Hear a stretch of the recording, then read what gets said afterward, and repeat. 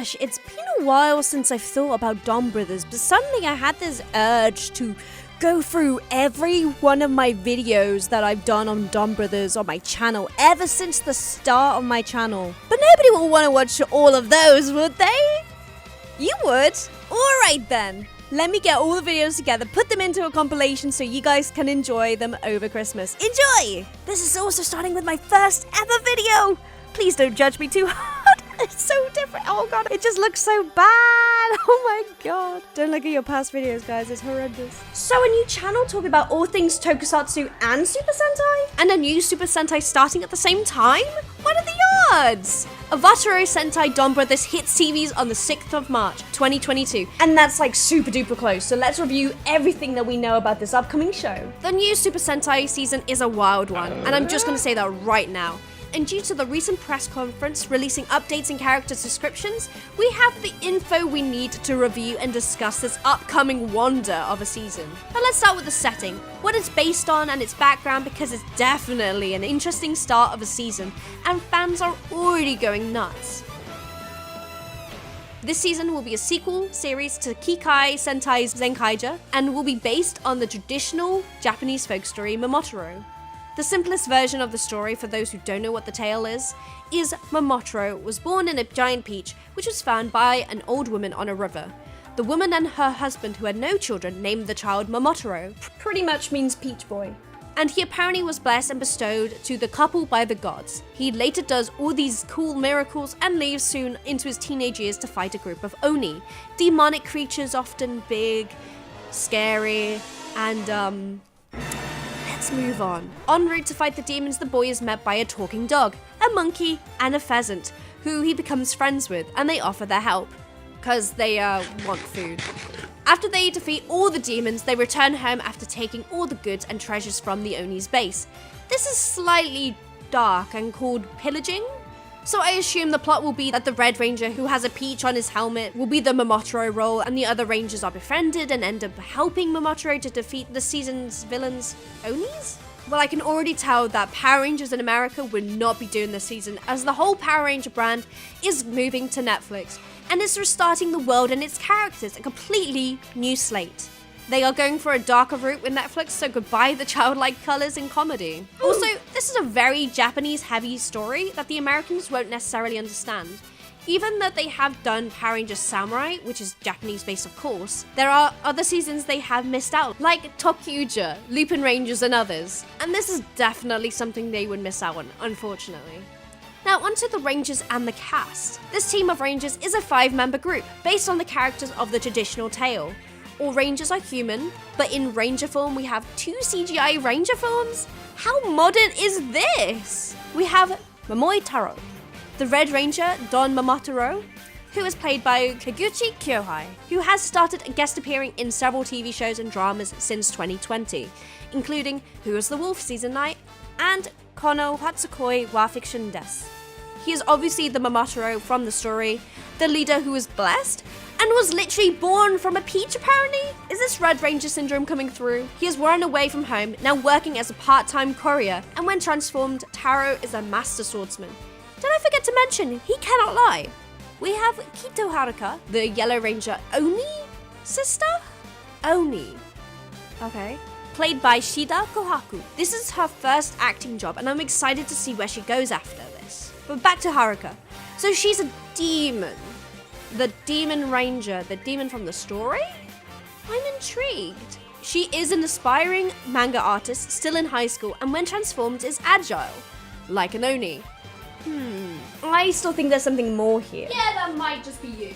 If Taro was born from a peach, Haruka could be an Oni. My prediction for a future plot point.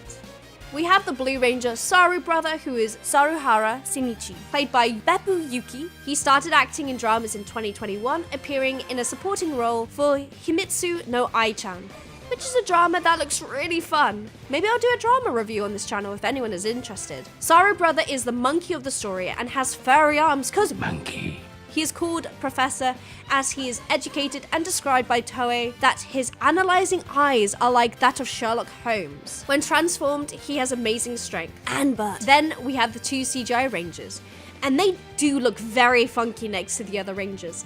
Inu brother, the Black Ranger, Inuzuka Tsubasa, played by Totoro, and Kiju brother, the Pink Ranger, Kijino Shoshi, who is performed by Suzuki Hirofumi, who I can only assume is the dog and the pheasant from the story. These two are again 2 new actors, with this project being their first drama recorded on my drama list. I'm so excited, along with Kohaku, to see where this takes them, as Super Sentai and Tokatsu shows are a great stepping stone for new actors in Japan. Back to Inu brother and Kiji brother. I mean, we have had bird-themed rangers and wolf-themed rangers before, but are they trying to be quirky? Tsubasa is a wanted criminal looking for the true culprit for a crime that he never committed, and when he transforms, he becomes a very quick, but also very small dog man. And finally, Joshi is an average Joe. Nothing much going on, but when he transforms, he is a 220 centimeter tall warrior who is great with aerial combat. Also, the fact we have our first official Pink Ranger, who is male? Are you kidding me? This is a massive step for the Power Rangers and Super Sentai, having a male kitted out straight away from the get-go as a Pink Ranger, and not just occasionally changing the powers from red to pink like in Toku-BL is great. So altogether we have a Peach Boy, Demon, Monkey, Shadow the Hedgehog, and a Pink Slenderman? This is going to be totally wicked and a bit weird. Joining this exotic looking team, we have 2 characters that have already been revealed to the audience from the previous season, including Saito of Zenkaija. However, this Kaito may not be the same Kaito we know from before, but still powers Zenkaiser, but as Zenkaiser Black. And Jin Momoi, who is Taro's foster parent, and from the Momotaro story is one of the old couple I assume, and is in a virtual prison. Every time I think this series is done with the surprises, another thing is added, and it makes it so much more complicated. We have the villains, and as I suspected, not that it was already obvious, they are only antagonists. We have Sono-san, who is described as eerie, Sonoi, who is graceful and calm, and Sononi, who is apparently obsessed with love affairs. And they are rumoured to be elemental Onis using the power of earth, fire, and water. But nothing confirmed as of me writing this video. With a fun carnival vibe seen in previews, I can already tell that this is going to be a wacky, fun, and fresh season, full of surprises and crazy characters, and they are even including ending-themed dance, which I can't wait to do on my TikTok. There is so much more information coming out day to day, and it's annoying that I won't be able to see it when it comes out straight away. Oh, I wish I knew Japanese so I could watch this live. Again, Donbrothers premieres on March 6th, 2022 on Asahi TV in Japan. And I have to wait till the subs are available. But I hope you are excited for this upcoming season as much as I am. And maybe I'll send updates and such to my Twitter, TikTok, and on my YouTube. This is my first Super Sentai video, and I plan to do so many more. So consider subscribing for more videos like this down below, and give it a like, as it'll let me know to make more videos like this. And comment down below what you think is going to happen in this season. I'm so excited, and I hope you guys are too. Kezza Henshin, Matane. The rule of 3 is what it usually takes to get into an anime. So let's see. Is this wacky new Sentai series worth a watch? Let's find out. Kezza Henshin. In episode 1, we get this lovely beginning with Jin running and finding a peach with a baby in it. Honestly, great start. We have this great intro, and I love it. This may be controversial, but I prefer the Japanese openings rather than the boring American openings. Sorry, but this one gave me chills. We then meet the characters. We get introduced to Haruka, a manga genius who has an unfortunate taxi ride where her taxi driver turns into a demon monster thing. Traumatizing. And is saved by a motorcyclist who destroys the monster before giving a flower to Haruka and leaving. But wait, isn't he like one of the villains? She starts to believe that superheroes are real. We see that her friends at school are very supportive, except for one who is being possessed by whatever that is. Haruka is then chosen by an annoying pop-up ad as 3 eyes confirm a win. Definitely. Looks like some eyes have gone through one too many all-nighters, and I should know. And then we get introduced to, I guess, a digital realm when things start to glow, and some cool-ass glasses materialize out of nowhere. We have this hilarious moment when everyone sees her fall, but no one helps her get up. She looks around embarrassed and realizes that this world looks different, warped, and then she sees that thing. But there's also Kaito. not really important. From here on out, we see some great world building as weird shapes in the sky pop up, doors that go to random places, and with the glasses, we see weird minion people everywhere. Even celebrities. We get this great chase scene when suddenly a gun appears in front of her and she transforms into Oni's sister. And I've never been more hyped for the first battle scene. She is now the Yellow Ranger and easily evades all the enemies in this cool sequence and finally gets away. We finally see our hero, a delivery boy? He asks for a signature from a messy man who he could see is struggling. Our delivery boy cleans his room and writes victory on a piece of paper for him, and suddenly he's motivated. I want this kind of motivation. What is this power? I need it! From here on out, Haruka gets some bad luck in return. Her manga is cancelled due to plagiarism, her reputation is ruined, and her boyfriend is apparently a mummy's boy. Great. She throws her glasses away, thinking that they have caused her misfortune, and as they just swing around and go straight back into her face, she flops through the door and appears in a virtual prison with Jin in it. We find out more about this Momoi Taro Haruka must find. With a newfound motivation to prove her innocence, she goes to seek him out, bumping into said person, but due to his quirky behavior, she finds him creepy and walks away to continue her search, assuming that her hero from the other night is the hero she seeks. Why do we always assume? Yoppie between all of this has been causing issues, picking fights in a cafeteria and more, looking for stronger opponents. Haruka transforms into Oni's sister and just pops into the fight. Interesting fight mechanics, and she sees Yoppie turn into a monster. I think I need a kick counter.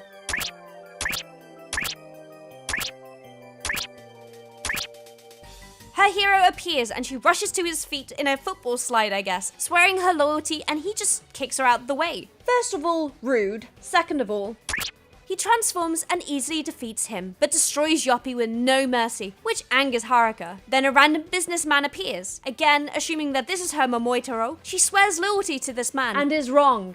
Again. He transforms into the Pink Ranger, Kiji brother. This transformation sequence is wild, and he's so tall. The CG is a bit scuffed, but can we forgive it? Let's see. Talking about being wild, everything from here on is just nuts. I had to just kind of sit back and experience it. We have an outrageous entrance from the Red Ranger Don Mamataro. The fight sequence was insane. They turn into Zenkaiser. Makes me think of Gokaiger, and I'm kind of a fan, so good start. And the wildness does not stop there. The music was great, and then we get the Megazord big boy fight. Oh, and Zenkaiser Black was there as well, I guess. Are we not going to discuss this? The CGI was so good. The fight was intense, but he had to ruin it with that weird, obnoxious laugh, didn't he? And after all of this, she was so quick to say everyone else is Taro, but when Red is literally right in front of her, she is in denial. Perfect. Zenkaiser just leaves with a coin or medallion? Interesting. And the team just all peace out, and Haruka is left alone, worrying about Yoppie's end. And before she can even pick up his racket, she disappears too. That's just cruel. She pushes her bike down the river and is wondering where her Momoi Taro is. Oh, sorry, her Taro is. Oh, forget it. And then we go into episode 2. In this next episode, we start to understand our ages a bit more.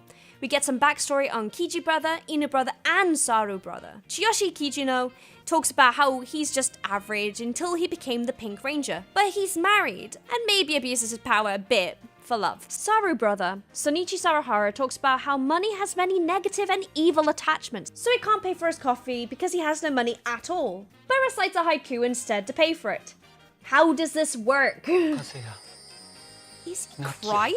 And finally we find out Inazuka is on the run from the police who want to arrest him for a crime he never committed. We do learn a bit more about Taro. He gives great fortune and can indeed not lie. His superiors try to explain how you don't have to be so downright honest. Then the worst possible thing happens. She asks how old he thinks she looks, and he is honest. What else did we expect? But this sets us up for the episode. While she is upset, she gets possessed. Great. Nice going, Taro. And this continues throughout the whole episode. Sanae, the old lady, gets younger and younger and keeps asking Taro what age she looks like each time. And being the little bean we have known him to be from the beginning, still says 68. Haruka goes to find Taro, misses him again, and instead finds another mysterious man with a massive spear, and again assumes it's Momoi Taro. Gosh dang it, this is like the mum from Phineas and Ferb. She walks into Sanae and ends up calling her ma'am, which just makes things worse. Sanae goes mad and turns into a trained monster. Haruka transforms and goes to help, not long before the blue motorcyclist rides into the scene, stating how Sanae is hideous from her greed. Haruka, not wanting another death like Yoppie to happen, tries to protect Sanae. The man with the spear appears and Haruka again slides to his feet, stating her loyalty, but surprise, surprise, he is not Taro, but an ally of the blue guy, whose name is Sonoi, and the other's name, Sonoza. Sonoza transforms and starts to attack Oni sister. Kiji brother and Inu brother appear to help, fighting while Oni sister just watches on in confusion of the powers they possess. Taro appears again in a flourish and takes them all on. Again, the battle is just kind of complex, so I enjoy the feast of CGI effects, which is kind of ironic because the CGI for the Pink Ranger and the Black Ranger is kind of scuffed still. Like, with the Kamen Rider double tactic transferring his soul into a smaller mini warrior, leaving his body defenseless. Sanae is soon to be defeated by what I can only describe as a light show. Big boy time! Sanae has now become a demonic-looking ghost train which looks so cool like Toku-BL. Ah, I see. And the battle ends again in a very chaotic way, and again, Zenkaiser Black is there to collect a train Sentai coin. Is this? This is big brain time. After the battle, Sanae and the team are sat around again eating lunch, and she asks how old does she look to Taro, and he again answers 68, but continues to say that she looks full of energy. Aww. I love how Haruka is again denying Red Ranger as the leader she is looking for, which I find hilarious. But what a random group of rangers we have. Episode 3. So, we start this episode with Professor's or Hakuse's quirkiness. Great. And you have to add to this by saying a really, really long word that nobody understands what it means. Thank you, Professor. Saying it again won't help me! We see how he became Sorry Brother. And it is so ironic. He avoids money and phones, but he finds someone else's phone and that's his downfall. There's a theme here. Nothing but trouble seems to follow once the glasses have been bestowed. We see Haruka trying to motivate herself to write another manga when Taro comes knocking with the delivery. Haruka pays for the package, and when her aunt asks her to do some dishes, she replies that she is working on her new manga. And we can see this brilliant representation of an adult and a child when a parent says something condescending and the child replies with a retort that would probably get them grounded. Realizing Taro is still there, asks if he's going to stand there or do the dishes, and he complies. What are we gonna do with you? He gets accused as a thief by the auntie, who apologizes for randomly handcuffing him and explains that she is a policewoman trying to catch a thief called the Black Bear. Haruka then asks Taro if he has ever delivered to a man called Momoitaro, because he can't lie, and in truth, he's never delivered to himself. He says no. This is funny, but I want her to know it's him soon, or this is just another miraculous ladybug all over again. She decides that she's going to join him on his deliveries so she could find this mysterious Momoitaro herself, and he agrees, and determined to find this person, she sets off with Taro, asking their customers if they know him, as well as Taro also asking about the Black Bear thief. The two of them together are a bit too Sherlock Holmesy and overwhelming to say the least. The duo leave just before we meet this episode's villain, who just wants pure darkness, and a woman in white talks to him about his desires. Back to deliveries, we see some nice people, not so nice people, some people who deserve nothing more than the painful burning pits of hell. Oh, sorry. Continuing with more deliveries, Haruka recognizes the professor while he theorizes about the culprit's true intentions and reasonings. Little does Haruka know, she has actually been hit by the culprit, and upon returning home, in the dark finds Momoitaro's name tag. She has finally found out, confronting him the next day, which he just agrees to. In fairness, she didn't actually ask. Car chase time!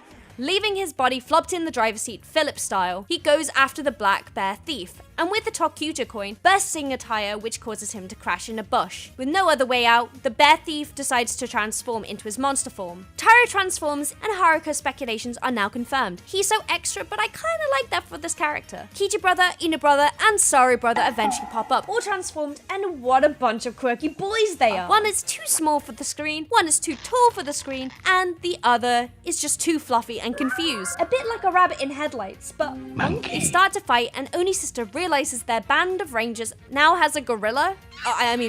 Monkey in it. I love these little inserts with her. They're great. It's actually really nice to see her perspective of all this madness. The white woman appears again, commenting on how cute the man's greedy form looks, and she transforms into a form like Sonoi and Sonoza. And oh my gosh, I actually love her transformation. Okay, I know I did a smash or pass for villains, but come on. The Rangers finish off the minions, and as Momotaro is about to defeat the Black Bear, the attack gets stopped by the new villain, who then continues to delete her past obsession. We see the master in the cafe confused as to what happened, and we see the Lupin Ranger coin. What could this mean? Fueled with revenge for the once human delivery man, Don Momotaro announces she will pay, but before he can, she leaves. Oni sister, now seeing Momotaro's truth, goes to pledge her loyalty to him, but he kicks her too. Seriously, what number kick is this now? Honestly, I love this. What a great start to a season. I am actually really hyped for this one. I want to know more about the world we're in, the way that the real world and the digital world connect, and the general look of this Sentai season, with the colors and the festival vibes. It's so captivating. Also, the powers are interesting, as well as the comedy is on point, bringing back old jokes in hilarious ways. And I even have some theories. Wanna hear them? No?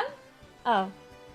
Well, I'm gonna tell you anyway. Well, this is more confirmed, but the monsters are based on past Super Sentai seasons, and the medallions or coins we get after each battle is what Kaito is possibly looking for or gathering. We could also use the coins for our heroes afterwards. Another thought is that, is this world a simulation? I know it sounds stupid, but digital world, characters we have met before seemingly different, and maybe a glitch to save the past Sentai from? There just seems to be so many instances where things happen or are made to happen. For example, Haruka's manga book being plagiarized all of a sudden, and Taro. This also kind of leads to it being a simulation or a game with a glitch or an aim to accomplish. He appears as a peach, but from a crack in the sky, but now he is making connections like collecting NPCs and gathering friendship levels and learning the world around him, like in episode 2 where he states Sanae looks 68, but by the end of the episode he has learned to say that she is 68, but she seems full of life and happy, showing he is learning about the world around him. Maybe a learning NPC or a program? Not too sure yet. And how Taro's good fortune helps his customers, but his team loses fortune. Like he sucks the fortune out of his followers and passes it on to his customers in need. Hence why the manga got plagiarized. Or Inazuka's being chased for a crime he never committed? Did I just work it out? Finally finishing off my theories, Kaito, how he's just kind of like this godly figure. And no one really mentions him or knows why he's there or know that he's helping? Finishing this video off, I just want to say I actually love this. Definitely worth the watch after these 3 episodes. I cannot lie and say I wasn't a bit nervous about this Sentai. It has a wildly new way of doing things, which I sometimes noticed but didn't really care too much after episode 2. They made a risky move with this, but I can't be more hyped. And I haven't been this excited for a Sentai or Power Rangers in years. I'm genuinely and happily surprised. I will continue watching this season and I recommend you do too. Let me know what your thoughts are in the comments down below, and I'll do more episode analysis if you guys are interested. Thank you for listening, and here are all my socials as per usual, and thanks for listening. Kezza Henshin, matane. I still think Avatare Sentai Donbrothers is a simulation or a game. Kezza Henshin. So for those who are still around after my conspiracy theory, let me explain. A few months ago when I started this channel, Donbrothers was coming out a few days after my first video, where I discussed the trailer, the cast, and the basic history and inspirations for the new and obscure Sentai. And a theory I came up with while watching the first 3 episodes was that this was all in a simulation or game. Now you may laugh and say I'm wrong. Listen to my new evidence while I also discuss episodes 4 to 10, and tell me what you think in the comments down below. I will prove it to you. Now just a recap of why I think it is a simulation from the previous episodes to catch everyone up to speed. Number 1. When he appears, Momotaro is a baby, but appears in a peach from a crack in the sky. Someone placed him into the world to help. This sounds almost isekai-ish with the overpowered main character. He also connects to people like collecting friendship levels. Why? Because it's a game. Number 2. It has a digital world with glitchy monsters / past powers maybe needing to be decoded and saved, hence why Momotaro has been inserted with the knowledge and the perfect way to save them. Number 3. We have characters we know from before, for example Kaito from the Zenkaija season, but he's different. He is this godly figure that we find out in the next few episodes is the admin that watches over, takes note of what's happening, collects the saved gears, and appears to have the power to change what's happened and how the world happens. And number 4, talking about power to change the way the world works, this may be a coincidence, but there are many instances where things change or randomly happen, like Haruka's manga being plagiarized for some reason and Inazuka now being on the run from the police. This stops them from being distracted from their jobs to help Taro as warriors. This world changes around how Taro needs it to be, it seems. So continuing my watch of the series was fun. We got an episode where Kijino has to help an onigiri shop with Momotaro, and he does in fact inspire and help with a successful success of the shop. But we also see the sad past of Momotaro as a child, as he thought he was helping people with his knowledge, but he ended up as public enemy number 1. Also, something in this episode I want to point out. Momotaro's place of work, the White Bear Postage Company, closes down for a while. Now you may think it's not strange, but I do. Suddenly, when he is not needing it, it closes for a few days or weeks. A company who is sending post out daily, a job that has strikes, yes, but not to this extent, suddenly closes? The world seems to just perfectly fit what Momotaro needs, as mentioned before. Next episode, we know more about Inu brother, Inuzuka, as he continues to run from the police, ending up sitting with all the team without knowing they fight together as fake hostages in the closed postage building, and talking about happiness, and he remembers that it is his birthday today. Everyone sits, eats cake, and sings happy birthday to him. Something about that really made me feel warm inside, but also laugh at the absurdity of the situation. I'm glad it still has this magic.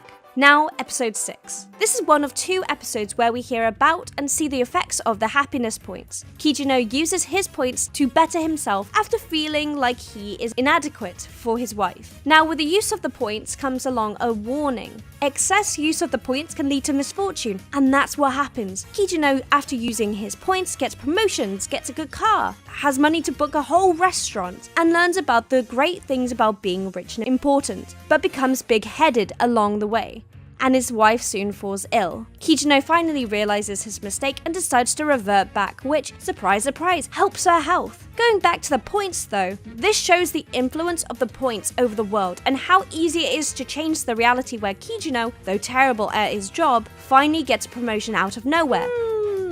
Like stats in a game! Episode 7. We have the school episode where the principal turns into a rule-raging monster with a loop-at gear. And if someone does anything wrong, he sucks them into a sheet of paper and sets them on fire to send them to hell. But in this episode, we see the start of the friendship between Taro and Sonoi, and that cosmic connection we love to see in these seasons. Transformed, he offers Taro a place on their side, but of course Taro refuses. But I love the start of this connection, which we will comment more on in later episodes. Episode 8 made me feel uncomfortable. Firstly, a red balloon? Hell no! We have an artist running around looking for his muse, who he finds in Miho, Kijino's wife, who he kidnaps. We see a dark side of Kijino in this episode as he stops Taro from finishing the fight to clear the artist, instead letting Sonoi kill him first, which destroys his soul entirely. He did this to protect his wife, saying he will do anything to protect her, but damn, this sweet guy ain't sweet no more. Instead of saving the kidnapper, he got him killed. Dude, are we about to see evil Pink Ranger?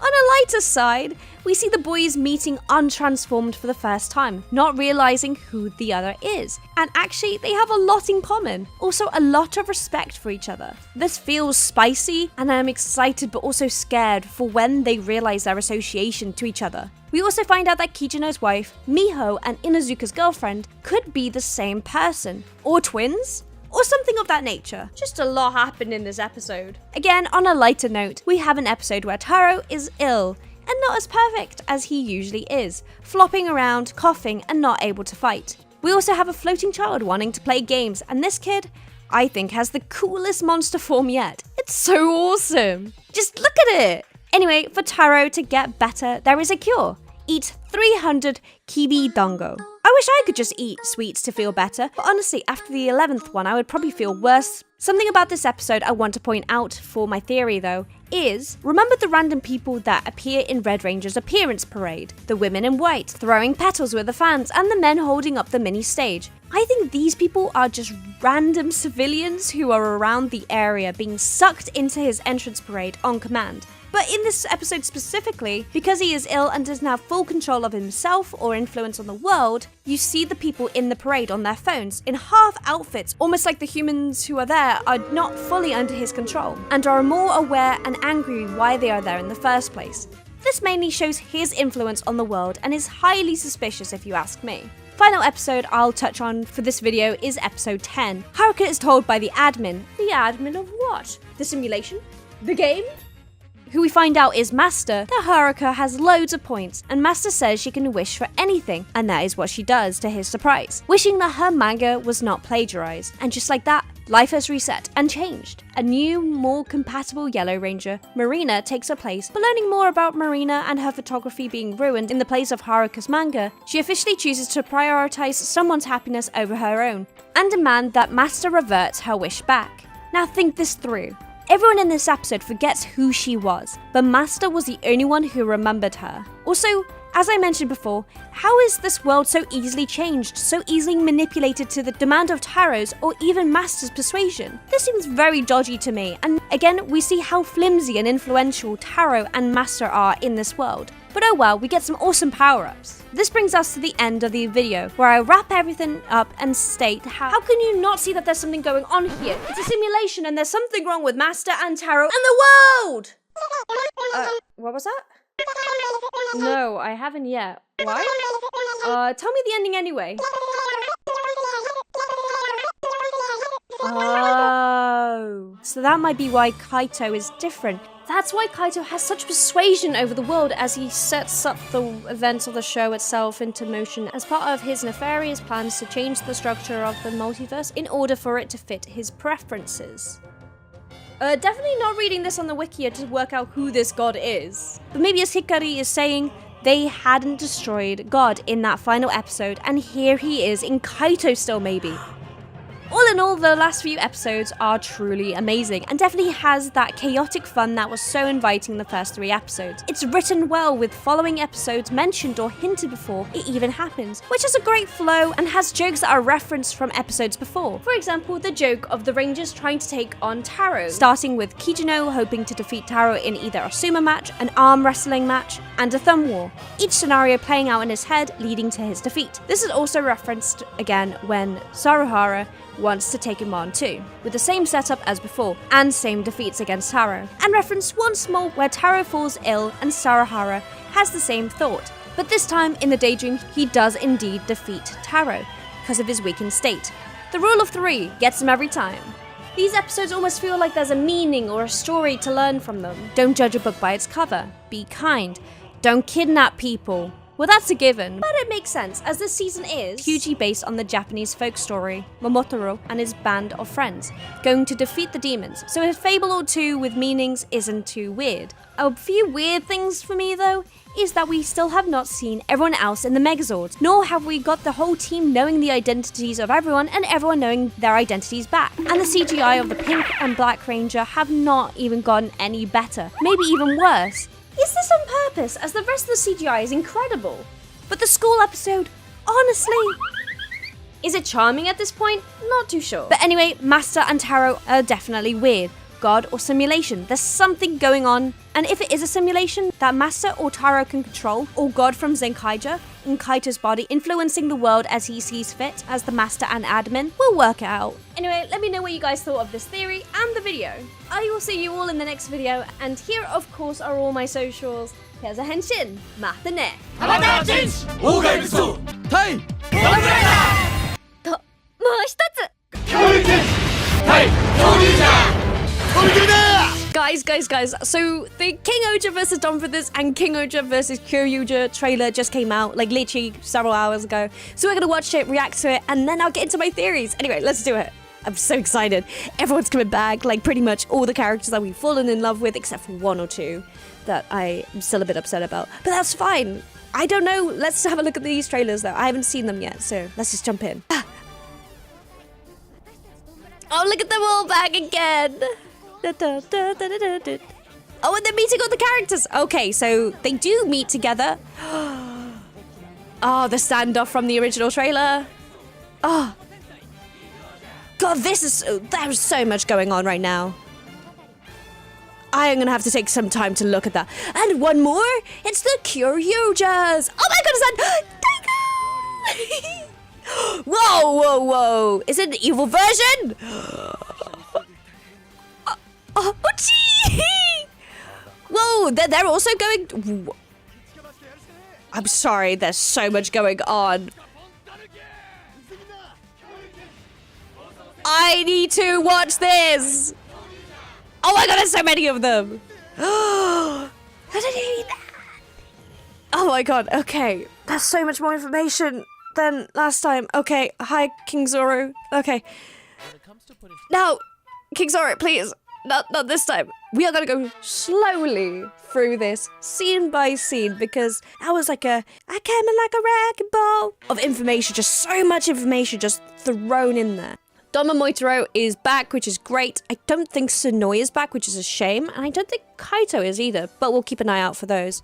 Is Don Murasame back? I don't know. But we have Haruka still working with Sonoza, which is lovely, still working on their manga, which is great. Jiro is back with Sarahara and Kijino. Kijino's still working at the office, it seems. Sarahara is still being Sarahara. Oh, okay, Kijino and Haruka flat out fainted, but it looks like they are in Gokan and maybe Ishibana because of the yellow here. But yeah, people have been saying it's like an isekai. Ah! These two are still back! Okay, Inuzuka and Sanoni are in Shogadam, and you can see the characters in the back. You can see all them. They're all here. That's kind of cute. Okay, so they built all of the Zords again, and they look really new. It looks kind of new. Obviously, from the last episode, if you guys have seen the last episode, their bodies got destroyed in the final battle. So it's really lovely to see that they have been rebuilt. Obviously, Sanoni and Inuzuka still one team. They're still together, I assume, which is really, really nice. I never mentioned this. I love the black and white, the yin and yang to these two, which is, I thought is a really nice story beat, which I never mentioned before. Anyway. Okay, yes. So the last point for Hercules is that he is dealing with his sentence, I guess, in the Gokan prison. We got his mask from his reveal in the after they get thrown into Kyoryuja. Hercules and Suzume are still very much together, which is very cute to see. We get his prison outfit here, which is nice. So he must be in the Gokan prison. And as I said before, him arriving in Gokan with the snow and everything and being frozen, he is probably seen as a prisoner trespassing. Hence why he's probably in the prison with Hercules. I love how they just got oranges. They're just sat there having tea together, I guess, with Kichino. It's so weird to see these guys together, but it's kind of sweet. Obviously, this is a very simple pairing because Kichino has the wife and Suzume and Hercules are officially married as well. So I understand why the writers put these two characters together. Also, can we just take a moment to appreciate the love that Hercules and Suzume actually have for each other? It's so cute! And also, you have the balls and the placemats from before, from the episodes. Oh, that's so cute. Okay. I'm glad that they put these in because they're like little hints at what the show was about. And I love that. So Yanma and Sara brother are obviously together because they're the two blues of the team, which is quite nice. Yanma is very like digital, very online, very full of technology. And obviously Sarahara is someone who avoids it like the plague. That's kind of ironic. There's someone who's all about technology and advancements, and there's someone who is against it. So interesting pairing there. We have the manga team. I'm just going to call them the manga team because they're always together now. We've got the manga team in Ishibana with Himeno and Rita. With the manga in her hand. Oh, it's the Donbrothers manga. It's the manga that she makes at the end of the show. Oh, that's so cute. Okay. They're having tea. So they've probably been thrown into this world, just appearing, and they've been caught by each of the kings. Obviously, Himeno with Haruka, because obviously they're the two yellows. Also, a slight thing that I just thought about, Haruka is obviously part of the manga team writing our own manga. And obviously Himeno and Rita have both connections to Mafon, who has been seen in a cartoon, manga, book, TV, and live action. So again, I understand the pairing here. Maybe this confrontation here is Rita asking about the Mafon manga, or if it's been made yet, or if Haruka herself can make it. There's going to be a conversation about it somewhere, though. Then obviously, I see. Okay, the combinations are making sense now.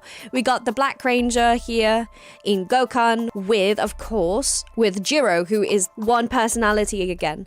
If you didn't see the show, Jiro had almost like two personalities that he would go between. That was the very childish, very friendly, always wanting to do good, and was obsessed with Taro. And then the other personality was very much one of anger and just like contempt. But at the end of the show, they became one. So I think because of the way he looks in this shot, I think he is the one where they are together. which is lovely to see. And who is he paired up with other than Daboski? The guy who is always two-faced, betraying one to help another, betraying the King Ohger team to keep his alliance with reallllys in check.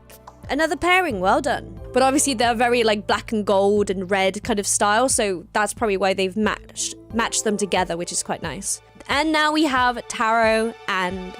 Wait, they're in Hakabaka.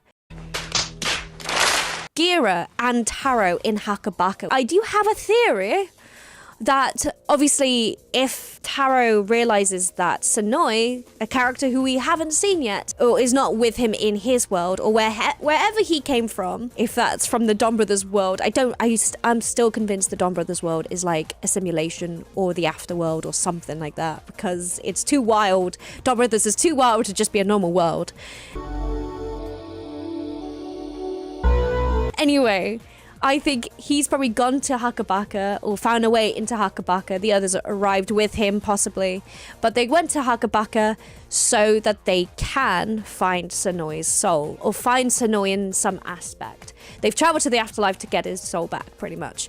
So maybe... Because my theory for Giro, actually, was that he was going to die. He was going to die at the end of the series or take over from his dad's position as the god. In a way, I was assuming that he would get, like, notified that Hakabaka was being trespassed by these Donbrothers, and he would come and visit them.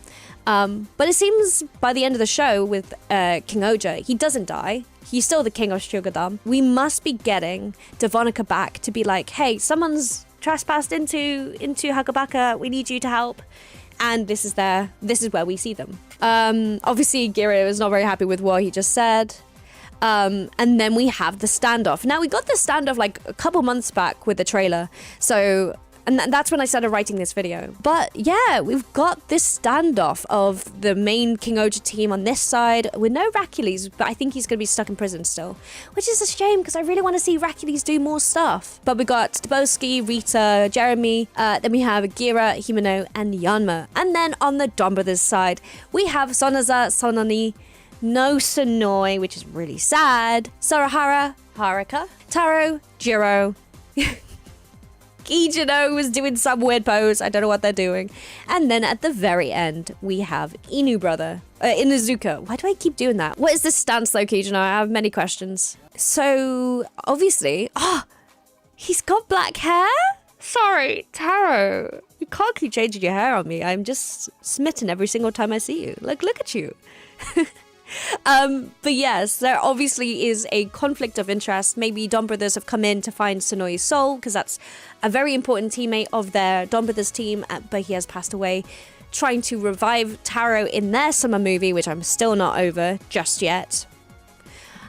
And then obviously the King Ohgers have come in and said, you can't do this, get out, you're not dead, you can't mess with probably the afterlife. And they're like, we will have to fight or something. There's something about that. Well, they're definitely fighting. They are literally just getting their guns out and ready to shoot. Oh god.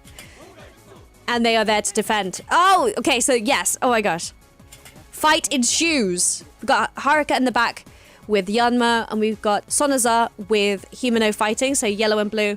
We're still in Hakabaka. This fight happens in Hakabaka.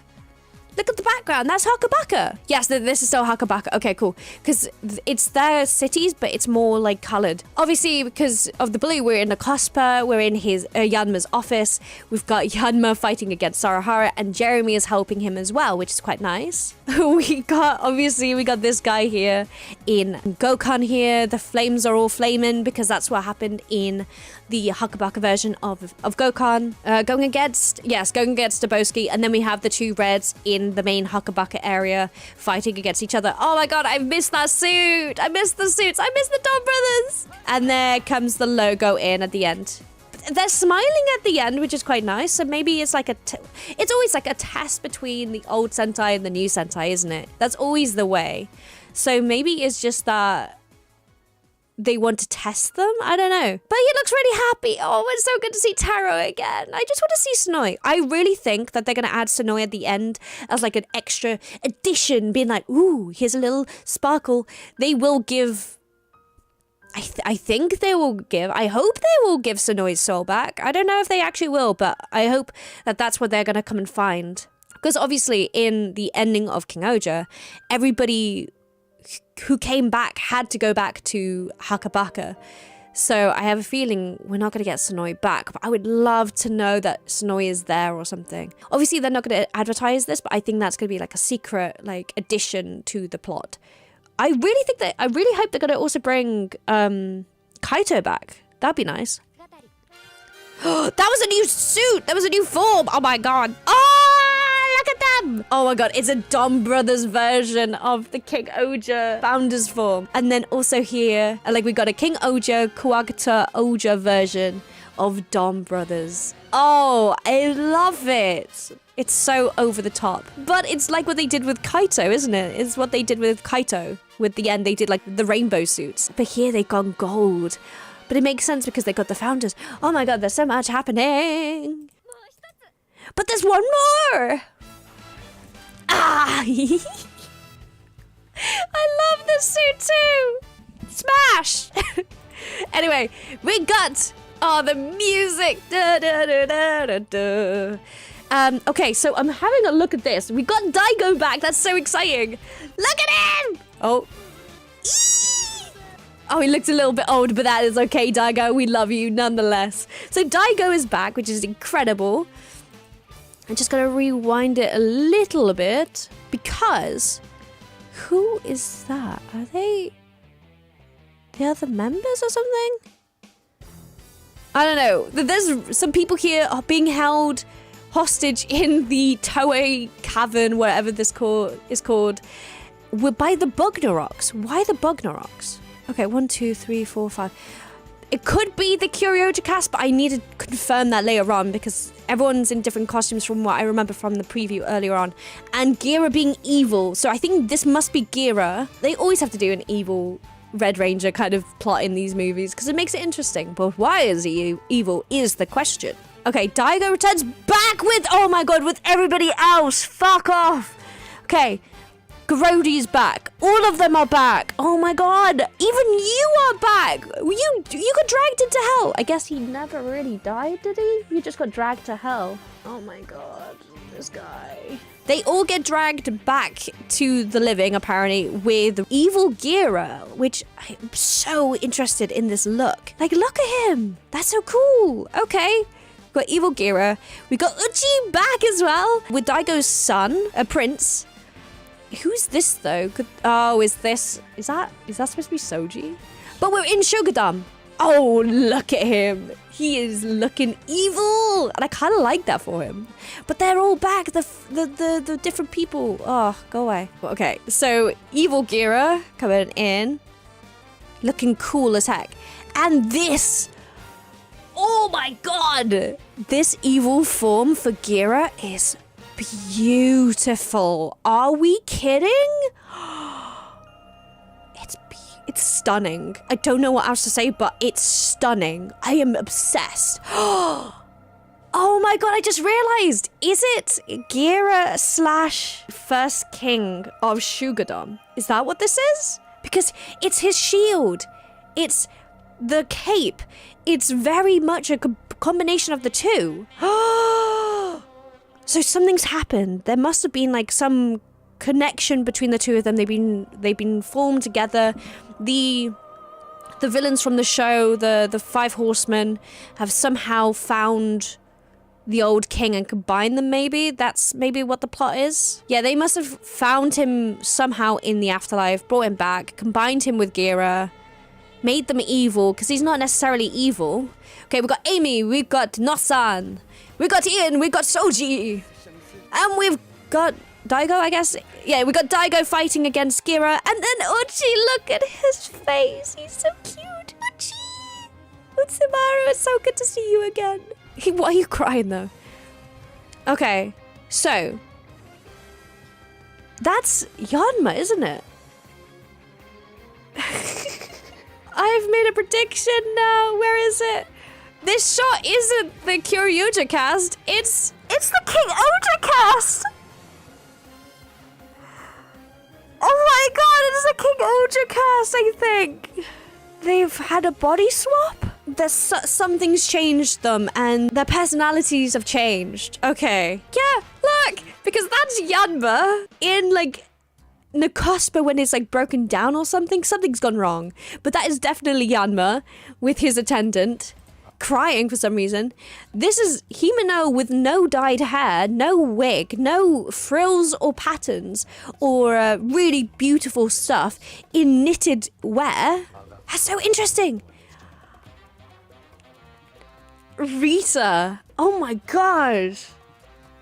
Rita looks stunning. Rita always hid in the original. And then here they are flamboyant. They're so extra. They're showing everything. Their fringe is behind them. Their hair is cut.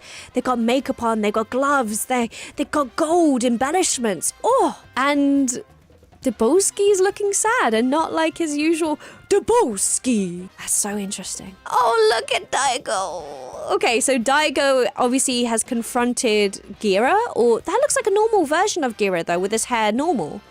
Has a double come over? I don't know. We got... Ah! Yes!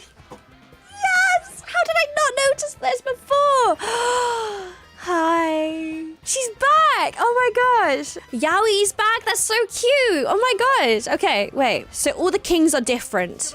Prince is here, which is nice. But this looks like the original. This actually looks like either his time or back on our Earth with the rest of the Kyoryujas. So maybe someone came to confront him or someone's come to his world to get him and the others have come to save him or something. Something there. Because he looks like he's not having a good time. But here is the team as usual fighting Gira. Evil Gira? But yeah, there's Dubowski, there's Himeno. The blur shot in this is crazy.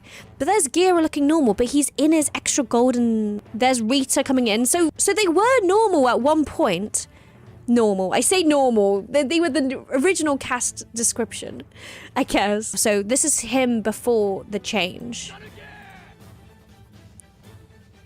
Gira shouting. Oh my gosh. So obviously something happens to Gira and then it spreads to the others somehow. But we didn't see Jeremy as a different person. We haven't seen Jeremy with a different design yet, which is interesting. But hey, that's just a theory. But look at it. Oh my god, and the gun's different. It's like extra fancy now. I can't wait to see it. Oh my god. But yeah, it looks extra fancy. It's like red. There's the lineup. We've got Soji, Amy, Yaoi, King, Prince, Uchi, Nosan, and Ian back in the reins. Oh my god, that's so exciting. I don't think we're going to find any of the monster friends. I don't think we're going to get Likuro or Candil. I never knew how to pronounce her name. This one, and obviously I don't think... Oh my god.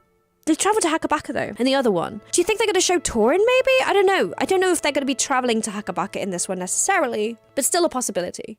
Oh my god, new form, new form, new form. So obviously throughout this movie, they save Gira in some way. Prince can still fight like this, which is lovely. And then we got an upgraded, oh my god, we got an upgraded Kyoryu Red. With a cape as well. Oh my gosh, I love a Sentai that if they don't have yellow in the team, they add the yellow accent to the suits. Perfect. So yellow cape for him. Oh, and the black goes all the way around. It's like a daddy dinosaur and a baby dinosaur. Oh, I love it. Okay, got Jeremy, Rita, Yanma, Himeno, Dubowski, all looking normal, which is lovely. And Gira with the founder, which is nice to see. Maybe this is a fight beforehand or a fight at the end when they've sorted it all out. But it looks like they're either fighting something at the very beginning when then as themselves, or this could be the very end when they're fighting with the actual Kyoryujas. So exciting to see which one it is. Whoa. Go back. Okay, so we got a King Ohger version of the founder, which is so nice. We got Gabatira's face on the front, kind of like in the Samba form, which is lovely to see that coming back. We got like teeth marks around the edge of this. Oh, okay. This is probably the weakest form I've seen so far. but I don't dislike it. I still like it. It's just not the nicest one, but I guess I have to see it in action. We got their final spike weapon here as well, which is kind of cool to see. And then we got the full on extensive stretch of all the characters. We got Uchi, Amy, Soji, Nosan, Ian. Oh wait, Gray? And there's wait a second. Oh my god, is that Torin? Oh my god, is it Tessai? Oh my god, and Ramirez? Oh my god, oh my god, that's so exciting. And then we got Yaoi as well. Oh my god. Are all the characters coming back? We got Tessai, Torin, and Ramirez. Oh my god, I'm so excited. This is the first time I cried in this whole video. That's so exciting. Oh my god, they're all coming back. That must mean they're gonna bring Sonoi back from Donbrothers. I swear it, that's what it means. That's so exciting. But we got Tessai, we got Prince. I'm so excited, can you tell? We got Torin. That's so exciting. Unless they're gonna change it, I don't know. I think they're gonna bring them back. Then we got King we are here today to say goodbye to Donbrothers. Though they already have a Versus movie coming out soon and will most likely be back with other Versus movies and more, we will miss them so. And on such a day, you may ask, do I have any theories as to why? How did it happen? Why the BL in this show was off the charts? Sorry. I won't go into that today, as it's a day of mourning, a day of clarity, a day of... Okay, fine, this was one of the best endings I've seen in ages, and yes, it's the perfect BL too. Kezza Henshin. What a crazy end to a crazy show, and yes, I honestly believe this is one of the best endings in Sentai as of yet. Well, that I've seen. Yes, I know that loads of things were not explained, and yes, I know that loads of things didn't make sense. But sometimes in life, things don't make sense. Get used to it, bro. Oh, sorry. That was really aggressive. I'm just feeling Taro's energy. But yes, today we are here to celebrate this beauty of a finale and also talk about the show in general. Let's start off with the overall show, then touch on the characters and their developments, the villains, and finally the point of this video, why Donbrothers is one of the best BL plots ever. Anyway, a lot happened in the show, and that's for sure.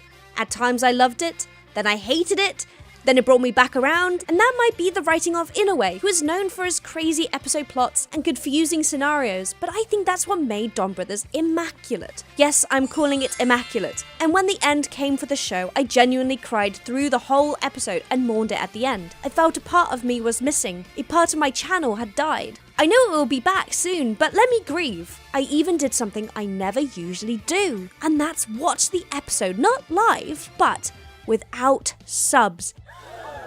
Because I had to watch it as quick as I could. I've now watched the King Ohger premiere live with Marcus, Thomas and Gia without subs, but like watching Donbrothers without subs was a new thing for me at the time. I am surprised I knew what was happening and understood some of the dialogue from my years of watching Japanese movies and shows, but I still bawled, not even knowing what was said in its entirety. I did watch it again when subs were available, and cried for the second time, but that's because it was just so powerful. In this video, I do want to comment on the last episode and touch on a few things just because I can't seem to stop talking about Donbrothers. But anyway, let's look at the final episode now. I'll be back with my thoughts later on. Also, spoilers, if that wasn't obvious enough. It opens up to an award ceremony where Haruka is getting the award she's been working for. Beside her is Sonoza, and she is surrounded by her friends, but Taro is nowhere to be seen. We get the preview shot.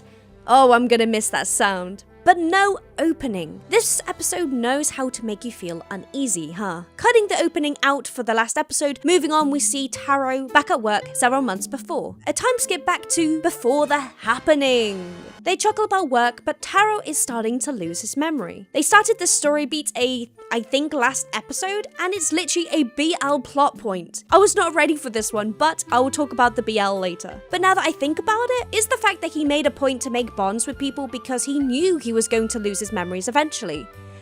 Let's see. Taro meets up with his companions one by one, asking if they at all regret becoming a part of the Donbrothers. And one by one, to his surprise, they all smile and say how they loved being a Donbrother. Though their current situations may not be ideal, Haruka still being named the plagiarist, Kijino now divorced and wifeless, and Tsubasa broken up with, all dealing with their own hardships, they are all happy being a part of the team. And this is really wholesome and warms my heart. Just thinking back a bit, I said that they all started selfish and big-headed, and 50 episodes later, after wanting out so bad through the turmoil and random Taro attacks, they are finally happy. Though things may not be perfect, saying how much they love the Donbrothers. Stop! I'll cry!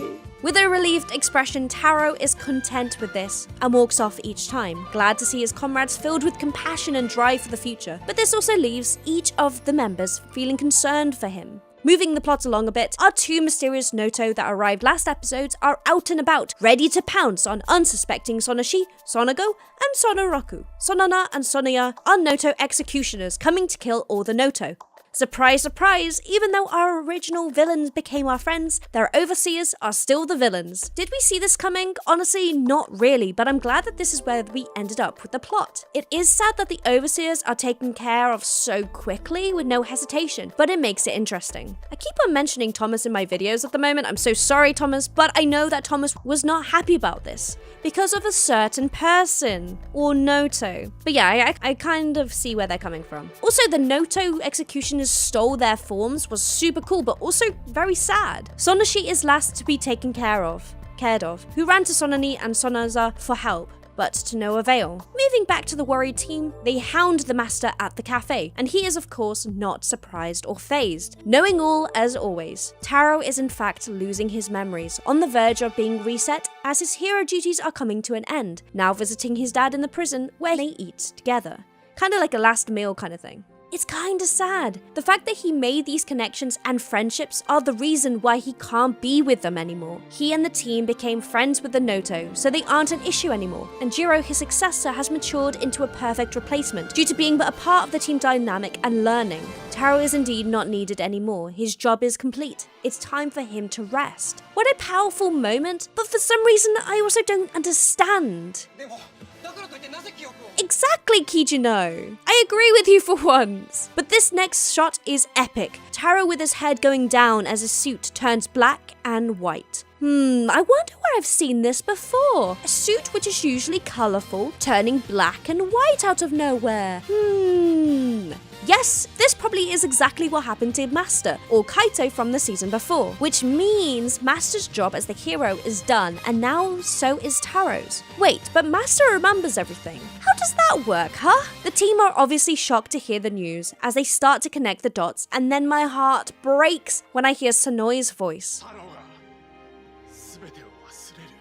Now, for those who have been interacting with my socials and watching my videos will know one thing about me. I am super into BL, and I am a Taro x Sonoi fan. All the way. And this broke me.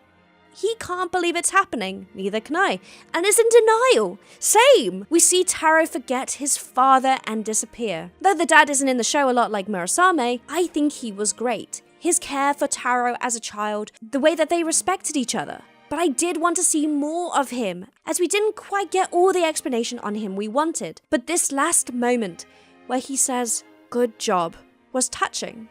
Till he gobbled his last bite. He was apparently hungry. The BL returns, with Sonoi shocked that Taro is in fact losing his memory. His face breaks my heart as he just looks at him helplessly, concerned for Taro. This also makes me squeal in all BL happiness, as Taro remembers Sonoi to the end and trusts him enough to help him in his last moments. He trusts him enough that he goes to him in his hour of need and confusion. God, is these two! Cut to an awkward final meal together, where Jiro doesn't really understand why everyone is so depressed. Did nobody tell him what was happening? Yikes! One by one, Taro, with the help of Sonoi, says some last words of encouragement to his forgotten friends, which kind of makes me giggle, like, look at these explanations.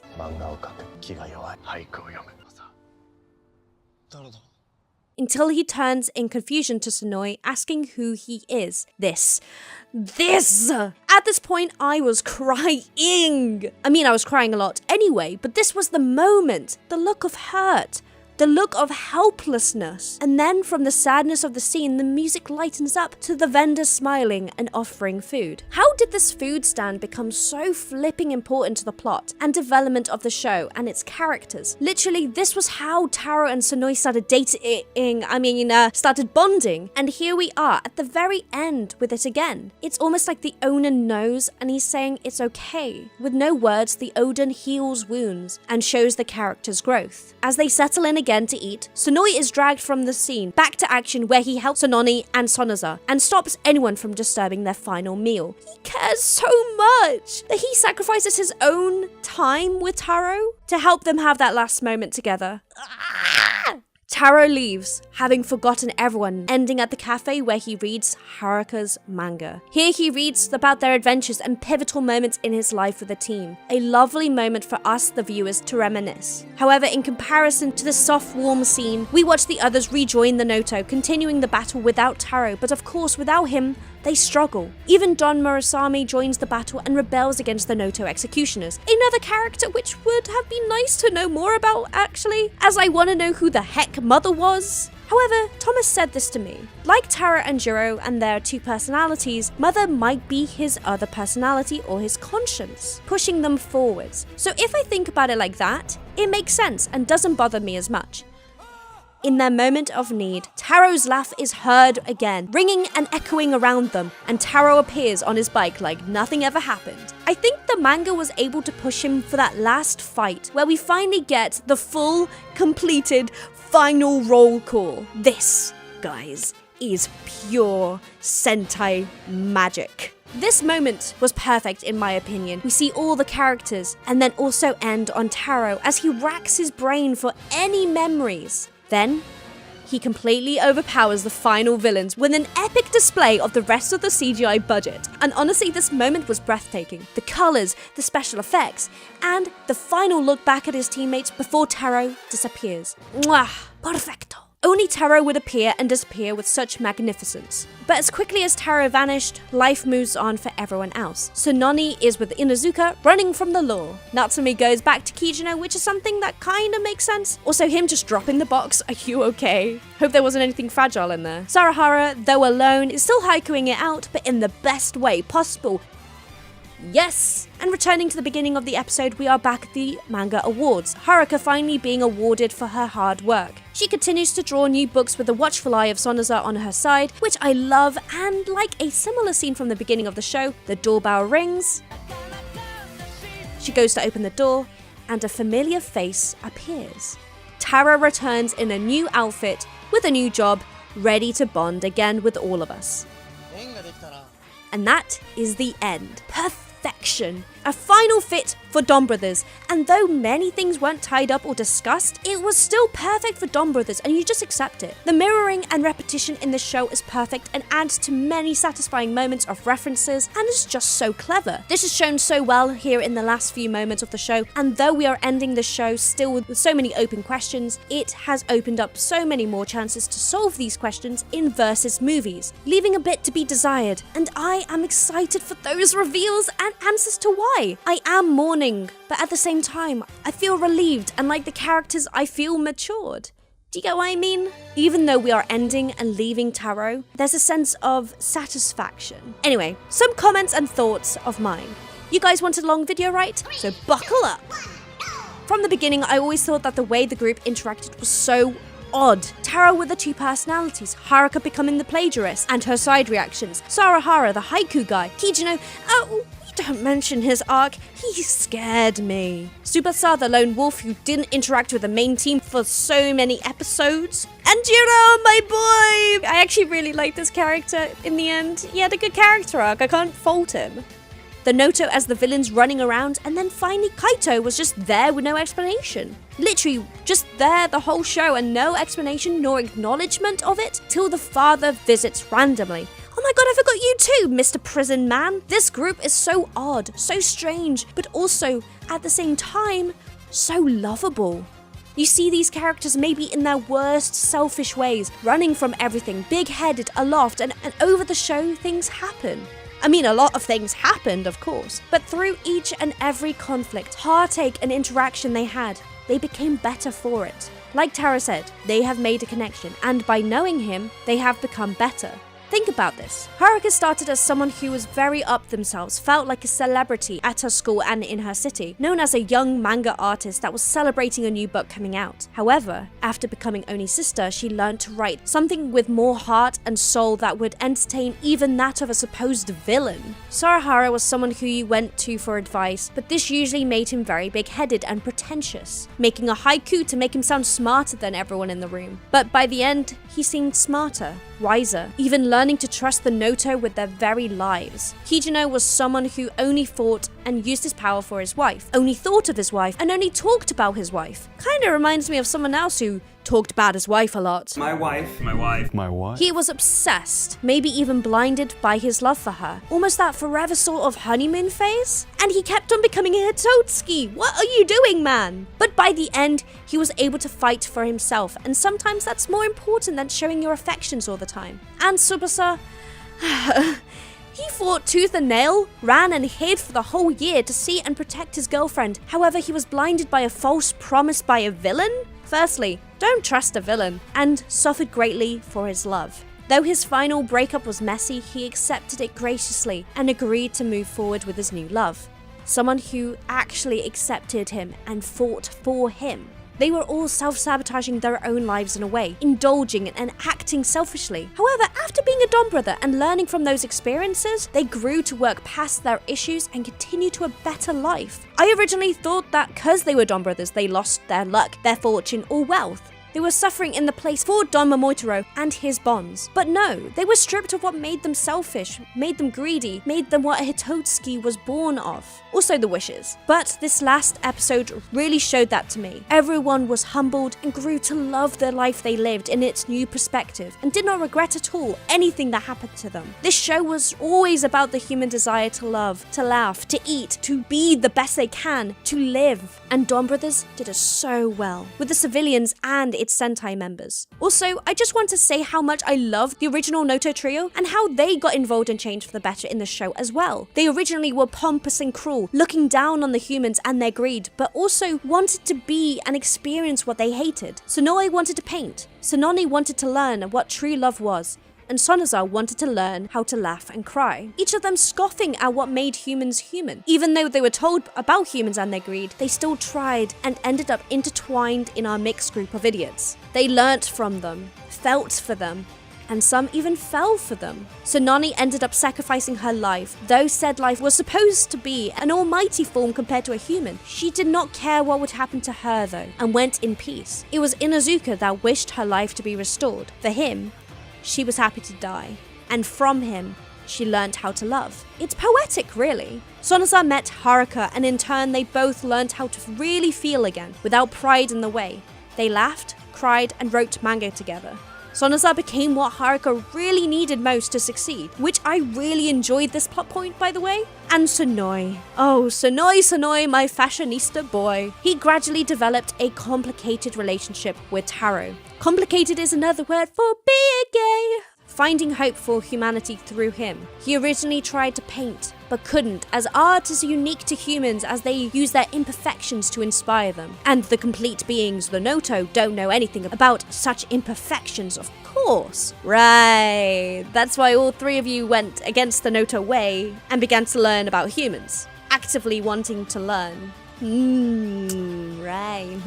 Okay, I see you. Sonoe, with the help of the Odin Stall and Taro, begins to learn and appreciate humanity, regretting his own decisions of killing Taro earlier on in the series, and really connecting with Taro on a deeper level. All three become tainted in a way, fraternizing with humans as the Don Clan way would say, and they get so connected. They join the team and fight against their own clan. I am obsessed with how they wrote the three villains, and also just found out, after Sonoe's original death, that was supposed to be permanent. and Sononi and Sonoza were meant to follow soon after, but due to their brilliant performance, Inoue rewrote their fates and renegotiated their contracts. Thank you, Inoue!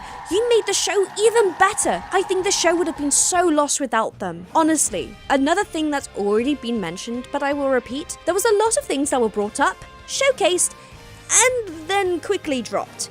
Rarely to be heard from again. However, at the same time, they really understood the art of repetition, the rule of three, etc. Both of these on both ends of the spectrum, which really makes me laugh. On one hand, the mobile app was introduced and then never seen from again. The cores being collected by Master, Zenkaija Black fighting for a few episodes and never to be seen again, and oh yeah, this was a series where they could use the powers of the past Sentai. Why? Where did that go? A lot of these things were brought up and never mentioned again. There was a few of them, but they don't really bother me too much at the moment. I think Inoue wanted to accomplish a lot, had so many ideas that they were never brought forward or finished. Then on the other hand, there were jokes and gags, bringing the ninja guy back several times, the contest against Taro, and even the repetition and mirroring of Sanoi's death, then in turn Taro's death. I think if it was any other show with any other writer, I would have been less impressed. But with Donbrothers and how random the episodes got, it just seemed fine and normal. And for me, it allows a lot more to be discovered in Versus movies and more. That may be a bad excuse, but it's what is keeping me going. Like, did you know that originally all the Sentai members were to have two personalities like Taro? Why does Taro even have two personalities? We don't question it, do we?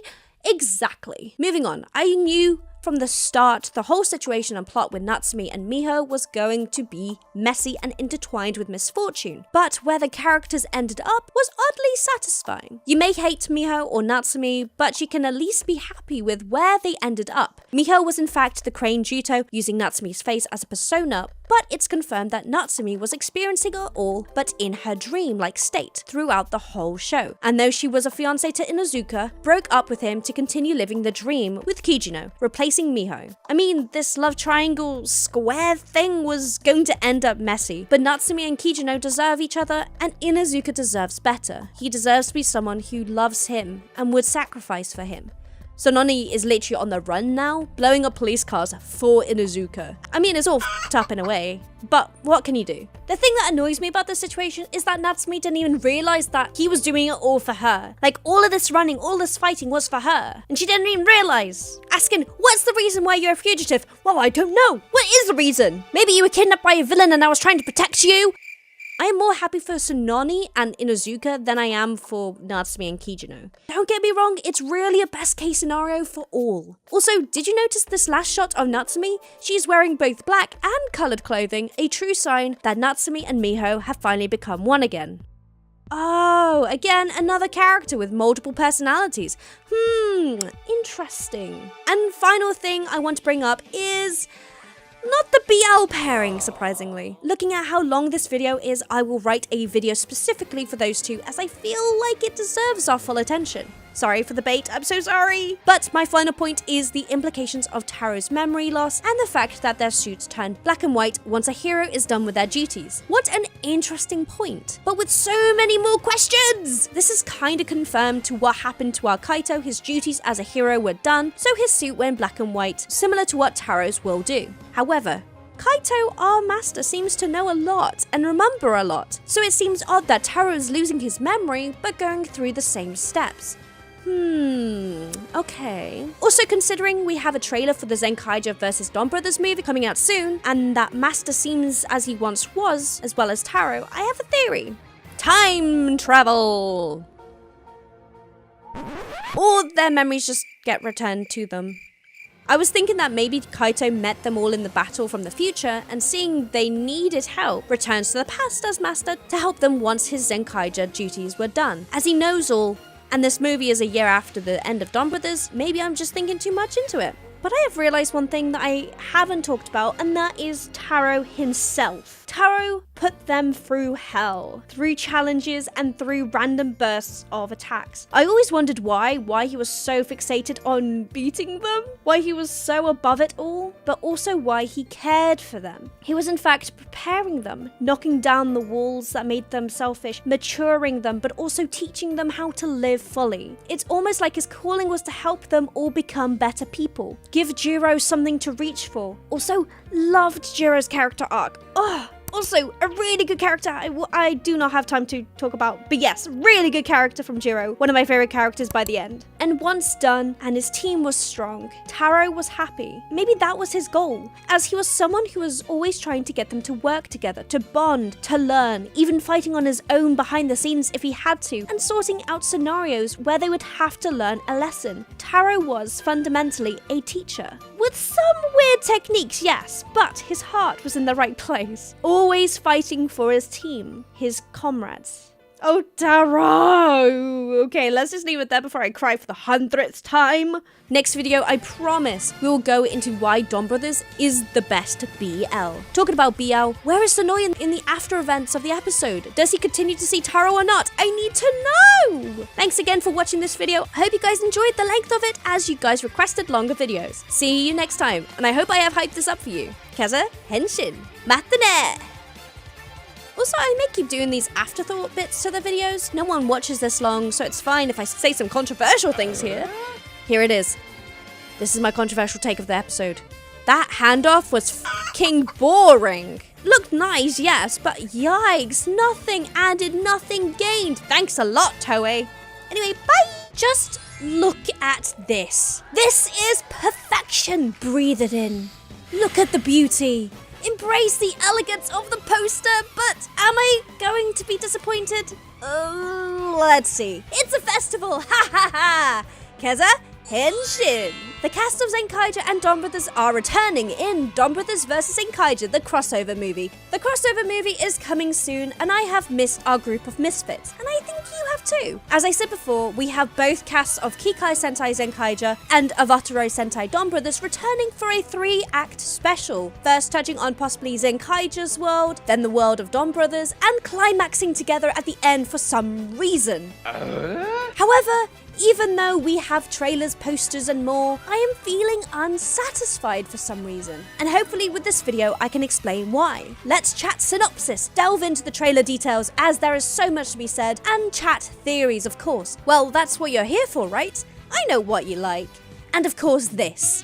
Taro and Sonoi!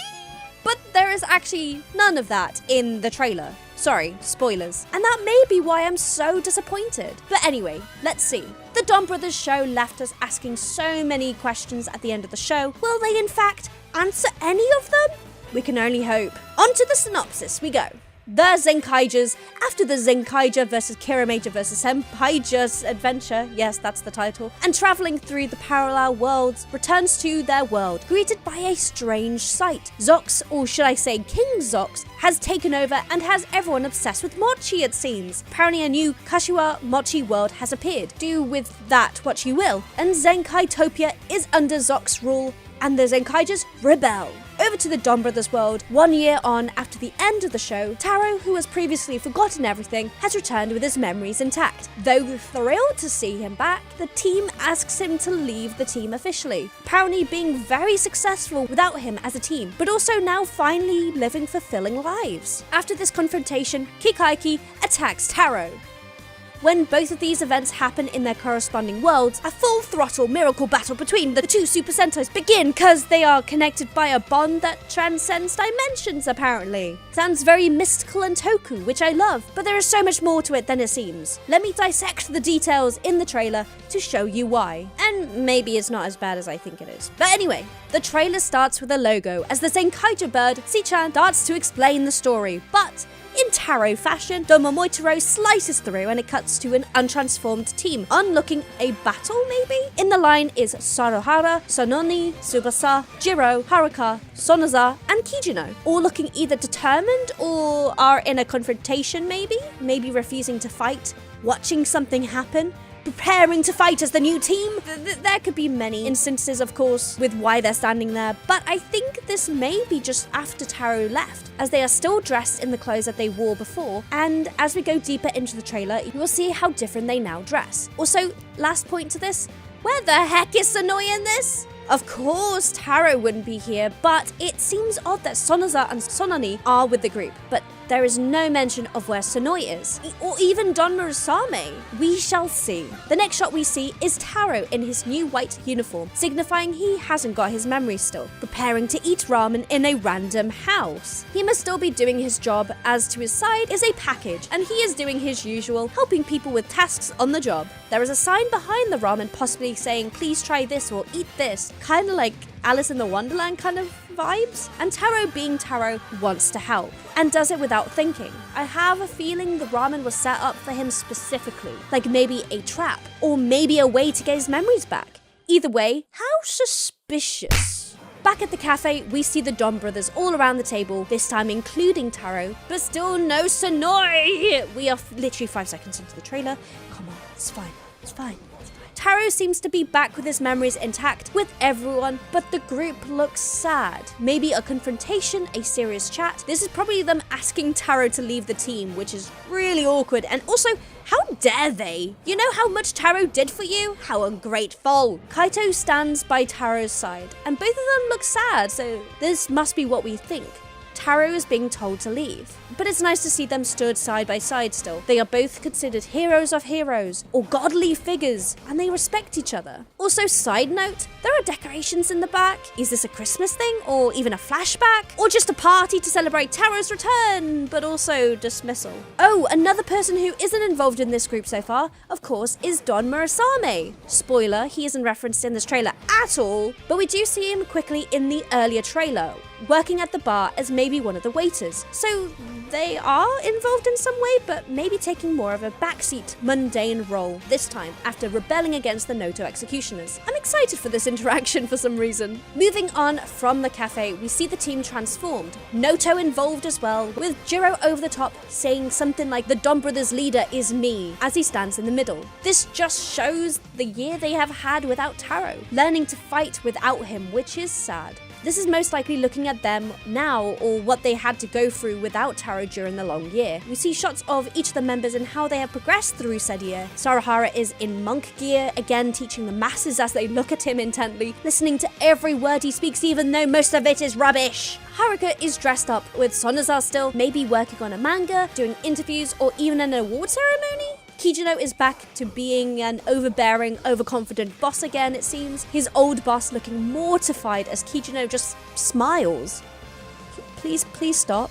And then for the moment I think most of us were waiting on, Tsubasa and Sononi have a restaurant together, it seems. They are dressed in chef uniforms with a black scarf, which means a certain level of a chef, I think. So I hope this black scarf means head chef, or it's just cause his theme is black and hers is white. I guess that makes more sense, doesn't it?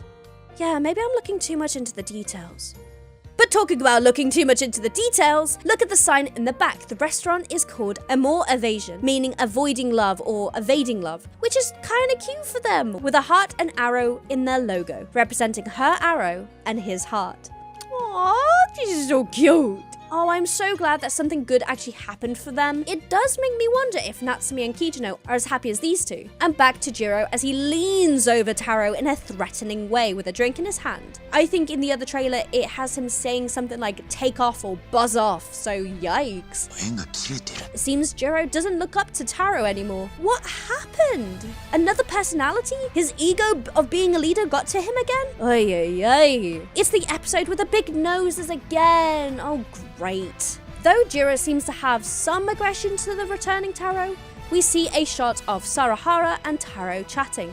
Quite a tender moment, actually. Then a shot of Haruka, who looks shocked, maybe to Taro's return, or Haruka being determined about something. Then a shot of the team placing down their glasses on the table. We see Haruka's, Tsubasa's, Kijino, and Sarahara's placed down last. A group strike or a mass resignation from the Donbrothers, and in a way I kind of understand why they do it. Either the Donbrothers isn't what it used to be, or they don't need to do it anymore because the Hototsuki is no longer a threat anymore, or their lives Sentais have just moved on. It's not their job officially also. In the Sentai, this team actually has jobs. They're not being paid to do this.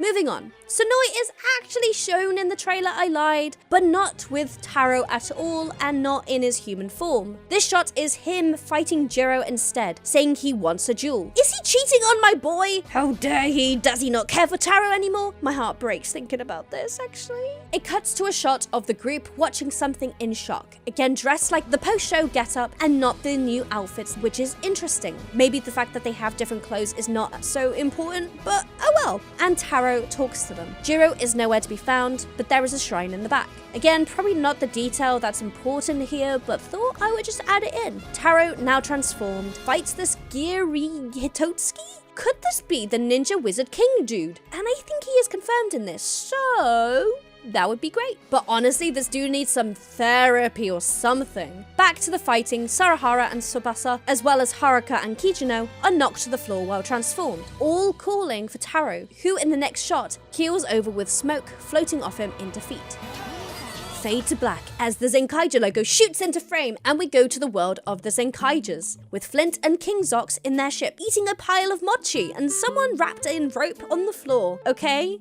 The twins, Ricky and Katana, are just there also enjoying the mochi too. Flint offers a mochi, mockingly it seems, to their prisoner, as the twins also offer the mochi, either to King Zox, perhaps, or to their prisoner. What a chaotic intro to the Zenkaija side of the story. And why does it look like Zox's crown looks like a Burger King crown? That's all I can think of when I see it, sorry. Zox is, in fact, king, demanding the mochi, it seems, from Yatsuda's shop, Candy Cafe Colorful. And the Zenkaijas return from their adventures after the show to witness this madness. To this world now being controlled by Zox. I would be shocked too. The Zenkaija monster this time seems to be a mochi monster, but King Zox has no need to worry about such things, it seems. Zox has become the big bad, consumed by power, just like Jiro. Could that be why? I don't know. This group probably goes against King Zox's plan as they are promptly attacked by Flint, who comes guns blazing. She kind of terrifies me now. Look at that smile! No! And Zox also is swinging his sword. The group are back at Yatsuda's shop, or first appear at her shop, probably getting the insight and lowdown of what happened while they were away. The world of monsters and humans alike, eating like they haven't been fed in ages, now addicted to mochi. What on earth is going on? As well as Isao, the man wrapped in rope earlier on who is Kaito's dad, reaching for a bite of these mochi. And when I say reach, he's trying to become a turtle with how much he is straining. Also about this, Zox full-on kidnaps him by the looks of it, as in the earlier trailer, he holds him at gunpoint. I think it's safe to say this mochi monster has everyone obsessed with mochi. And as I was literally about to say, there seems to be something off with the mochi. It seems it's become like a drug, getting everyone addicted to it. Majin has it on her face. Oh, Majin, you tried some, didn't you? Oh no. Is that the monster's power, making his mochi irresistible? Oh, how cheeky. Mochi. Anyway, we finally see Stacy! Yay! Untransformed and looking rather tired or hurt, confronting Hakaiza, who is in fact Isao. But good now? Hakaiza's head cocks to the side and a wide shot of them henchioned up on the ship, but without Zox, Flint, or the twins. That group are in fact still fighting the main team, so Stacy must have gone to save Isao while the king was distracted with terrorizing the city. Wait, is Zox evil and kingly cause of the mochi? That makes sense. Kinda. Sorry if that seems obvious, but I don't know Japanese, so I'm fully predicting with just my eyeballs. Kaito fights the monsters, and the next shot is a dual henshin or shot. Looks cool, but danger, danger as the crossover clashes together. We see blue and blue, yellow and yellow, pink and pink, and red and, red is with black. Because of course, the leaders are experiencing a shocking revelation, which is not what we were expecting. Taro and Kaito from the Zenkaija world looks on as master. Also Kaito stands in front of them. Why did we not think of this? Whatever this is, I'm not too sure. Could this be time travel antics? Everyone is doing it these days, so I'm not surprised. And he's meeting his past self? Or another world's Kaito? A lost twin? We will chat about this later, but there are two Kaitos. I mean, that makes sense with the characteristic and mannerisms changing, I guess. Copium. The Zenkaiger's Kaito, oh my god, this is gonna get so confusing. The Zenkaiger's Kaito prepares to transform, and it cuts to Duran in a sketchy outfit with black glasses and a hat. In another trailer, we see both Kaito and Gawon also in this getup. So is the whole team involved with some shady business? Avoiding the gaze of the king? Except Majin, who is now one of the addicted mochi eaters. AME for short.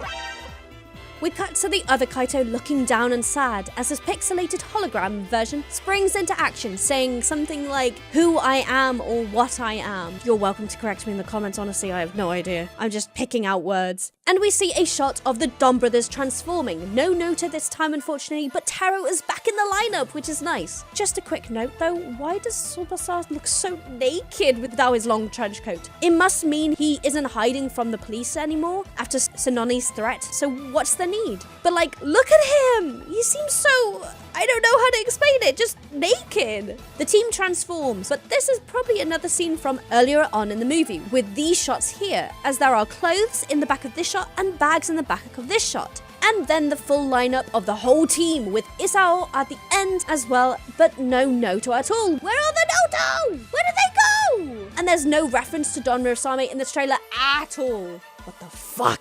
We get the final lineup explosion shot with the logo above, and it's good seeing them all together, but I can't for the life of me work out who this one is next to Taro and Sorahara is. Who are you? Wait, why is Hokkaido on the Donbrothers side? And an exciting shot of the two leaders leveled up and swinging their light-up swords, with the opposite power on the other. Rainbows everywhere, and with the yeah of the music, Taro and Kaito lead the charge to the fight. Fully loaded this trailer seems, but it's that time of the video, guys. It's theory time. You know I love my theories. And apologies. They turned out more Donbrothers focused than I expected them to be. Anyway, firstly, just more of a statement. I loved seeing that Sanoni and Tsubasa are still together. It's sweet and makes me happy. As I said before, I do wonder how Natsumi and Kijino are doing, but by the looks of this shot of him, Kijino crazy laughing, I do wonder, as Miho hated that side of him. Are they still even married? Let's see. Moving on, it seems that the team does give up after some time without Taro, which is kind of something I saw coming. Placing their glasses on the table. I wonder what happens to them to make them leave. Do they get fed up with Jiro? Does Taro refusing to leave the team mean the team leaves instead? Hope that made sense. I'm kind of dreading this confrontation, but also living for this drama plot point. And Taro's memory is returning. Is Taro back because the team has gotten selfish and big-headed again under Jiro's charge? Or has his hero duties just returned to him? Or cause the team is given up on being Donbrothers? I mean, you can't force them to be Donbrothers all their lives. They are busy with work, life, marriage, etc. Maybe that ramen is indeed the cause and effect. It was magical and brought back the memories. Or even Master or Sonoi planned for this. And talking about Sonoi, where the f*** are you? What happened with Sonoi? Why is he picking a fight with Jiro? Does he not care about Taro since he ain't Don Momoitaro anymore? It was all duel, no love? Nah. I don't believe that. As we have the other trailer where he is literally sat at the cart selling food, as he and Taro used to do a lot. I want to believe that Sonoi wanted to still interact with Taro, so chose a job that he knew he could see him regularly. Like, look at this face! This is a face of pure love or joy, looking at someone who he cares about a lot. And who would that be? Taro! But the final point I want to point out is the Kaito situation. Again, why didn't we think of this? Of course this was possible. Again, could this be time travel antics, meeting his past self, or another world Kaito? A long lost twin. Anything is possible, but Master seems to be more forlorn than he usually is. The main point I want to say here about this is that he does connect with the name Hero of Heroes. When the father sees him in the show and says, "Oh, it's you, true hero," he connects to it as if, yes, he is. He is Kaito specifically. Maybe not the Kaito that we know, but is still Kaito in some way. Kaito has said to the team before he is the true hero who has fought for a very, very long time, always watching and knowing all about everything. So him being Kaito or a Kaito is very possible. So a lot can be suggested to his place in the universe. Is he in fact another world's Kaito, but in this world maybe he inherits the cafe from his family who have passed away? This alluding to his dark demeanor and suggests he had a very lonely life. without the family that the other Kaito has, which brought such color to his life. This is very sad, actually. Or on the flip side, he is in fact the OG Kaito, but from the future, knowing all as he has traveled the worlds for a lot longer and is more experienced. Hence why he says he is the true hero who has fought for a very, very long time. He was not exaggerating. Or possibly he is actually God from the end of Zenkaija. Sorry, spoilers. Or my final suggestion. He actually has no idea how he became to be. He, just like Murasame, just is. They exist. Maybe he is just here because of the Don clan. Maybe he was made with the wishes and all, with all the knowledge that he can know. Hence why he says, I was born to be a hero. Or memory loss. Or even, he is the bond that transcends dimensions to connect the two Sentais in a full-throttle miracle battle! Either way, I hope we get some explanation in this, as the trailer seems to hint that we will find out more about him. But all we know is that he is a separate entity, or that two Kaitos can exist at the same time. Or that there are two or more Kaitos that can exist at a time. This is just what the MCU is doing at the moment. Wait, is that loud at the moment? I'm not sure. Anyway, let's end it here. People are saying it feels like 2 episodes put together and then a climax at the end. A whole 3 acts of Sentai goodness and chaos. Now let's see if these 2 stories combine as well as I hope they will. Or will I indeed be disappointed? I'll see you next time with my reactions. Will they tie all the loose ends, or are they just going to ignore them? Possibly. Will we get some Taro x Hanoi action? Hopefully. And will we still have the terrible CGI for Kiji brother and Saro brother? Definitely. I'm asking the real important questions here, guys, trust me. Anyway, I hope I have hyped this up for you. I'll see you in the next video. Kezza, henshin, matane. Also, let's do another one of these. Tell me what you guys are most excited for this Zenkaija versus Donbrothers movie. I'm actually really excited, so see you when it comes out. Bye! I saw a spoiler and I'm so upset if it's actually the spoiler. Stop it! Can't keep doing this to me, Donbrothers! They can do that! When did they do that? When could they do that? Why do they do that? Kijino with Majin? I didn't think that we would be able to see this movie, but we have actually got access to Donbrothers versus Zenkaija, and as many of you know, I have a lot riding on this. I have a lot of theories for it, and am I going to be disappointed, I guess, the main question. And possibly, yeah. I've heard a couple spoilers, which kills me on the inside slightly, but let's get into it. Kezza, henshin. Hey, it's the bird! Zenkaija! I could be a voice actor. I never watched this movie. Maybe I should. Let me know if I should watch the movie. And they return! They go straight to the cafe? Where's Majin? Majin! No! The Mochi police? This is wild. Majin, run. Run, Majin. Run! Sentai's crazy, man. What the heck is going on? Oh, there's a connection. Oh, Kaito. That is so cool. They just mixed the 2 together. Wait. Oh my god, they are the connection. That's what I said. I was just like, Kaito's the key. Kaito actually is the key. I called it. What is this? Yeah. Oh, this is so much more in depth than I thought it was going to be. Burger King. Oh, that was flamboyant. Hello. Mochi is... Oh, there's the obsessed Mochi eaters. There's the Mochi monster! It's so much more in depth. There's so many more characters. I didn't know there was going to be like a royal guard against the Mochi eaters. Oh, so this is where he gets kidnapped. Oh, it's so fun. I never watched Zenkaija. I think I watched the last couple episodes because of context for Donbrothers, but I don't think I ever actually watched the show. Don't tell Thomas I said that. I made a comparison in my last video that his crown looks like Burger King's. Also, why is there this really long, obscure transformation? Like, why is it so... Also, with the cave, that's just unpractical. I'm talking about the realism of the Sentai. Maybe, yeah, retreat. Run! Hokaiser! Uh-oh. So that was a flashback. He went mad from the Mochi obsession. Yeah, run away. Oh, and they've got to see Stacy!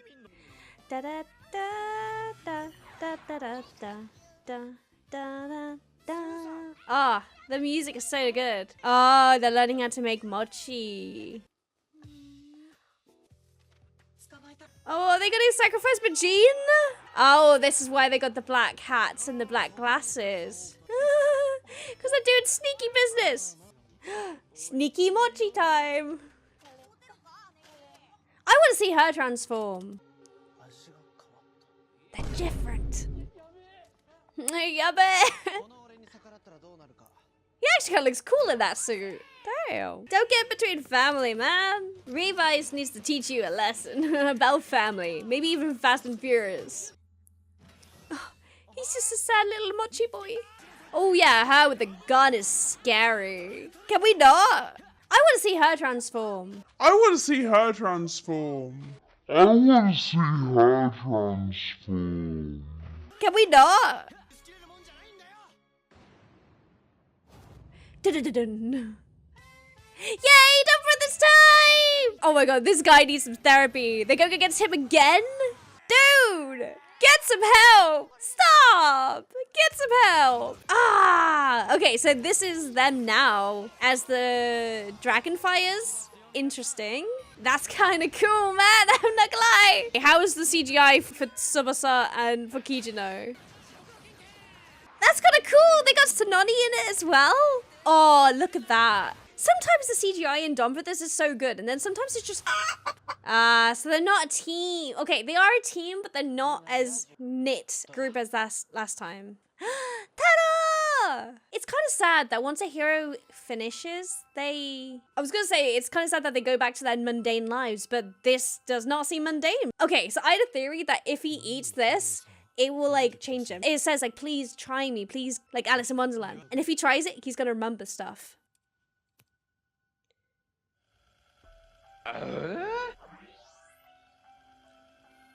Master! Master!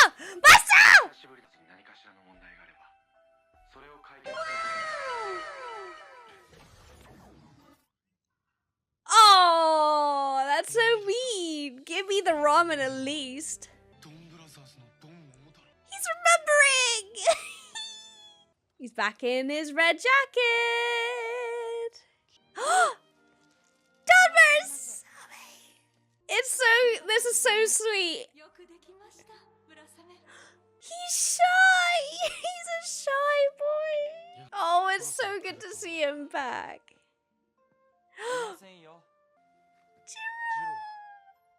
Oh, what about the doggo? Wait. Oh no, he's become rich and pompous. I hate it. Okay, obviously I don't know the context of what they're talking about, but he sounds like he's being a bit of an ass. At the end of the show, Juro was like one of my favorite characters, but now why are you angry? There will never be your... Where did Taro go? It's good that to see Haruka actually is doing well. The Donbrothers party thing. I think they've all gone big-headed again. It's good to see that she's doing well, but I think she's, like, not really concentrating on Donbrothers anymore, which is fine. Oh, gosh. Oh, he's doing the same thing as he did in last episode. Like, at the end of the show, he's going to all of them, probably asking them why they aren't being Donbrothers anymore. But they have, like, moved on, like... Oh god, there he is again. Kijino, we need to stop it with the big laughing. We need to stop it. Your wife did not like it last time, and I bet she doesn't like it now. I bet you're single. Ha! Yeah, you're not so confident now, huh, buddy? That's the sound I make every single time I see Kijino, like this. This is the thing I wanted to see! Other than Sonoi and Taro. Oh my god, Sononi is so sweet. Amoravation. They got a cafe together and it's called Amoravation. It's so cute. I love her so much. She's not as aggressive anymore. Ah! Oh! Controlling much? I said those two were not gonna have a good time, and what did I say? What did I say? His mum's in hospital! Don't die on him!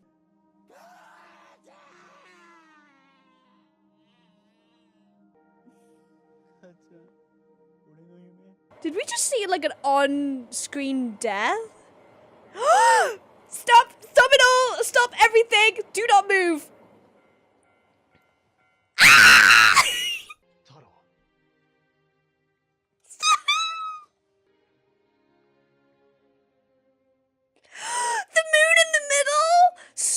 it. There are people in chat who are probably being like, there's nothing between the two of them. Look at this. The music in the background, the zoom in, the staring at each other. So they did have a duel. He won! Jiro won! He left the Donbrothers because he was so ashamed. Stop it. That's annoying. But at least he's happy with the Odin store. Like, he seems really happy. It's good! He enjoys his cooking. Oh, that smile! Oh, Sentai. Okay, here's the real question. This is it? They're gone. They're leaving. Obviously, I wouldn't know because don't know Japanese, but why? Life has moved on. Things are gonna change. Oh my gosh. Ah! Ooh. Ah! Transform again! I dare you, transform. Oh, that's so sick. Momotaro! Probably because I'm more of a Donbrothers fan than Zenkaija, but I am hyped as heck with this side of the story. He is full of rage and anger, man. Like, this is a morning... Straight to the gut? Are you... Sentai, are you okay? Are we okay? Do we need to talk? He comes back for one day. Obliterated. There's no heartbeat. Are you kidding me? Please go. Please just like breathe in. If they think he's gonna wake up because he normally wakes up because he's godly. What are you gonna do? It's just hit. They've just realized. Where's Sentai? Do they have a full-on funeral? Stop it. Where is Sentai? There's so many questions. Oh, that's the shot. Fight. Stop it. I saw a spoiler and I'm so upset if it's actually the spoiler. Stop it.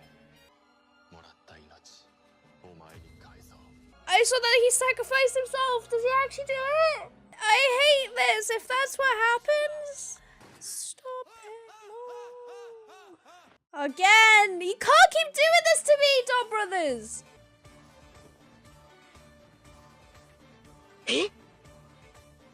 Why is it a coffin? I shouldn't be laughing. That's a coffin. What?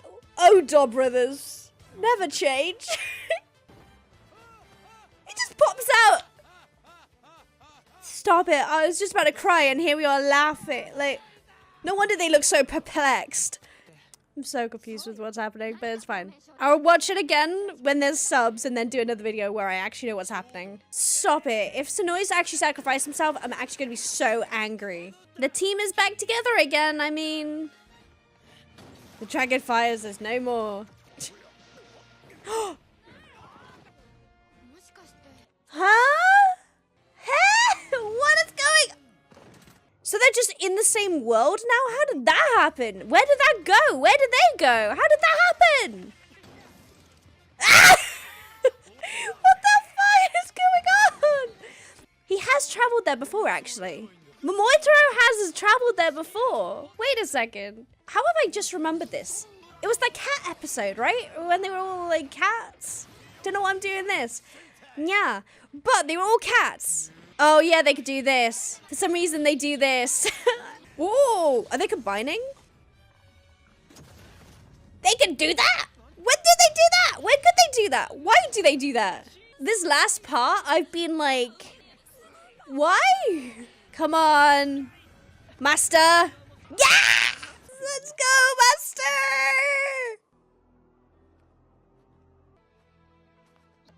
Oh, they've had to CGI him on top. Yes! So this is them combining together at the end. You just see one side just go really small and really tall for Kijino and Tsubasa. Yes, exactly. Kaito and Zenkaija is so much more energetic. Oh my god, okay. I'm gonna have to do a video where I literally look at all the details in this because there's so much I want to say. I need that weapon. And now for it, Haiku. He's got a really interesting fighting style. Like, let's be honest, guys. Ah! That's so cool.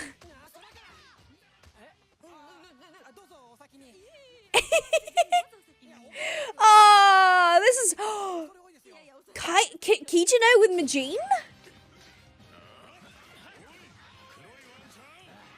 It's better than what he's got with Natsume at the moment. Oh, he got a boomerang! He got a mega boomerang! Yeah. He's such a dad. Oh, they're very similar. Oh! Fight him again! Do it, Sentai! Okay, so he didn't die. Thank fuck. Someone said he was died in a fake spoiler and I almost cried. It ruined my day. Sonoi's back. Everything's fine. I'm okay. Yes, it's the combination powers. I don't know what it's called. But look at all the rainbows everywhere. And the peach. The peach! The power of the peach. They got the power of gay and anime on my side. I have so many questions. It explained nothing about Master.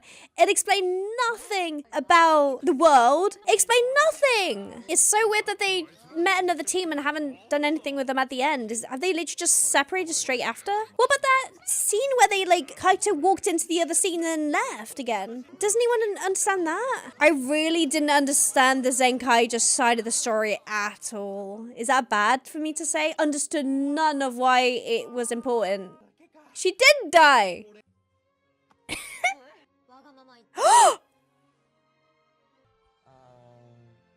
Oh my god, this is the ending I needed for Jiro.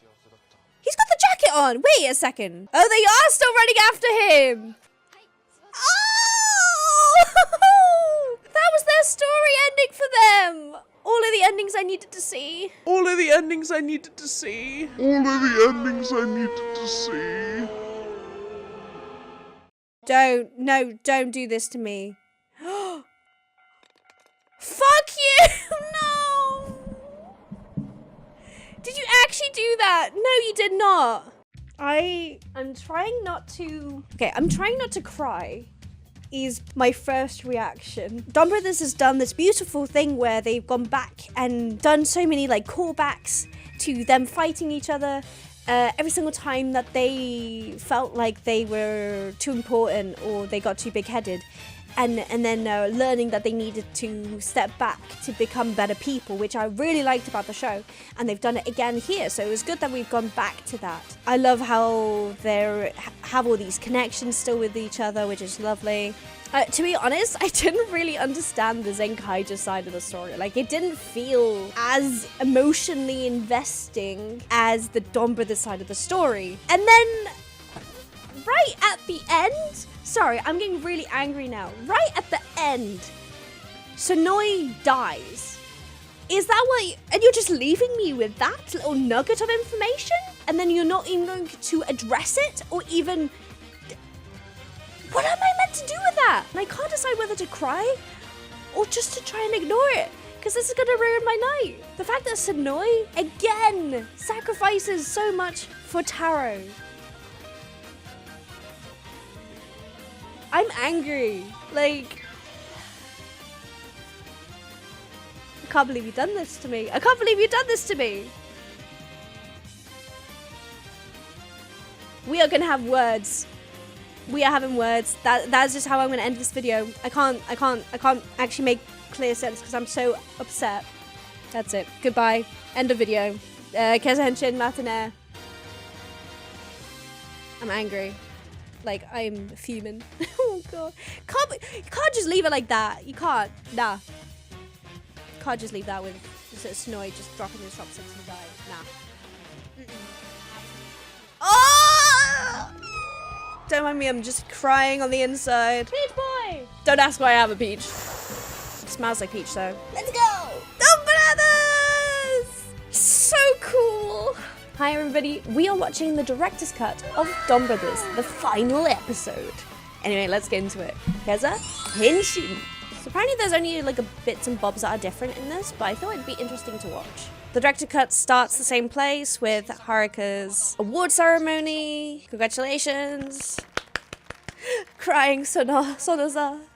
I don't know if we'll actually see many differences, but seems pretty similar. Da, da, da, da, da. Oh, that logo's different. Probably saying director's cut. Please translate if I'm wrong. Maybe that was an extra bit of talking from him?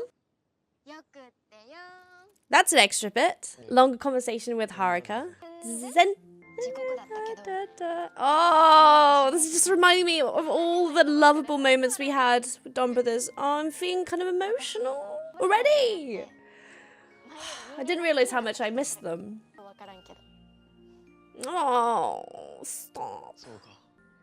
I wonder if he knew that he was going to lose his memories and he was excited for the manga, so that would re-spark some memories, maybe? Theory. I have to try and remember all the things that are different because obviously I haven't watched the episodes in so long. It is me! It's so dramatic, I love it. She's quite scary, isn't she? Ah, the CGI. It's so... Oh, this is extra. That was an extra bit, wasn't it? Oh, extra bit. Ah, Sarahara. Because it goes straight to here. Oh, so that we get to see the arrival of each of the conversations, I guess. That's kind of sweet. Oh, why am I tearing up already? Stop it. Sarahara, you say some crazy stuff, but by the end of the show, you're all right by the end. Do you do anything different here other than just looking? Ah, extra bit with you as well. Okay. Because it just cuts from here, doesn't it? So he says something extra there. Interesting. I am sad how easily they were deleted, though. Will we see anything more about them? Also, I loved the Noto. Like, the painted nails, the eye contacts. Oh, back to this situation. Okay, this went pretty much normal, I think.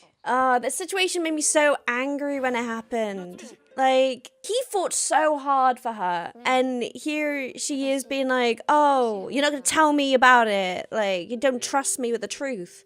Get it over yourself. Please. I think this is extra.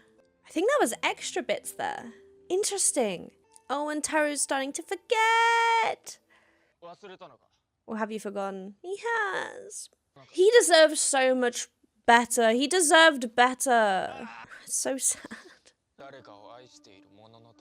Is the music here different? I think the music might be different. Oh. And there goes Don Murasame. Oh, is this extra? This is extra. This is extra. And he's gone? Yes! Called it. Kijino.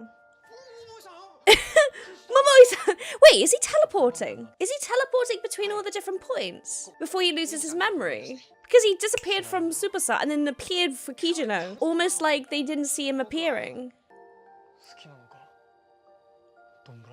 Do you like the Donbrothers? Hi. It's my pride. Stop. Kijino at this point, I think, was very wholesome. I think he just wanted to love himself. He wanted to move on. And I thought that was best for him. I think he was the strongest in this moment mentally, where he was just like, I can fight for myself, right? Oh, yeah. I actually really liked Sonoshi. What's up with this? Stop. Stop, please. Yeah, run. This is probably the first time they've been in a room together where Kijino and Superstar aren't fighting. And it's for Taro. Oh, yeah, he's teleporting everywhere. I don't think he meant to go here. Ah, he's teleporting. It's like final words kind of thing. Because he looks confused as heck as he teleported into there. Stop it with the music! Ah! It's time for him to sleep. Oh, I love this concept of the suit turning black and white. I love that concept. Oh! It's annoying. I think I might actually cry. Gosh. That looks so good, man. I want to know Nigiri now. The fact that he forgot his dad is so sad. Like, he put so much effort into looking after him, and he can't even do anything at the end. Like, maybe they all knew that this was going to happen eventually, like Master and his dad. He's not upset about it. He's remorseful. He's not angry. It's almost like he knew it was happening. This is extra. Yeah, this is extra. He gets extra attack moments. Yes! We didn't see this last time. We didn't see him transform and try and protect himself. No wonder he was so weak by the time he got to the others. Oh, that's so exciting. Oh my god. Donbrothers actually realized what he was doing and was struggling. Oh, stop! Extra bit with Sentai. I needed to see that. Oh my god. Oh, it's right outside his work. That makes sense. I did not realize that. I think I was so upset about what was happening. I just went straight to what was happening in the scene. Oh. And there he goes. You didn't even try. That smile. What? Okay, here's... Jiro, by the end of the show, was so freaking good. Why did they not tell him? It's infuriating. You could have easily just said, hey, dude, Taro's about to lose his memory and go. You could have easily done that. That poor man. I thought he had a really good character development and arc. Oh, this moment. I love how Taro has forgotten everyone here. It's not a good thing, but I love that Senoi is here to help him. And it's just that build up. The amount of times they fought against Taro in this show. And now here they are collected as a group, finally. Maybe that was his hero's duty. To gather them to be the heroes that they needed to be. This moment. Who are you? Oh, I can't. I talked about this in my last video. The importance of Oden in this show. It became the most integral thing to their friendship, to their romance, whatever you want to call it. And he gets dragged away. This is his last moment with Taro, possibly.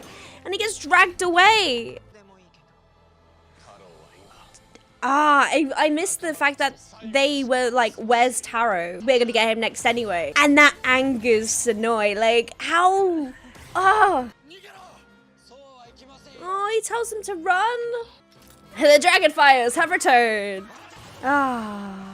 This is cool. Ani! I didn't even realize she said that.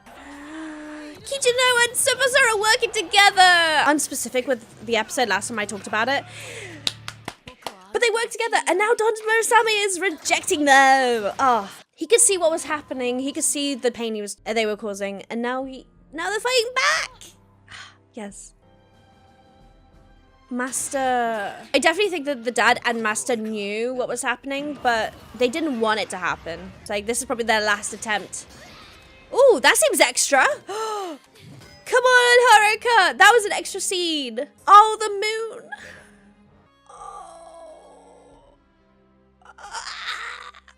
Don't mind me, I'm just crying on the inside. So many good moments. And this final really just touches on the whole show for me. Like, it really shows you the great moments in all the shows and how they've all come together. Like, Kijino and Tsubasa fighting together? That wouldn't have happened several episodes ago. And then he returns. I have the peach! The peach boy has returned! Peach boy! Don't ask why I have a peach. Smells like peach though. Matsurita! Let's go! Oh, this was so good! Also, the fact that it's not a thing that the Donbrothers do, but the Noto do.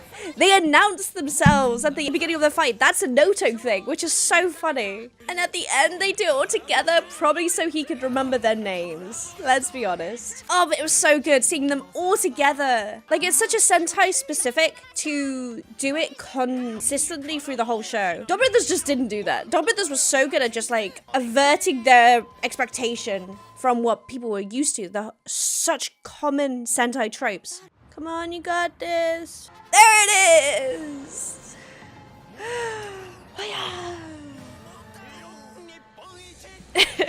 Oh, it was so cool.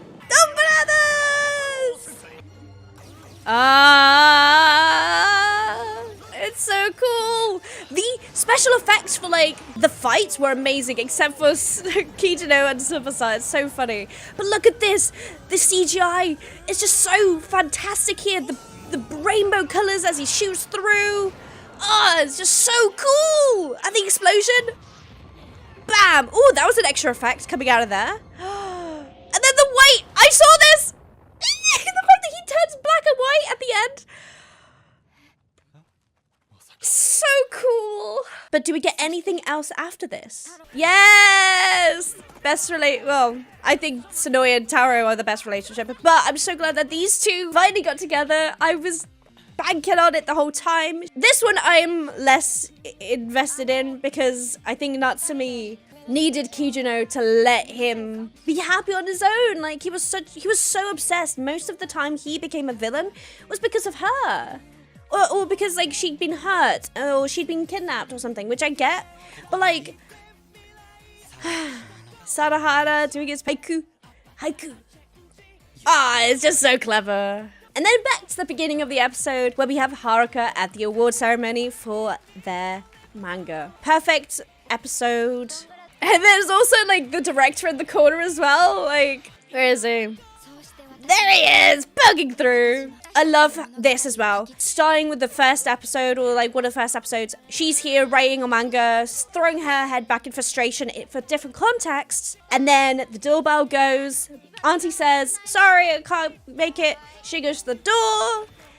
And Donbrothers is there in a new outfit for them to see each other. The whole show is so clever with these kind of things. The details, And the first thing he says to her, looks like we've made a bond.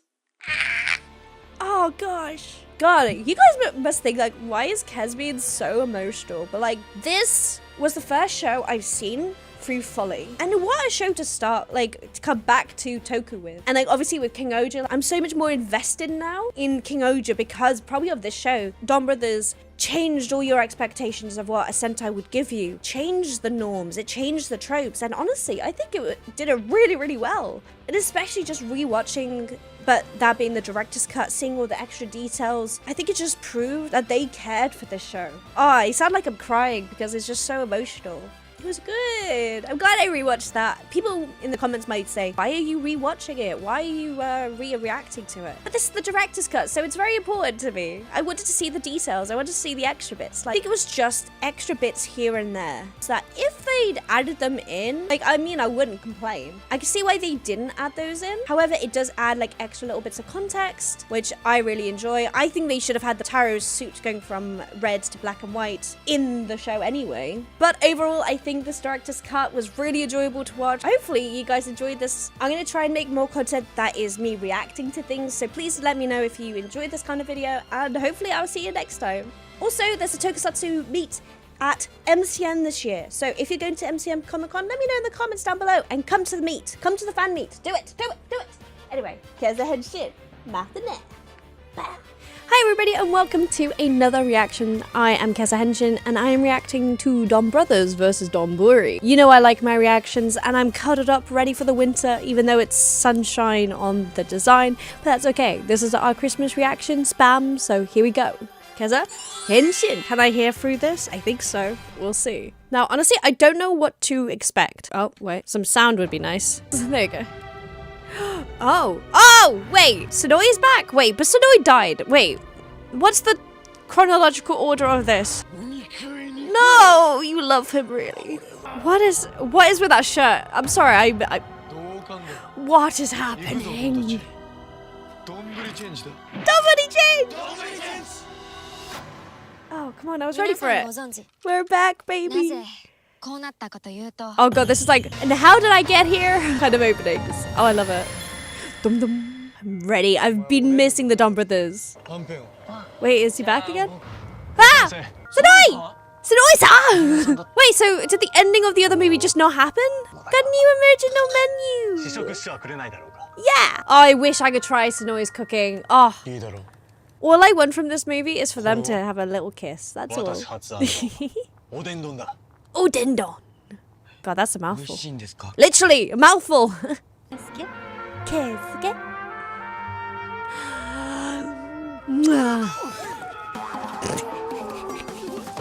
All the couples come out. Wait. What are you doing? Oh, I love that Taro just loves Sonoi's cooking. There's no complaints.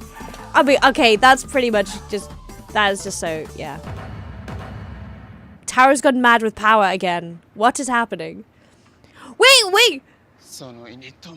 Wait, are they back? I really don't know where this is in the timeline. Just to get rid of any confusion from now on through this video, because I was very confused with the timeline of this, where the continuity and the placement of this special. Later on in the special, we see Jiro with 2 personalities still. Sonoshi is on their own, as Sonogo and Sonoroku aren't here yet. So this tells me that this is sometime before episode 48.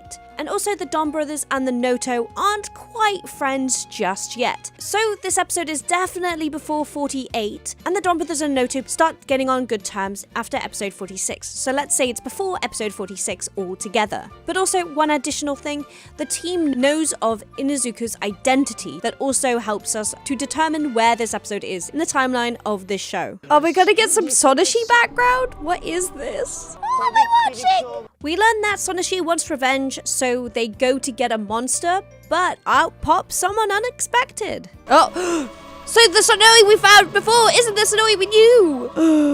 This is the new improved Sonoi. No, it's not improved. It's just Sonoi.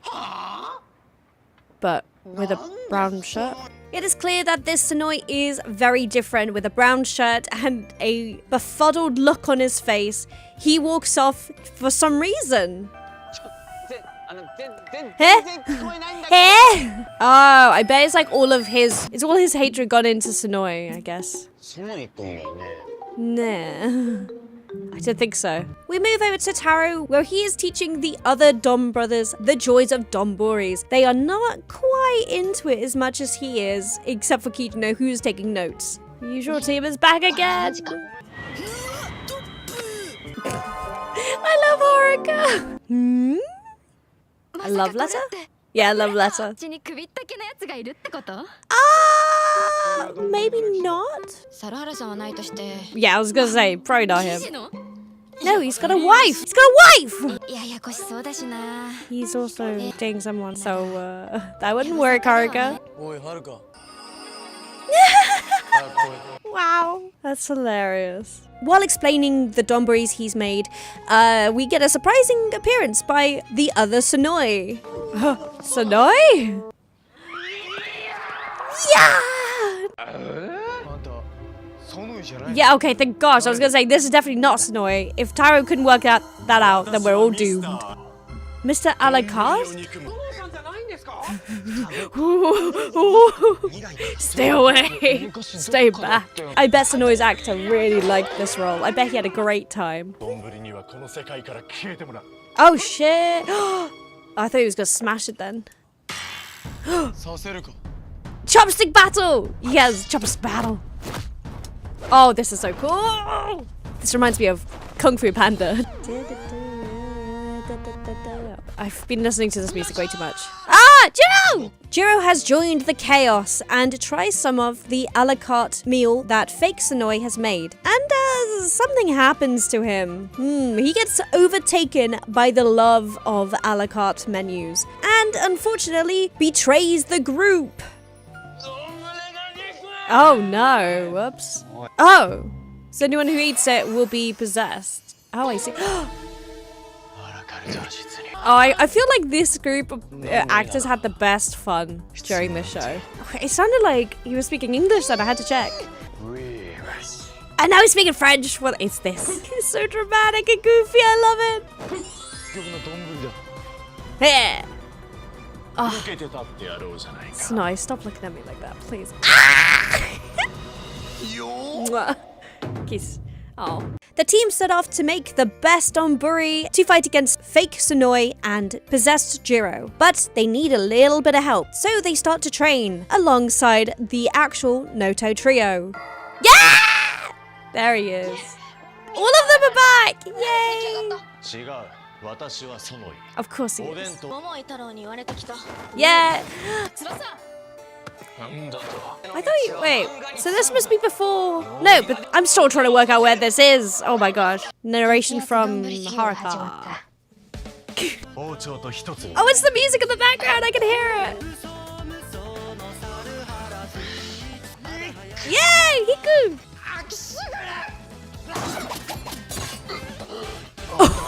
After that close call, we continue with the training. We got Haruka with Sonaza, we got Sonani with Inuzuka, and let's just say things get a bit steamy in the kitchen.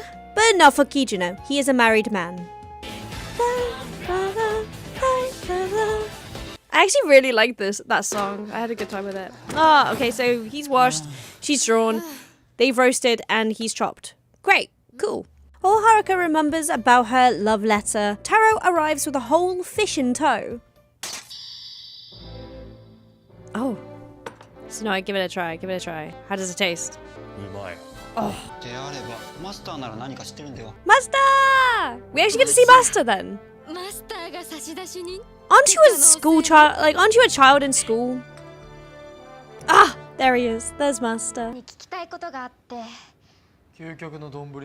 Oh, yeah, that as well. Master tells them about this ultimate donburi ingredient. But before Haruka could butt in with her own questions, I'm going to stop us right here for a second. I just wanted to say thank you so much for watching this video. I'm trying to get to 5k by the end of this year, so the end of 2023 as we go into 2024. So if you could give a subscribe, a like, a follow, anything like that will help. But thank you so much, and I hope you guys enjoy the rest of this crazy reaction movie. Anyway, see you in a bit. とっておきのライバルであり続けるもの。何言ってんだ。What? What? Ah! Wait! Wait a second. Okay, I got told by the others that these two are like officially something, and I think this is gonna be it. But oh my gosh, wait, so is this now a different version of Stacy?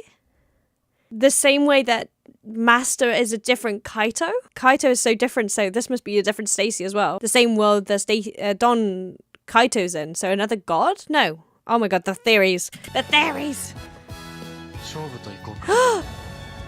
Yeah.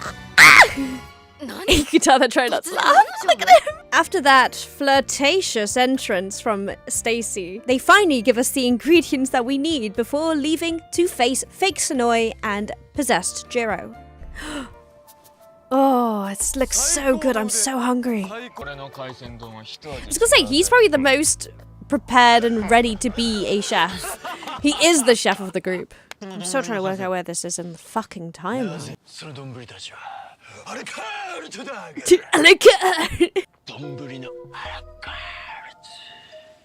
Oh shit! Oh no!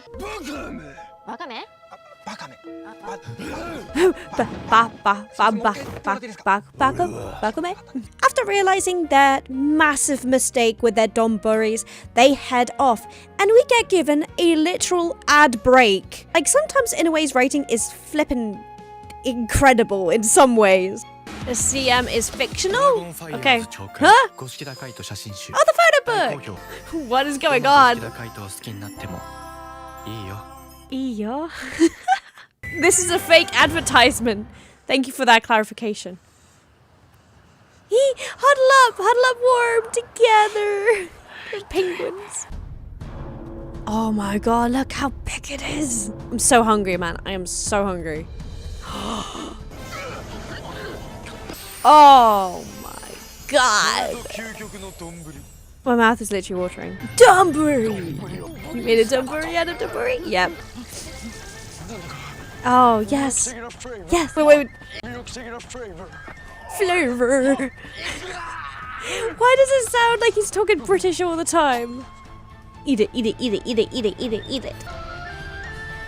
Oh, the music. Oh, the music is... Oh, I've got chills. Oh my god, that's so pretty. It won't be for him though. You know how Inoue does it. Oh my god. I'm so hungry. Revert back to yourself. Are we gonna get any explanation to anything? Because I still think there's so many questions to ask, but that is just how Donbrothers is, unfortunately. The Donbrothers have won Jiro back, but the battle still continues, and we get this interesting form from fake Senoi, apparently. Yeah, so we're gonna see it. We're gonna give us the form. Yeah. Ooh. The form is different. Donbody change. We're back to this again. This music is incredible.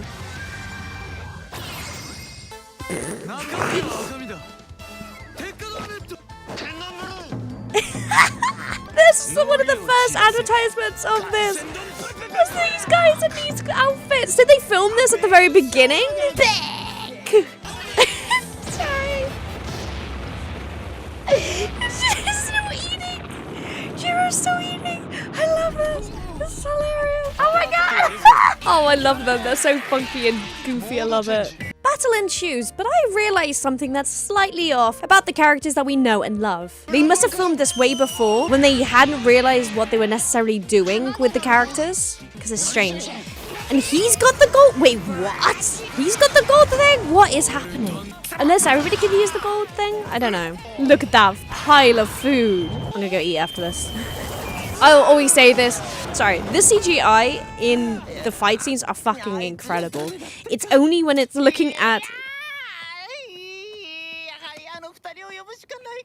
What did I just experience then? I'm gonna pause this because this is...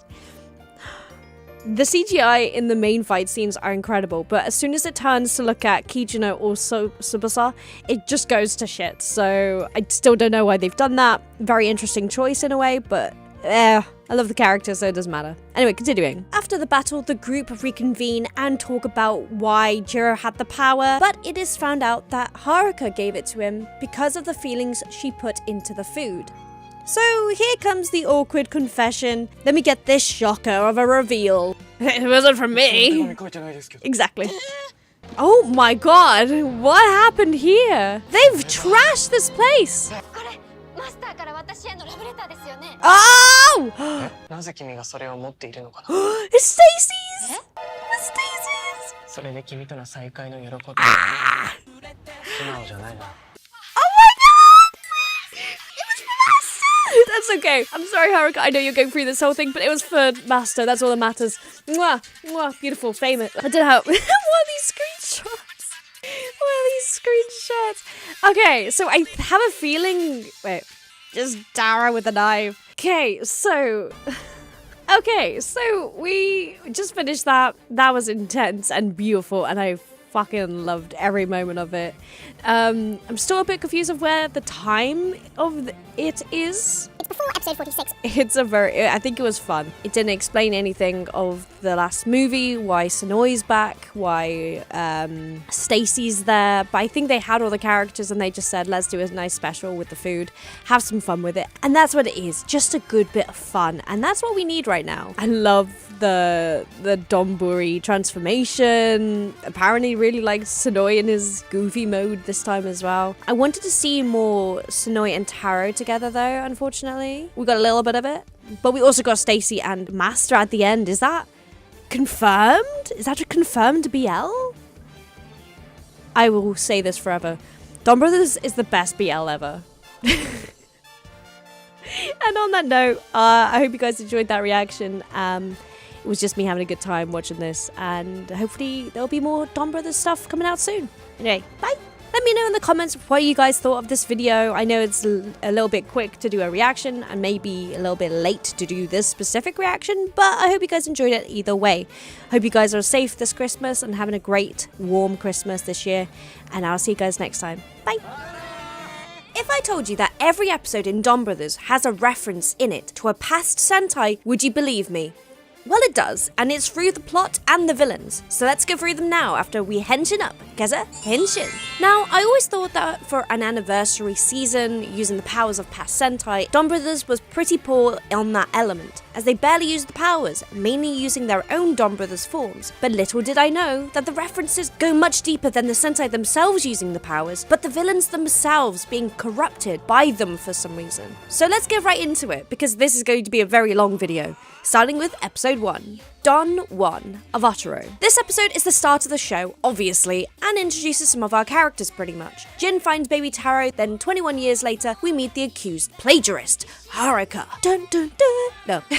She becomes Oni's sister, and Kiji brother and Don Momotaro come together with her to fight their first villain. This episode is a tribute to Kishiryu Sentai Ryosoldier, and has 3 villains. Firstly, we have our taxi driver who turns into Benetsuki, Haruka's classmate who turns into Shisotsuki, and finally we have a table tennis medalist as the villain of the week, who turns into a knight-themed Hitotsuki called Kirishuyuki, Knight Dragon Demon, possessing a Ryosoldier Sentai gear out of his desire to prove that he is the strongest. He is clearly themed on Ryosoldier with the knightly look of Ryosoldiers' suits and helmets, just more medievally with a sword as their weapon, which is in a kanabo style, a style that many Hitotsuki will have from now on. And to finish off, Kishiryu from his name is in reference to the title of the season, Kirishyu Sentai Ryosoldier. Don 2, Big Peach, Small Peach. In this episode, Haruka is searching for Taro. Meanwhile, Taro has unintentionally turned his co-worker into a Hitotsuki. This happens way too many times in the show, by the way. This episode is a tribute to Resha Sentai Tokuja, as the villain of the week is a co-worker to Taro who turns into a train-themed Hitotsuki called Reshaki, Train Demon, possessing a Tokuja Avataro gear out of her desire to look younger. She is clearly themed on Tokuja being quick, and summoning train tracks, also absorbing humans through her chest armor like coal to a furnace, and in turn, shooting fire out of it. Also, the very obvious look of the hyper mode upgrade from the show, with elements of past Tokuja villains inspiring the headpiece. And they look like a train, I think that's the most obvious thing. Even as Resha King as well, it's designed very similarly to the crew liners The Villains Ride. As well as the villains, the plot has similarities to the Tokuja storyline. How Isano's desire is to be younger and younger compared to the Tokuja's plot, where they were young but transformed to be older. And to finish off, the Resha from her name is in reference to the title of the season, Resha Sentai Tokuja. Don 3, Light Thief. In this episode, Haruka joins forces with Taro to investigate a mysterious thief who steals lamps. Weird, but oh well. The Donbrothers also encounter Sononi, a member of the Noto. This episode is a tribute to the Lupin Rangers from Kaito Sentai Lupin Rangers versus Keisatsu Sentai Pat Ranger, as the villain of the week is a thief who turns into a thief-themed Hitotsuki called Kaitoki, Phantom Thief Demon, possessing a Lupin Ranger Avataro gear, out of his desire to steal the light and bring darkness to the people. He is clearly themed on Lupin Ranger as a thief, as well as the Lupin Ranger emblem, his design also featuring a monocle and coins in his chest in reference to Arsène Lupin, a world-famous master thief. I mean, if you don't know about Lupin or Lupin, you are living under a rock, I think. And to finish off, the Kaito from his name is in reference to the title of the season, Kaito Sentai Lupin Ranger vs Keisatsu Sentai Pat Ranger. Don 4, Onigiri Oni. In this episode, Tara works a part-time job with Kijino. This episode is a tribute to Choriki Sentai O-Ranger, as the villain of the week is a chef who turns into an Egyptian-themed Hitotsuki called Chorikiki. Kikiki. Oh gosh. Superpower demon, possessing an O-Ranger Avataro gear out of his desire to make onigiris that are worth 100 points. Onigiris? O-Ranger? Is that the connection? Maybe, but he is clearly themed after pyramids and lost civilizations from a design point. The pyramid on his head is clearly meant to represent the O-Ranger Robo and King Pyramida. And then Doglander is referred to with the emblem on his chest. And to finish off, the Choriki from his name is in reference to the title of the season, Choriki Sentai O-Ranger.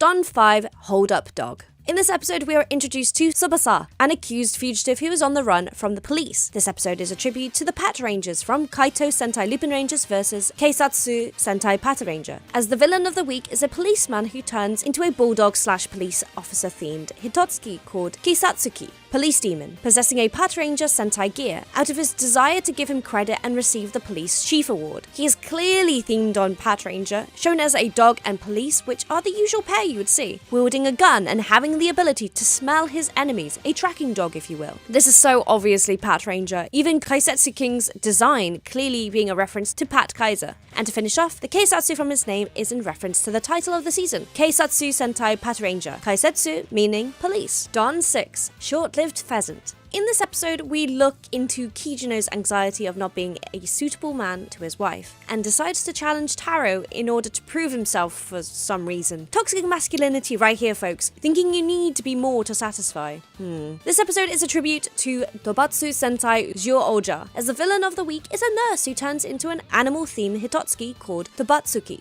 animal demon, possessing a ohger Sentai gear, out of her desire to have everyone who is hospitalized cared for. She just wants everyone to be well, but any desire can be ruined here. She is clearly themed after ohger, with an animal theme including multiple animal faces coming out of the mouth of another.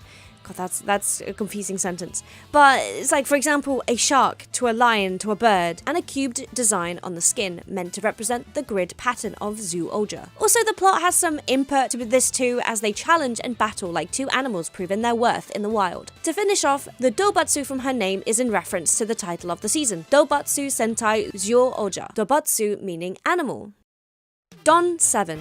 Group of teachers. In this episode, Shinichi and Taro pay a visit to Haruka's school as special guest teachers. This episode is a tribute to Chikyu Sentai 5-man, as the villain of the week is a principal who turned into an Earth-themed Hitotsuki called Chikyuki, Earth Demon, possessing a 5-man Avataro gear out of his desire to discipline. Delightful!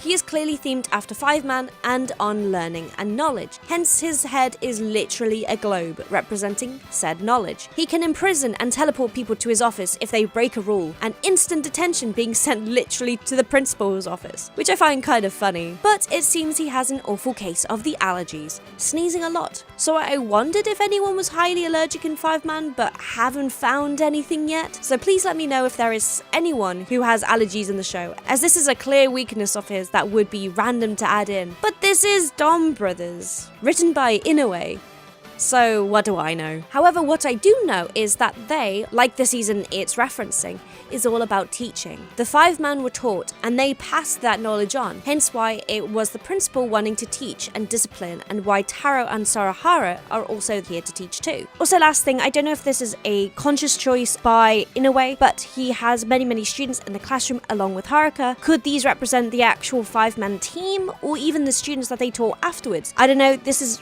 very much me grasping at straws, but possibly, I don't know. You never know with the show. And to finish off, the Chikyu from his name is in reference to the title of the season, Chikyu Sentai 5-man. Chikyu meaning Earth, as in the Earth Defenders, the 5-man team. Don 8. Long hair captivity. In this episode, Tsuyoshi and Tsubasa meet, and we are shown the odd similarities of Kijino's wife and Tsubasa's fiancé. We also see the start of Taro's and Sonoi's friendship, even though they are actually enemies, and eventual relationship. Huh? What? I didn't say anything. I mean, come on, this dude is literally checking him out. Are you kidding me? This episode is a tribute to Mashin Sentai Kirameja, as the villain of the week is a long-haired painter who turns into a gemstone-themed Hitotsuki called Mashinki, Machine Demon, possessing a Kirameja Avataro gear out of his desire to draw an ideal model. This is called being creepy and kidnapping. He is clearly themed after Kirameja, looking bejeweled, covered in gemstones, wearing a headdress that represents what is worn by the bishops of royalty of the Land of Jewels, Crystalia, very similar to King Oradin. Mashinki is also invulnerable to attacks, hard like an unbreakable gem. Also, you could say for him, the model was the jewel in the rough, the model that he wanted, so he in fact stole her, as if stealing something as valuable as a jewel. And to finish off, the machine from his name is in reference to the title of the season, Mashin Sentai Kirameja. Mashin meaning machine. Also, something I just realized, this is where Taro and Sonoi meet, like technically for the first time, like they see each other. Sonoi arrives blue like a gem, like shining, shimmering, splendid. Like, look at this man. So it kind of makes sense that this is the first time they actually meet properly, and it's the start of their friendship, and yeah. Sonoi's looking alright, okay? I know people don't like his fashion sense, but like, come on. He is Kira-amazing. Anyway, moving on. And one more thing about these two. Do you realize that this whole episode was about the gems, about being invulnerable to attacks? And here, Taro and Sonoi go into the flaming building of fire and come out pretty much unscathed. Together, they are stronger. Don 9. Worn out Taro and Robotaro. In this episode, Taro is sick, and Kaito joins the Donbrothers in battle, revealing his secret identity as Zenkaiser Black. I so wanted more of Zenkaiser Black's origin and reasonings, but oh well. This episode is a tribute to Toku-BL Sentai Go Busters, as the villain of the week is an old man who turns into a cheetah-themed Hitotsuki called Toku-Meki, Special Operations Demon, possessing a Go Busters Avataro gear, out of his desire to play with everyone. He is clearly themed after the Go Busters, a cheetah in design with spots on his shoulders and big animal ears, possibly like Nick's ears or handles, as well as having the Go Busters visor and cheetah face on his chest, referencing Red Buster and Cheetah Nick, his companion. He possesses abilities like super speed, allowing him to play tag with everyone, a reference to Red Buster's special ability, as well as having his games require people to stand still, referring to Hiromu's weak point, when chickens are in sight. And on closer inspection, he has these digital tentacles, I guess. That's the only way I can describe it. But it is very digital, just like the Go Busters background in their transformation sequence, and it just looks very Go Busters, doesn't it? Toku-Meki is childlike, wanting to play games with the Donbrothers, and this reflects the Go Busters' nature, as they are still all quite young,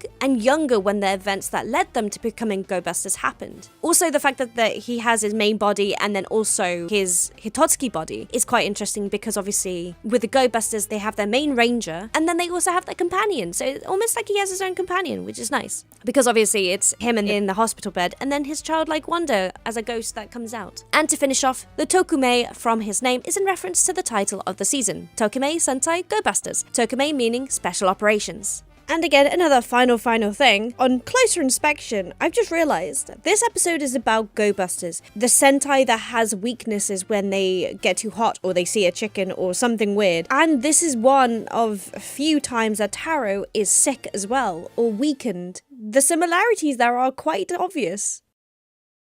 And then Don 10, the rainbow the Oni saw. In this episode, Haruka leaves the Donbrothers after gaining enough Kibi points, but feels conflicted when she meets her counterpart and replacement, whose actor was in the running to be Haruka originally. Mini fact for you. This episode is a tribute to Kaizoku Sentai Go Kaija, as the villain of the week is a man who turns into a pirate-themed Hitotsuki called Kaizokuki, Pirate Demon, possessing a Go Kaija Avataro gear, because of his desire to be a manga writer. Now, he is clearly themed after the Go Kaijas, but not because of the team specifically, but more because he has a pirate theme with a dash of octopus. People have referenced Davy Jones from Pirates of the Caribbean. That is him. He can absorb humans with his facial tentacles.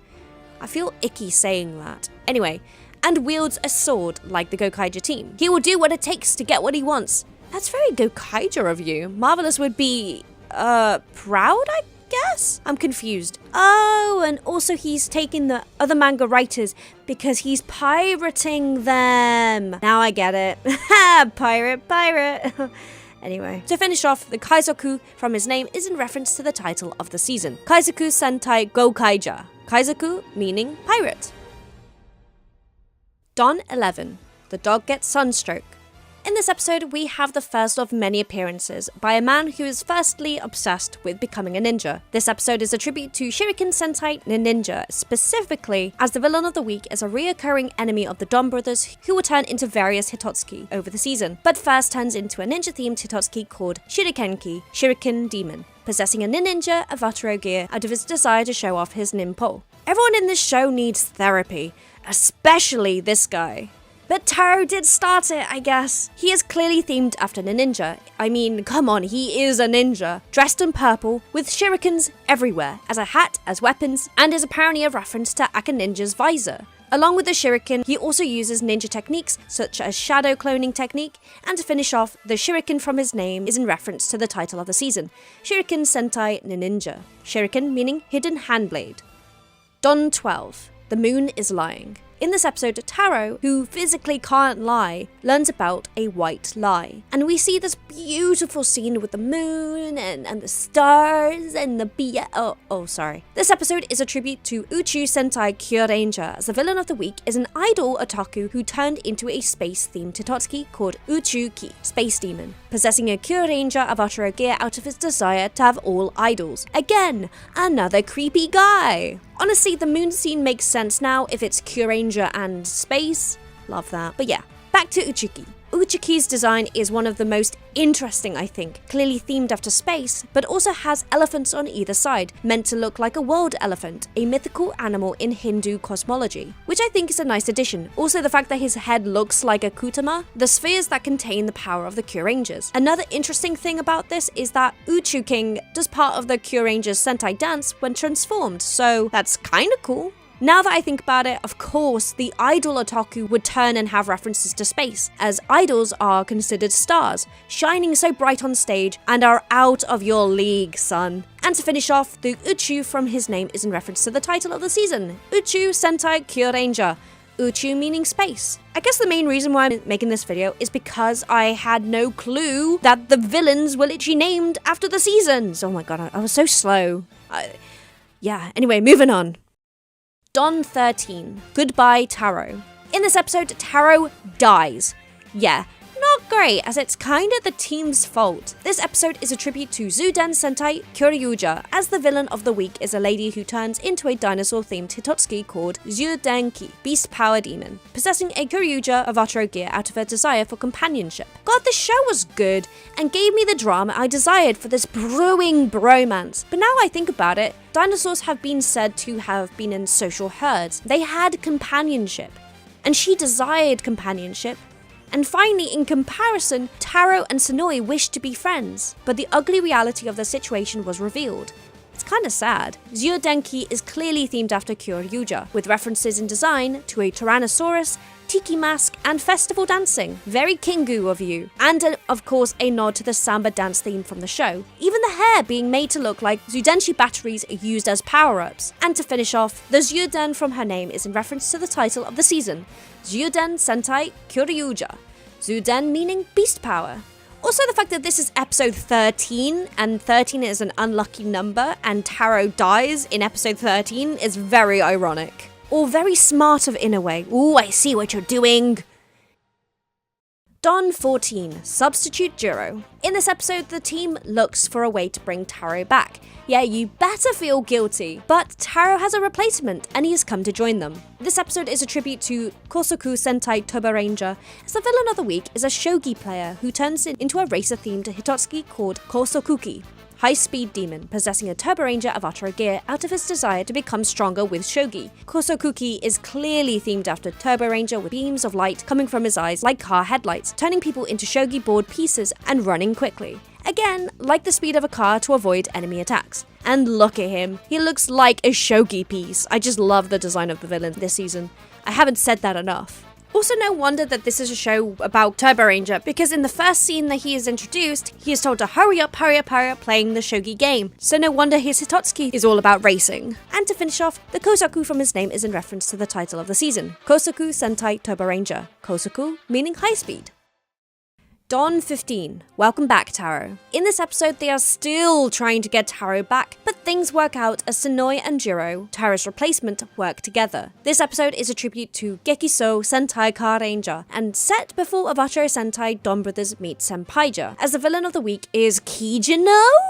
Yeah. The main Sentai team also gets turned into Hitotsuki from time to time, showing you anyone can really become a villain. Anyway, he turns into another car-themed Hitotsuki, this time called Gekisoki, Racing Demon, possessing a Car Ranger Avataro gear out of a desire to make those who hurt his wife pay. Oof. He's a vengeful type and not the happy-go-lucky man we thought anymore. Ladies and gentlemen, we are now witnessing his spiral into madness. Buckle up, it's gonna be a bumpy ride. Gekisoki is clearly themed after Car Ranger, his design looking like a race car with references to RV Robo. He can run at high speeds, casting a red light, the light again coming from headlights, this time from his forehead, and making any vehicle disappear. Because in the original Sentai, they have lights on their forehead, on the helmet. Like, this is clever stuff. I bet you wouldn't have noticed that if I hadn't told you. Last time the car-themed Hitotsuki turned people into shogi board pieces. This time, it was the cars that disappeared, as Kijino wants to protect his wife from anything dangerous, mainly vehicles, hence what disappears changes with intention. That's actually really clever. Talk about being overprotective though. And to finish off, the Gekiso from his name is in reference to the title of the season, Gekiso Sentai Car Ranger. Gekiso meaning racing.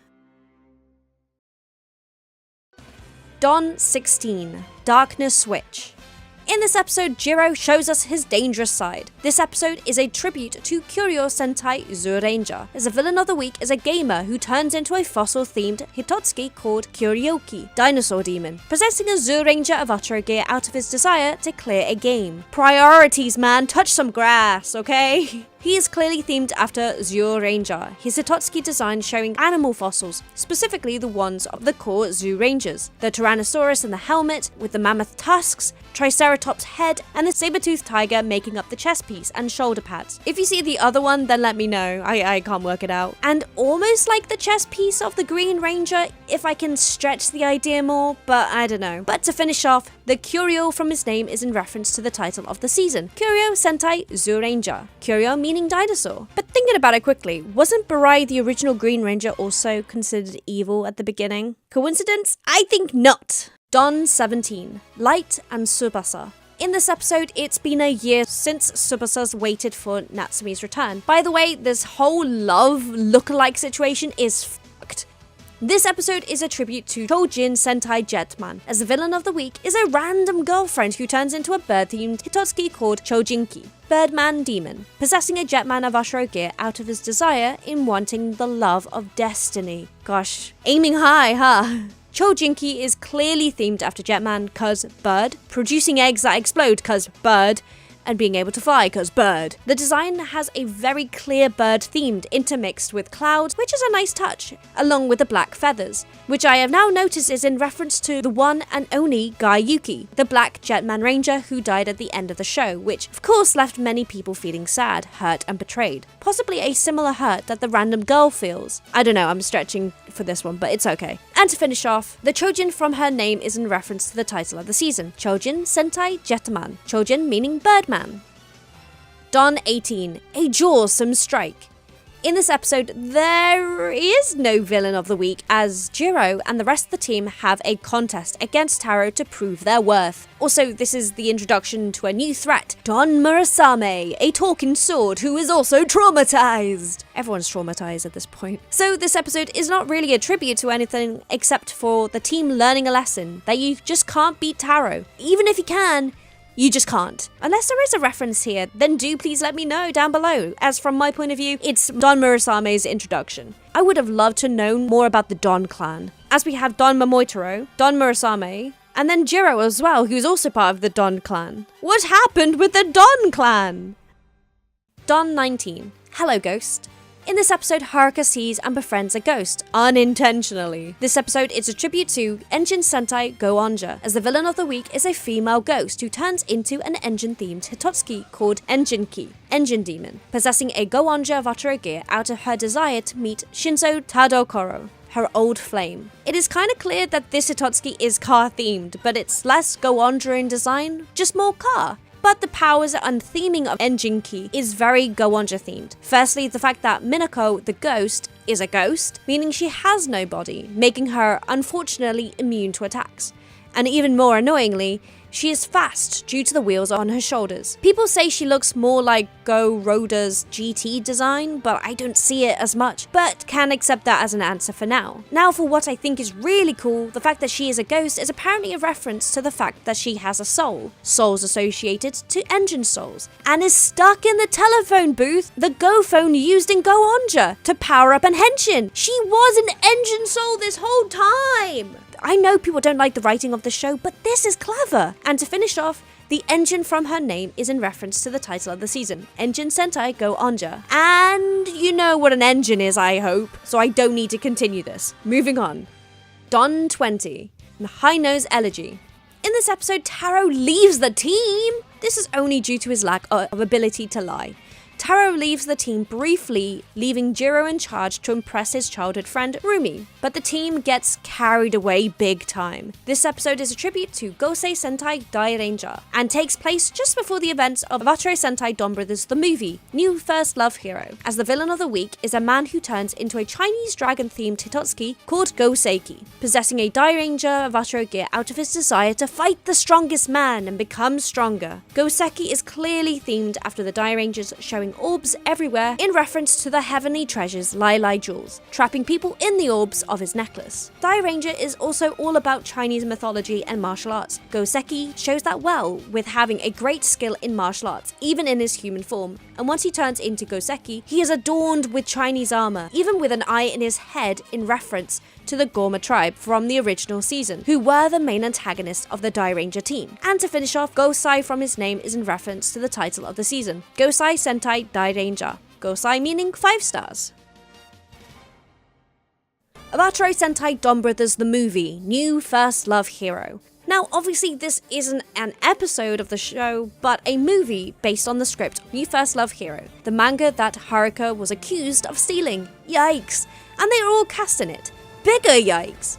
But this movie is a tribute to Ninpo Sentai Hurricaneja. As amongst the characters, we have a movie director, who was in fact acted by Nobu Kyo, who is in fact Isshu Kazumi in Ninpo Sentai Hurricaneja. Fun fact! That movie director is the movie's antagonist, who turns into a storm-themed Hitotsuki called Ninpuki, Shinobi Wind Demon, possessing a Hurricaneja Avataro gear out of his desire to have a big boss battle for his movie. Now that's dedication. He just wants a good movie. Goddamn. Where are all these desires being villainized? Gosh. Now, Ninpuki is very clearly themed after the Windy Ninja Squadron Hurricaneja, a hurricane design with added film tapes just to clearly show that this is a movie Hitotsuki. Using ninjutsu and his ninja skills, he can jump really high, run really fast, turn people into energy, and also shout at people with a megaphone and command zombies to do his bidding. Yeah, that took a dark, weird turn, didn't it? But even their weapon is a reference to Hurricaneja, the megaphone, meaning to probably be the sonic megaphone, and to finish off, the Ninpu from his name is in reference to the title of the season, Ninpu Sentai Hurricaneja, Ninpu meaning Shinobi Wind.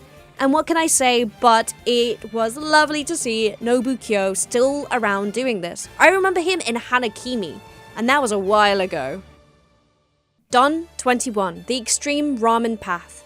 In this episode, the previous Saru brother is introduced. Also, Haruka is captured by Sonozar to write manga. Yeah, that's about it. This episode is a tribute to Samurai Sentai Shinkenja, as the villain of the week is the previous Saru brother who turns into a samurai-themed Hitotsuki called Samuraiki, Samurai Demon, possessing a Shinkenja Avataro gear out of his desire to know the answer why Shinichi fights. Samuraiki is clearly based on Shinkenja, the traditional samurai design with the armor, the katana that catches fire to release fire slashes, all very reminiscent of the red leader of the Shinkenjas, Takeru. He also has kanji incorporated into his chestplate and helmet, one meaning wicked and the other meaning death. As in times where samurai were prevalent, they were both wicked and caused a lot of death, and also because he's an evil character, hence the kanji, which is again another reference to the kanji that the Shinkenjas have on their helmets. But also, they were brave and full of persistence, probably answering Samuraiki's question to why Shinichi fights. And to finish off, the samurai from his name is in reference to the title of the season, Samurai Sentai Shinkenja. Samurai, of course, being the military nobility of ancient Japan. Also, we cannot forget the intro to this episode. It literally looks like the end of a traditional Japanese movie. It's old-fashioned with the samurai outfits and the traditional Japanese wear, and it's just a nice touch for the beginning of this, so it makes sense that there will be a samurai episode with it.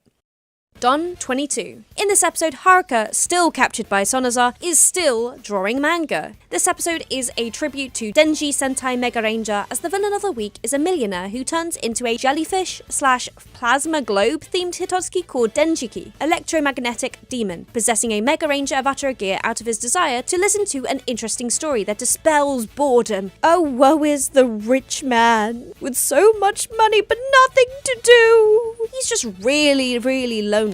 Denjiki is designed after the Mega Ranger, with an orb-like head similar to the helmet of the Mega Rangers, which leads to the overall design of a plasma globe/jellyfish for some reason. I mean, what other animal or creature has a bulbous head other than a jellyfish? So, makes sense. With said orb-like head, he can bring to existence anything he imagines, as well as a surfboard device, which most likely is a reference to the cyber sliders which the Mega Rangers used. As well, in the background, you can hear the Digitize's voice shouting 335, the transformation code for the Mega Rangers. And to finish off, the Denji from his name is in reference to the title of the season, Denji Sentai Mega Ranger. Denji meaning electromagnetic. Ah, that's the connection. Electromagnetic, electric like stings from jellyfish. That makes so much more sense. Duh! This episode plot is very ironic, as he craves stories to dispel boredom, but with the powers of his Hitotsuki, he can imagine anything and it becomes true. Very ironic. Don 23, Dog becomes a dog. In this episode, Tsubasa is trapped in his Inu form, so Dog Ranger's stuck as a dog. This episode is a tribute to Juken Sentai Geki Ranger, as the villain of the week is a student who turns into a big cat / kung fu themed Totsuki called Jukenki, Beast Fist Demon, possessing a Geki Ranger avatar gear out of his desire to learn the Constitution without any noise. The Jukenki is so obviously based on the Geki Ranger show. Firstly, it's a big cat who knows kung fu. That's pretty much the whole show's premise, being animal themed, and could also be a reference to the Rangers themselves, or even to their master, Master Shafu, who is a felis, a cat species native to most of Africa. Great to have a Donbrothers episode about animals with the comparison of the Geki Ranger villain and Inu brother who can't untransform. But the Geki Rangers edition don't end there. The head is a paw, the chest is covered in spots and fur, and his shoulders are like claws. Or even the transformation grip Super Geki Claw, which helps them transform into their Super Geki Ranger forms from the show. Now, we've talked about design, let's talk about the abilities. He can summon an astral copy of himself, shooting lightning from his eyes, and knows kung fu. I mean, that's cool in itself, and I think is one of the few Hitotsuki that fight in a desert rocky environment, an environment matching the animal theme once again. And to finish off, the Juken from his name is in reference to the title of the season, Juken Sentai Geki Ranger. Juken meaning Beast Fist. Don 24, Sun, Trenchcoat for 2. In this episode, Taro needs to lie for a mother missing her son. This episode is a tribute to Ninja Sentai Kakuranger, as the villain of the week is the lady's son, who turns into a ninja-themed Totsuki called Ninja-ki, Ninja Demon, possessing a Kakuranger avatar gear out of his desire for a purpose in life. I mean, I'm 26 now, and still looking for my purpose. I felt this one hard. We have had another Ninja Hitotsuki already, but Ninja-ki is themed specifically after Kakuranger, showing a hooded figure with eyes still seen and a gold band around his head, exactly like the Sentai team, and almost identical to Ninja Man, which I think was the intention. Ninja-ki again has a great use of ninjutsu, running fast, use of kunai, and vanishing. But not of him disappearing, I mean, people disappearing. Without their clothes. So wherever they are they just naked? Okay, this feels weird. Moving on. Again, the episode and the Sentai reference has a connection of the son running away to hide as they don't know what their purpose in life is, and ninjas being known for hiding in the shadows. Again, just clever connections. And to finish off, the ninja from his name is in reference to the title of the season, Ninja Sentai Kakuranger. Don 25, Hero Worker. In this episode, Kijino loses his job, and Taro lends a hand. This episode is a tribute to Dai Sentai Goggle 5, as the villain of the week is the director of Pheasant Consultant, and Kijino's old boss, who turns into an ancient ruins-themed Hitotsuki called Daiki, Great Demon, possessing a Goggle 5 avatar gear out of his desire to have an excellent subordinate. Daiki is inspired by Goggle 5 straight away just with their use of rhythmic gymnastics and their use of weapons, each referring to a weapon used by the Goggle 5 team. For example, using a ribbon must be Goggle Pink's pink ribbon, using the clubs must be Goggle Black's black clubs, using a ball must be Goggle Yellow's yellow ball, and then finally using a hula hoop, which must be Goggle Blue's blue ring. God, that was hard to say. His design shows statues of stone, most likely meant to show Atlantis or even Greek temples, showing a built foundation, but it's built on his shoulders, representing a lot of pressure to keep the foundation stable, meaning he has a lot of responsibilities on his shoulders. He even has the same jewel design on the forehead as Goggle Red does. And to finish off, the Dai from his name is in reference to the title of the season, Dai Sentai Goggle 5. Dai meaning great, which funny enough can connect to this episode. Daiki has built up his empire, his office, to show greatness, and lacking in that greatness has made him into a Hitotsuki. Don 26, Finale Forward Step Out. In this episode, the team competes for MVP of the group after watching the finale of Kamen Rider Revice. Yeah, Donbrothers is as crazy as it seems. This episode is a tribute to Kamen Rider Revice, I guess. Yeah, moving on. Don 27, Duel for Real. In this episode, Taro and Sonoi have their duel to the death, which is interrupted again and again. This episode is a tribute to Maho Sentai Magi Ranger, as the villain of the week is a returning character, Minoru Onu, who this time turns into a wizard-themed Totsuki called Mahoki, Magical Demon, possessing a Magi Ranger avatar gear out of his desire to get revenge on Taro, as well as learning magic. Mahoki is clearly based after Magi Ranger and Woolzard, wizards of old with a wizard's hat merging to become a broom, I think, covered in purple like Woolzard's armor, as also like his previous Hitotsuki, also wearing purple, but also wearing a cape that flows majestically behind. He wields a wand that allows him to do magic used by the Magi Rangers, yellow's lightning and green's earth magic, including a magic circle, which just is the Magi Rangers' magic circle, which is cool. And to finish off, the Maho from his name is in reference to the title of the season, Maho Sentai Magi Ranger. Maho meaning magic. Don 28. Secret's Secret. In this episode, everyone is trying to steal a painting. This episode is a tribute to Kagaku Sentai Dynaman, as the villain of the week is a girlfriend of the late Takio Aota, a painter, and she turns into a scientist/chemical explosion themed Hitotsuki called Kagakuki, Science Demon, possessing a Dynaman avatar gear out of her desire to get her late boyfriend's paintings. Kagakuki is designed after Dynaman, with her science theme shown in the 2 lab bottles tipping over and 2 liquids flowing out, volcanic rock and a chemical explosion, shown by the gold sparks. This Hitotsuki is bright, with the red and the blue liquid, and considering it's an art episode, I see why they did it. But mainly, this is a science-themed Hitotsuki, Kagakuki being able to create explosions due to the explosion ability that Dynamen have. The mixing of liquids is very similar to painting and mixing colours together to get different shades for painting. Could this be a connection to the art in the episode? I don't know. I've done 28 of these so far, and we are far from done, so if I get a little bit loopy, don't mind me. So to finish off, the Kagaku from her name is in reference to the title of the season, Kagaku Sentai Dynaman, Kagaku meaning science. Don 29, Mourning and Murasame. In this episode, Taro attends Sonoi's funeral. This episode is a tribute to Bakuryu Sentai Aba Ranger, as the villain of the week is a president of a company who turns into a dinosaur-themed Hitotsuki called Bakuryuki, Blast Dragon Demon, possessing an Aba Ranger avatar gear out of its desire for everyone to act faster. Bakuryuki is designed to look like Aba Ranger, a dinosaur face and chestplate with claws hanging down from the shoulders. It's very interesting how they've done different dinosaur seasons and different ninja seasons as different Hitotsukis, so I'm interested in the design. He has the ability to generate the Aba Ranger logo to smash his opponents. Talk about obvious, obnoxious advertising.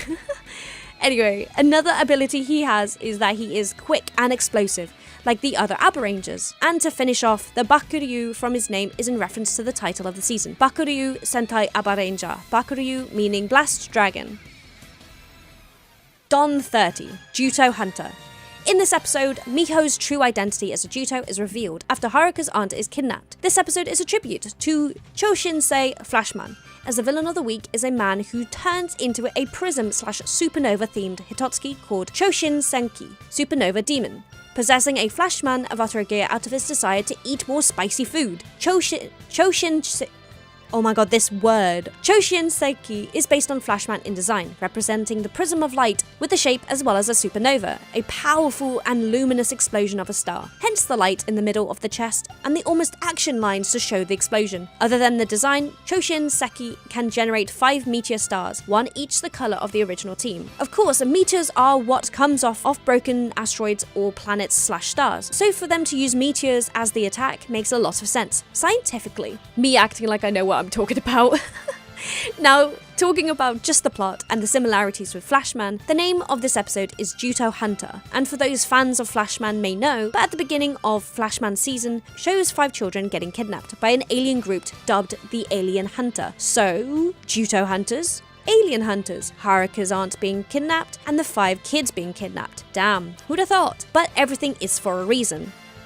But not too sure why he wanted to eat so much spicy food. I did have a look to see if any character likes spicy food as a reference, but nothing yet. Let me know if you know what that connection is. Oh my god, I'm actually so silly. It's in reference to the Aba Ranger curry house. It's a reference to the curry house. How did I not work that out? Oh my gosh. Man, god dang it. And even that, it's not even for this episode. Aba Ranger was a couple episodes ago. What's going on? And to finish off, the Choshinsei from his name is in reference to the title of the season, oh my god, I have to say it 2 more times in the script. Choshinsei Flashman. Choshinsei meaning supernova. I didn't have to say that word ever again. Thank gosh. Hiya, we're over halfway through, done with this whole video and all the episodes. So I just wanted to say, hiya, Kezza here. I just want to say thank you for watching so far. I hope you're enjoying this video. But I do want to make you aware of something. I am trying to get 5k by the end of 2023, so we could start the new year in good spirits. I just want to say thank you so much for the support over the last couple years since the start of this channel. I hope you guys are safe. Hope you guys are having a great time. And here's to another whole year of new content. So make sure you go subscribe, like, share, all of the things you have to do. And anyway, enjoy. Bye!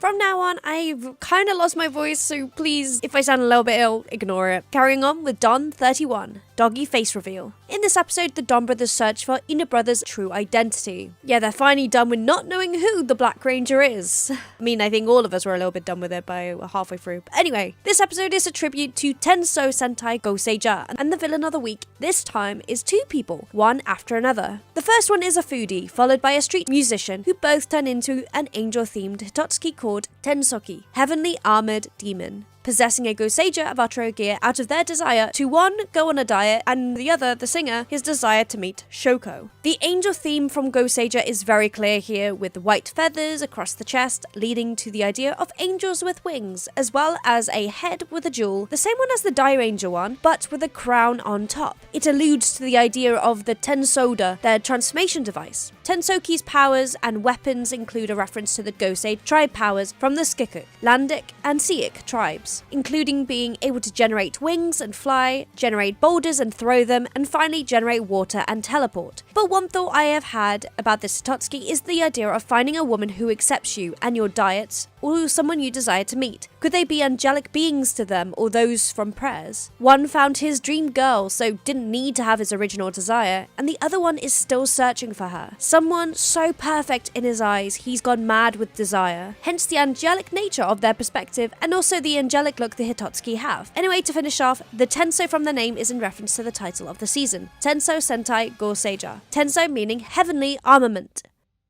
Don 32, Jewel Part 2, because they're never going to end this jewel, really. In this episode, Sonoi returns from the dead, acting like Taro, hence Jewel Part 2. This episode is a tribute to Go-Go Sentai Bokenja, as the villain of the week is the returning enemy of the Donbrothers, again, Minoru Ono, who this time turned into an adventuring themed Hitotsuki called Gogoki, rumbling demon possessing a Bokenja Avatar gear out of his desire to defeat Taro Momoi, again. Well, not really again, he hasn't done it once, but that's beside the point. Gogoki is so obviously clearly inspired after Bokenja, possessing the Bokenja logo and compass on his head, an adventuring jacket based on the Explorers, also having a similar camo design on his colour reminiscent of the uniform for Boken Red and Boken Pink, who in a movie actually becomes evil in some ways. Maybe this is supposed to represent that. Minoru's transformation apparently is similar to the Bokenja's also, adding an extra layer of detail, quoting "Startup." The story of this episode could be connected to the Bokenja's drive for adventure and perseverance, as Sonoi returns from the dead, as well as Minoru's fiery determination and perseverance to beat Taro once and for all, again. And to finish off, the Go-Go from his name is in reference to the title of the season, Go-Go Sentai Bokenja. Go-Go meant to be referencing rumbling or the perseverance, as in go-go to your mark. Don 33. The Wasoi Bird. In this episode, after the rematch where Sonoi kills Taro, Sonoi declares himself to be the new leader of the Donbrothers. Gosh, these boys fight a lot. But it's because they really love each other, so like, I don't know. Is that toxic? This episode is a tribute to Taiyo Sentai Sun Vulcan, as the villain of the week is actually a bit different this episode. It is because of Sonoi that Kijino, Surahara, and Haruka all turn into three sun-themed Hitotsuki called Taiyoki, becoming Hitotsuki after a bet with Anoto. They turn because of their insecurities with, one, their marriage, the desire for her manga career, and the desire to keep his Zen way of living. Taiyoki is designed after Sun Vulcan, and it's very clear. Sun and Sun Vulcan. Also having specks of blue, maybe leading to the inclusion of Sonoi's blue, as this is their task from him possibly, but I don't know about that. Also the fact that there are three Taiyoki Hitotsukis makes sense, as Sun Vulcan's team is a core team of three. Taiyoki's ability includes Sun, I guess, blinding their opponents in reference to the Sun Vulcan's solar shower and energy slashes. And to finish off, the Taiyu from their name is in reference to the title of the season, Taiyo Sentai Sun Vulcan. Taiyo meaning sun. Also, I was certain that this scene with Dr. Master, I don't know what his name is supposed to be here, I was so sure that this was a reference to Kakaranger's famous "Today is Friday" in California scene. But it's not, because that would be Kakaranger from the Kakaranger show. But Kakaranger was referenced in episode 24, so I don't know what's happening. But let me know in the comments what you guys think about this, because it's very, very clear.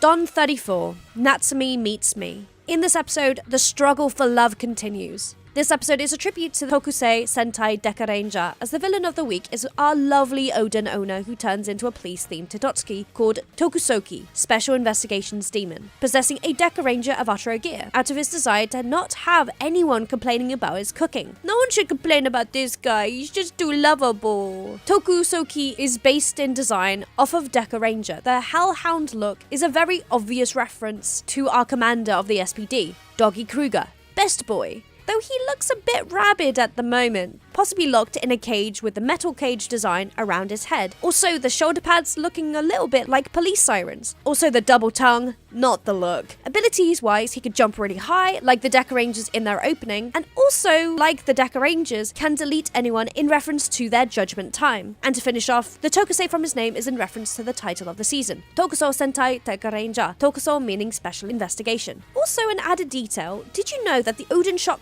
owner is actually the actor of the Archpriest Gaja from Bokenja? Why not have him in the Bokenja episode?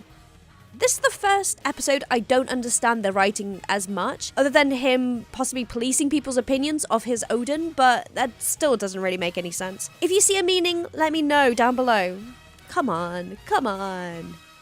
Anyway, Don 35, Origami Song. In this episode, love in paradise gets worse as Kijino gets Inuzuka arrested, then gets himself arrested. It's all a bit confusing, but this is all because of a woman. Come on, guys. This episode is a tribute to Choju Sentai Live Man, as the villain of the week is a man who turns into a chimera-themed Hitotsuki called Chojuki, Super Beast Demon, possessing a live man Avataro gear out of his desire to have someone to tell him about what youth is, which is actually kinda sad. Chojuki is based off of Live Man's animal theme, really mixing up the design, including a falcon, lion, dolphin, bison, and a sai, which I just found out is Japanese for a rhinoceros. The more you know. Chojuki can slow down opponents, maybe an animal instinct thing, make explosive sparkles, and can shoot lasers, which could be Yellow Lion's gauntlet weapon that can fire energy beams or the triple bazooka. Quick thing also about Choju King, their handgun is similar to Dr. Mazenda, a member of Volt. That could explain the lasers and sparkles, I guess. But I haven't really talked much about the King mecha forms, just because there's so much more detail in them. But for now, I'm not going to mention as much because it's just so much detail, and we're going to be here for so much longer if I do. But to finish off, the Chojin from his name is in reference to the title of the season, Choju Sentai Live Man. Choju meaning Super Beast. Don 36. Dog Battle. In this episode, Inuzuka gets taken to the Juto forest, and the Juto takes his place. Ooh, spooky. This episode is a tribute to QQ Sentai Go-Go 5, as the villain of the week is a timid man who turns into a firefighter-themed Hitotsuki called QQki, Rescue Demon, possessing a Go-Go 5 of Utero gear out of his desire for someone to rescue him, which is really ironic, because he looks terrifying for someone always scared. Kyukyuki is designed after the Go-Go 5, the firefighting motif running through the orange complexion, mask and helmet, and the tubed hose for water, right out of Firefighter, Daigo of Fire. He can suck people into his gas mask. That's meant to be air, you silly Hitotsuki. Cause a circle of flame, you're meant to stop the fire, you silly hell-raising Hitotsuki. And traps his victims. Okay, that's enough. You are fired from the firefighting branch, you Hitotsuki. Man, can't get the right help these days. And to finish off, the QQ from his name is in reference to the title of the season, QQ Sentai Go-Go 5. QQ meaning rescue, which is ironic as this whole episode, the timid man just wants to be saved.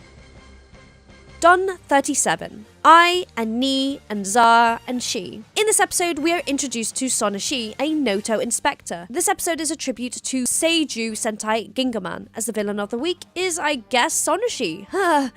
Who'd have thought? Who is just fabulous, by the way. They turn into a beast-themed Hitotsuki called Seijuki, Star Beast Demon, possessing a Gingaman of Utero gear, a Hitotsuki who was born from none other than Minoru Ono, again looking for revenge. God, this guy needs help. However, the Donbrothers transfer the Hitotsuki to Sonoshi to get them out of their way. Yikes. Don't get on their bad side. And these are supposed to be the heroes. But talking about bad sides, Seijuki is designed after Gingaman, showing an animal beast with tusks and skulls, I guess meant to represent the Galacta beasts, as well as one of their enemies, the space pirate Bulban. A skull like Jolly Roger. I mean, it explains the pointed horns and ugly face, which Sonoshi would have hated, wanting to make themselves perfect and beautiful. Additionally, I just had a look. Balban was meant to also mean barbaric, which makes sense because of the Balban crew being pirates, but also as the episode was in fact barbaric, trying to rid themselves of Sonoshi by transferring the Hitotsuki over and killing them for it. Yikes. To finish off, the Seiju from their name is in reference to the title of the season, Seiju Sentai Gingaman, Seiju meaning Star Beast.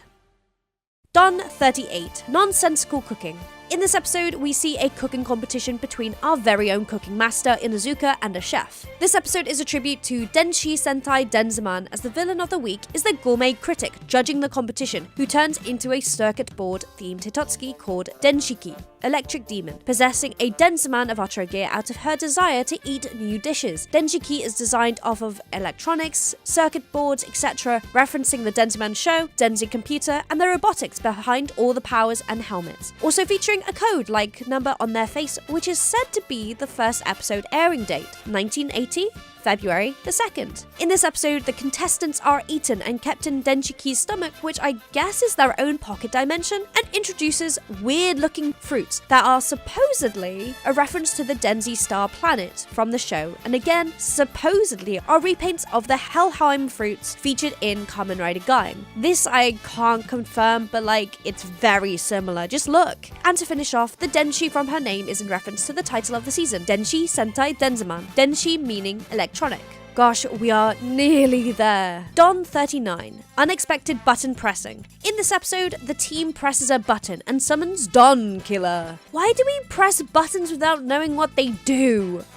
YOLO, I guess. This episode is a tribute to Jaku Denji Kitai, as the villain of the week is the girlfriend of a cheating man who turns into a card suit themed Hitotsuki called Jackie, Evil Demon. Almost like Chucky, that's kind of ironic. Possessing a Jaku avatar gear out of her desire to have more attention. Well, Jackie is designed for sure after the suits of cards and knights, showing a heart, club, diamond, and spade. But what I'm trying to work out is it the heart or spade on top? I can't work it out, as clearly this is an episode about unrequited love for the Hitotsuki, so you'd think the heart would be the main element, in reference to Karen Mizuki as Heart Queen. But that looks very spadey to me, like Goro Sakurai as Spade Ace, and the heart is over the chest instead. But actually, what do I know?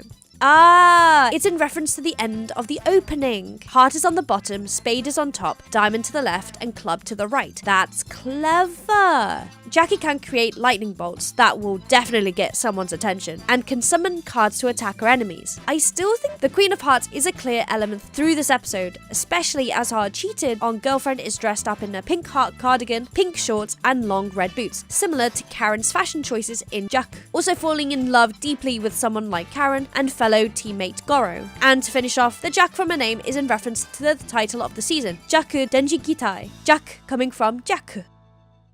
Don 40, Dangerous Love Ride. In this episode, Haruka is learning to drive. Meanwhile, love is brewing as Sonoi has feelings for Inuzuka. I mean, this was eventually going to happen, and I'm glad it did. This episode is a tribute to Mirai Sentai Time Ranger, as the villain of the week is Haruka's driving instructor, who turns into an owl/clock themed Hitotsuki called Miraiki, Future Demon, possessing a Time Ranger avatar gear out of his desire for someone to instruct him on how to deal with the Donbrothers. No one can really prepare you for the Donbrothers, nor Inoue's writing, so good luck. This one I was excited for, as he is referenced to clocks, of course, and also the owl from Time Ranger called Navigator Robotak. He's only on screen for a bit and becomes Miraiki even quicker, which again, ironic for someone designed on time. Yeah, another reference I thought I would just add in is that Instructor Muto's jacket is based on the Tomorrow Research jacket. And to finish off, the Mirai from his name is in reference to the title of the season, Mirai Sentai Time Ranger, Mirai meaning future. Also, the Time Ranger season actually showcases a forbidden love of two people from the present and the future. And in this episode, we have a forbidden love between Human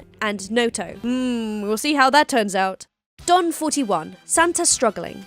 In this episode, we learn that Christmas is a major part of Noto culture, for some reason. This episode is a tribute to Hikari Sentai Maskman, as the villain of the week is an incarnation of Santa Claus, who turns into a Buddha-themed Totsuki called Hiraiki, Light Demon, possessing a Maskman Avataro gear out of his desire to take revenge on people who have changed with the times. Talking about changes with the times, Hikariki's design is heavily based on a Buddha-looking statue from Hindu mythology, references in Maskman's ideologies with martial arts, the mural in the back of their base, as well as meditation that Commander Sanjuro Sugata is seen doing a lot, even floating when doing so. Is this episode a religious one, as Santa's incarnation has lost faith in people, similar to those who lost faith in religion, but regained his belief? I will not act like I know all about Hindu mythology, as I would hate to offend anyone, but this is very possible, as faith and hope are all around and people need hope to move forward. And with his light reignited and hope restored, he can move forward again to bring joy at Christmas time. Now onto the abilities. Hikariki can float using meditation like Commander Sanjuro Sugata, and with the aura powers from Maskman, he uses it to fight and levitate things. But he doesn't actually look like Santa. It's not a Santa-based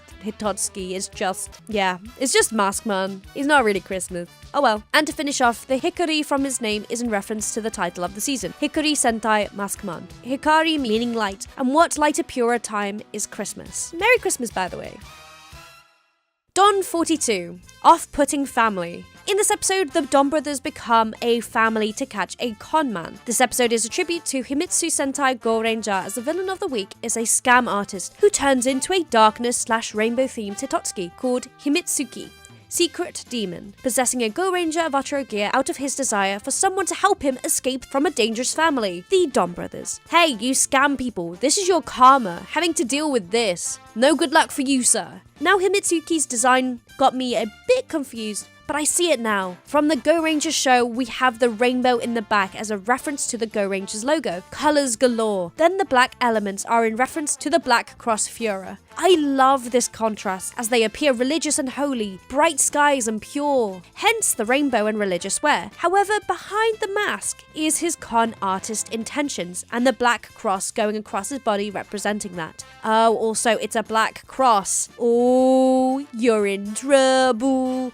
And your comeuppance is dealing with the Donbrothers. Karma feels good, huh? Now for his abilities. He uses all the Go Rangers' individual weapons, which is a pretty clear reference that I just absolutely missed when watching this show. He uses Aka Ranger's Red Butte, a whip, Owl Ranger's Blue Cherry, a bow, Momo Ranger's Earring Bombs, which of course are bombs, and Mido Ranger's Midomarang, a boomerang. What about Key Ranger's YTC, huh? And to finish off, the Himitsu from his name is in reference to the title of the season, Himitsu Sentai Go Ranger. Himitsu meaning secret, which makes sense as the scam artist is dressed as a monk, here for his own secret mission, as well as the Donbrothers pretending in secret to be a real family, as well as hiding the secret from Taro, a mission in itself. Should have chosen a different house, man. It would have spared us all from this.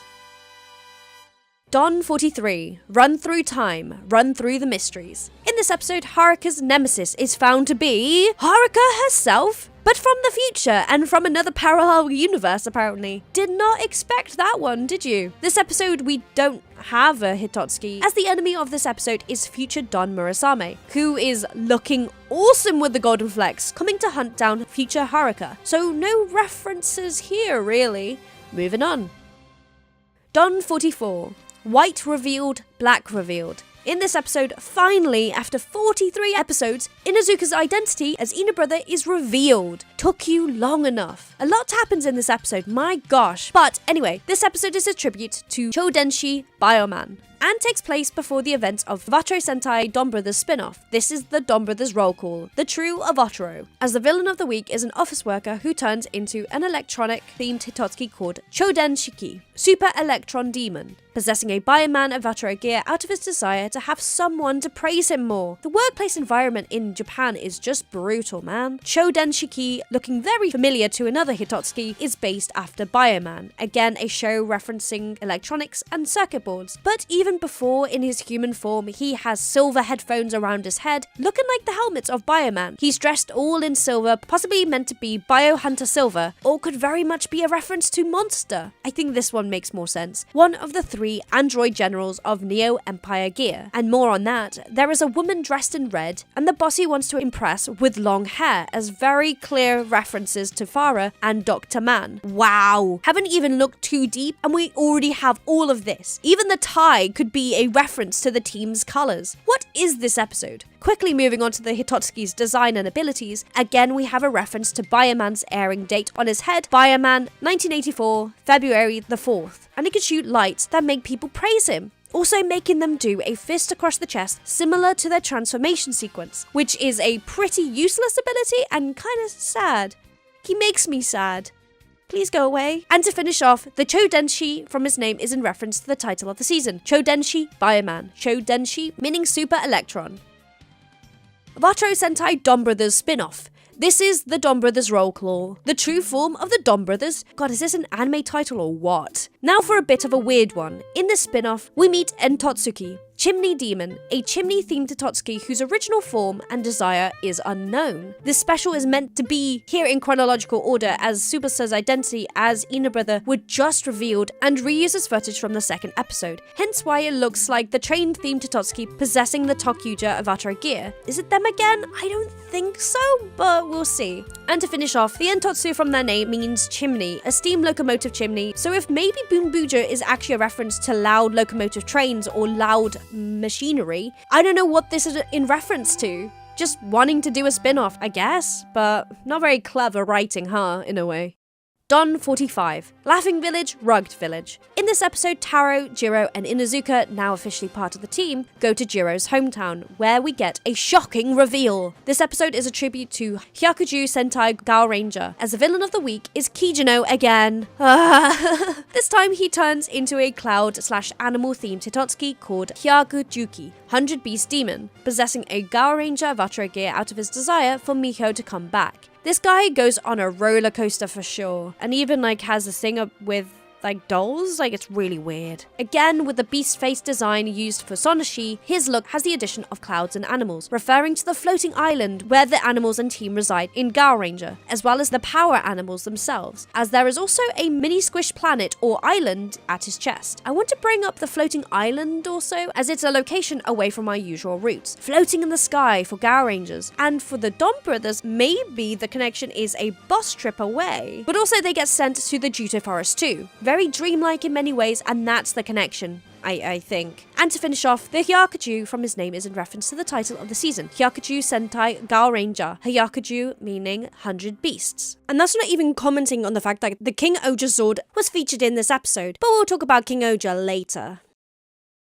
Don 46, A Natsumi Night's Dream. In this episode, with Taro stuck in the Juto Forest and Kijino sealed away after his last jaunt as a Hitotsuki, again, Sonoi tries to save them. This episode is a tribute to...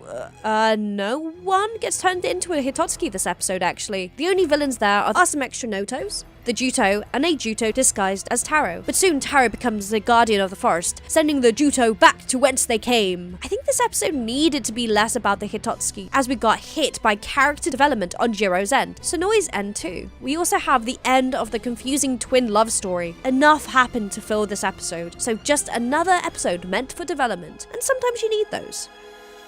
Don 47, Don No Conference, and Don 48, 9 Donbro. In these episodes, the Noto trio and Donbrothers hold a conference for an alliance, but not everyone is too keen on the idea.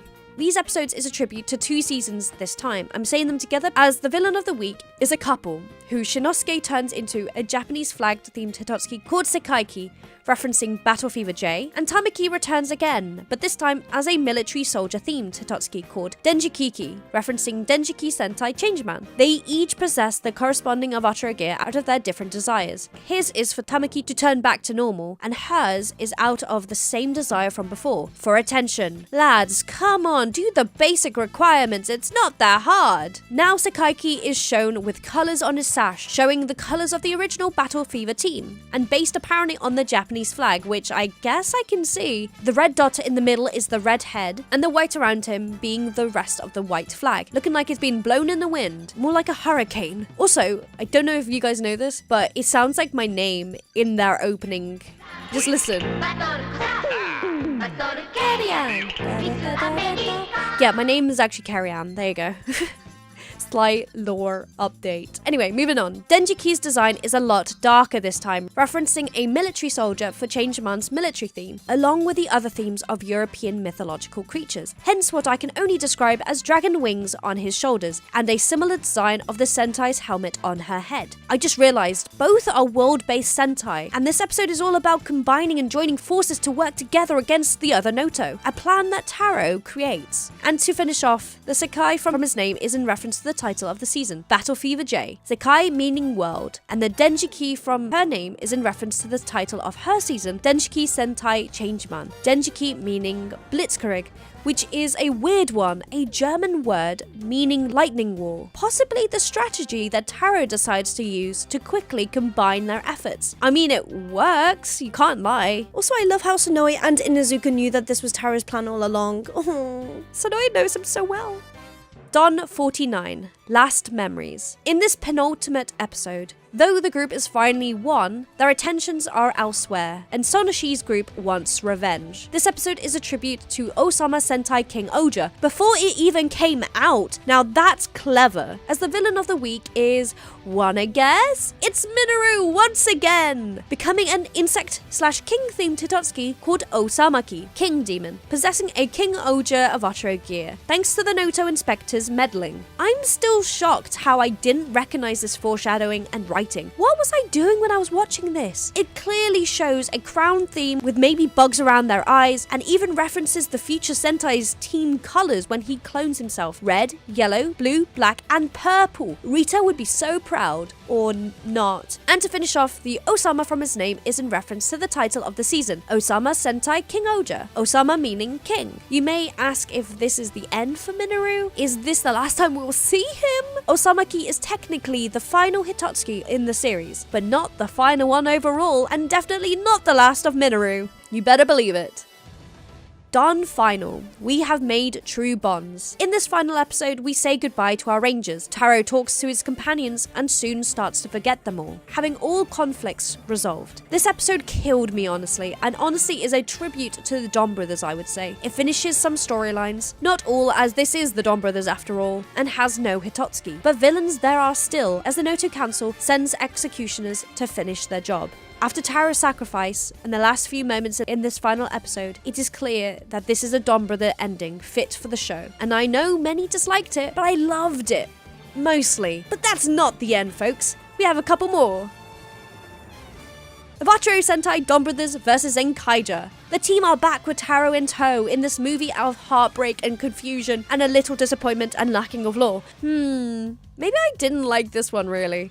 This episode is a tribute to Kikai Sentai Zenkaija, of course. And of course you have to have the Versus movie with the previous show, and to have the theme be of that show. And guess who it is? It's Minoru! Once again! This time being a machine-themed Hitotsuki called Kikaiki, Machine World Demon, out of his desire to avenge his ill mother by exposing and killing the Donbrothers, hence ending the Don clan once and for all. This guy really needs help. This is a cry for help, and at this point an absolute addiction, dude. He has gears and bolts all over his body, machine gun and extended robotic arms, referencing to the Gertlinger, and has revenge in his eyes, wherever they are. Minoru wears in his human form a gear headband and a vest like Kaito in Zenkaija, which is funny to see, of course, as Kaito is already here in the movie twice, as Kaito from the Zenkaija world and as Master in the Donbrothers world. The Kikai from his name is in reference to the title of the season, Kikai Sentai Zenkaija. Kikai meaning machine world. And about this movie, I was majorly disappointed.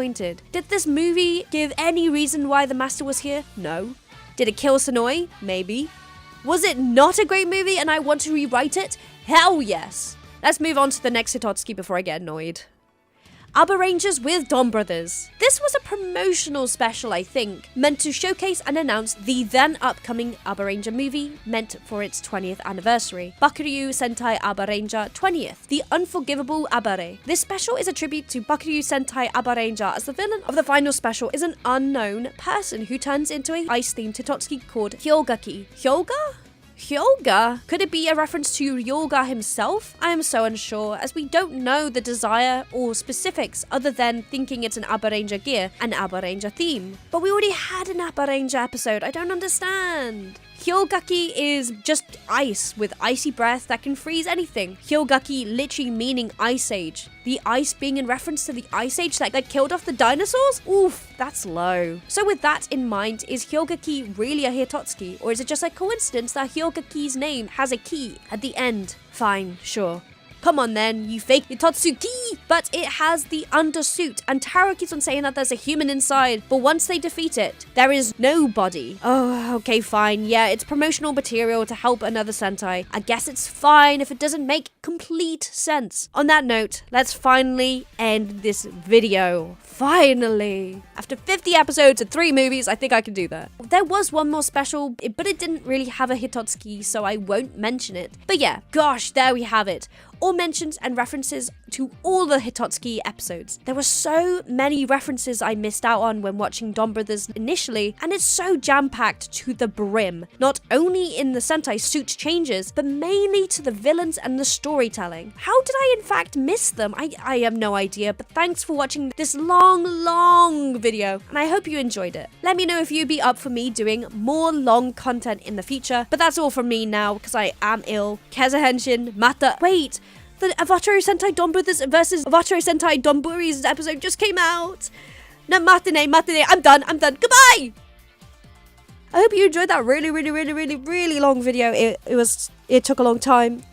So hopefully this video won't flop. But again, just to remind you, I'm trying to get to 5K by the end of the year. So please subscribe, like, follow, share if you want to. Thank you so much for watching, and I'll see you next time. Bye! So, you remember this guy, right? And also this guy. 2 beloved Super Sentai characters, Zox, 2 Kezza from Zenkaija, and Taro, Don Momoitaro from Donbrothers. Well, do you know that they actually had a little bit of a collab? They actually starred in a cute, loving, spicy BL called My Personal Weatherman. Well, yeah, I watched it and it's amazing. It's a BL I need to talk about, or I'll explode! Mainly in admiration for these 2 actors, Higuchi Kyohei and Masahiko Atsuki. But also because I'm a total BL fan and haven't really brought it up yet on the channel. So let's see if I can find some new fans while also educating my current viewers. Also, sorry if this content isn't for you, but it may be for someone else. So please be respectful and enjoy. This is also the first installment of Technically Toku, a new series that I'm starting where I get to talk about everything technically Toku. So that might be technically Toku in effects, or technically Toku in anime, or technically Toku in BL, I guess. And yes, I did start this series ages ago. It never came to fruition, so here it is. Anyway, Kezza Henshin. Now, this is a video I didn't think I would make just yet, but here we are. Definitely not for kids. But you have now been warned. BL, in other words boys love or even yaoi, is a genre of Japanese media centered around 2 main leads who fall in love. Japan is known for its BL content, backed up with the fact that Japan is the origin of yaoi manga, which of course is a massive influence on BL content. Funnily enough though, small tidbit here, Thailand is the biggest producer of BL content as the government is trying to share that being gay is fine. So there you go, a government actually doing something good for once. Sometimes it can be very vanilla and hinted at, so pretty much all Toku bromances. And on the other hand, it could be a range of spiciness. And to add to the spice, if you would believe it, many Toku actors have started with or go after into BL dramas from Tokusatsu Productions. This is called the Tokusatsu BL pipeline. And yes, this is real. Your favorite Tokusatsu stars have most likely been in a BL drama in some point in their career. Well, not all of them, but definitely a huge percentage. For example, Naito Sorichio from Kamen Rider Saber is in Senpai, I'm in Love, alongside Seito Toshiki, Kamen Rider Brave. Another example, Old Fashioned Cupcake, stars Takeda Kyohei, who is best known as Atoya Kurenai from Kamen Rider Kiva, and Kazumi Sawatari from Kamen Rider Build. The final example, just to prove a point here of how many actors follow this route, the J-drama called A Man Who Defies the World of BL from 2021 has these actors from these toku shows. The main character is Inukai Atsushiro, Kamen Rider Build, and those who make an appearance are the following: Yutaro Hitoshi from Kamen Rider Revice, Shiono Akahisa, Soji from Kyoryoja, Ito Asahi, Lupin Red from Lupin vs. Lupat, Kuriyama Wataru from Garo, Kitamura Ryo from Geats, Hama Shogo, Lupin Blue again from Lupin vs. Lupat, Kobayashi Ryota is Amazon Mole, Sonagawa Shuya, Kamen Rider Hirobi, Soji Kyohei, Kirame Silver, Togashi Eiji, Kamen Rider Kenzan, and the list goes on and on. If you want me to do a full-on video about the Tokusatsu BL pipeline, about which characters have been in a BL before or after their toku shows, let me know, because I would be happy to do it. Don't threaten me with a good time. And I may be having a certain toku-tuber already on this topic. But back to the fact that Tsukaiza and Doma Moitaro both star as the main leads in this BL. I had to make a video out of it. That is my toku win. Does it count? Is it technically toku? Yeah, that might get old quick. But here we go! Either way, I wanted to share my thoughts on this show, as it's been a while since I've watched a BL, and I am using this as my way in, and a way to connect to other BL fans out there. So, hiya! Please say hi in the chat if you are new here from the BL world. If you wish to watch this show, please do, but I will be going through the first episode here, so use this as a motivator to watch a honestly cute as heck J-drama with extra spice. So let's get into it. The synopsis is as follows. Popular handsome man and weather forecaster Segasaki is actually a tyrant at home. Yo, an erotic manga artist in a tight spot, knows this very well. This is because the two of them are living together. More than that, it's because he cooks and cleans for Segasaki. To no surprise, in exchange for being provided food, he must obey everything that Segasaki says. What comes from such a contract? What a synopsis, a perfect BL storyline. Now onto the show. As the synopsis says, we are introduced to this dynamic of a perfect, popular and handsome Segasaki who is a weather forecaster on the show Everyday Weather, and who is watching him every day but Yo, an erotic manga artist who lives, cooks and cleans for this guy. And as you guessed it, they live together after an agreement was made at university, and now he must do what Segasaki demands in order for free food and board and time to concentrate on his manga work. When Segasaki returns home, he is in fact a menace, or so Yo thinks, demanding food to be ready for his return and clothes to be cleaned. Yo complains to his manga artist friend Manson about how he hates Segasaki while they both watch the show. However, despite his arguments, he can't help but tenderly draw his face over and over, stating that he just has the perfect face. Yo sees Sakasaki's actions as demanding, controlling and rude, with no kindness behind them at all. However, Sakasaki is just a little jealous, that's all. Just look at his face! If you haven't worked it out yet, this show has many miscommunications, but that drama and angst is what we love in BL. However, it is sad that Sakasaki so obviously cares for him, as we see in a flashback, his voice soft and caring. And look at his face and his smile! Back to the present, he returns and gets close to Yo, making him shy and timid.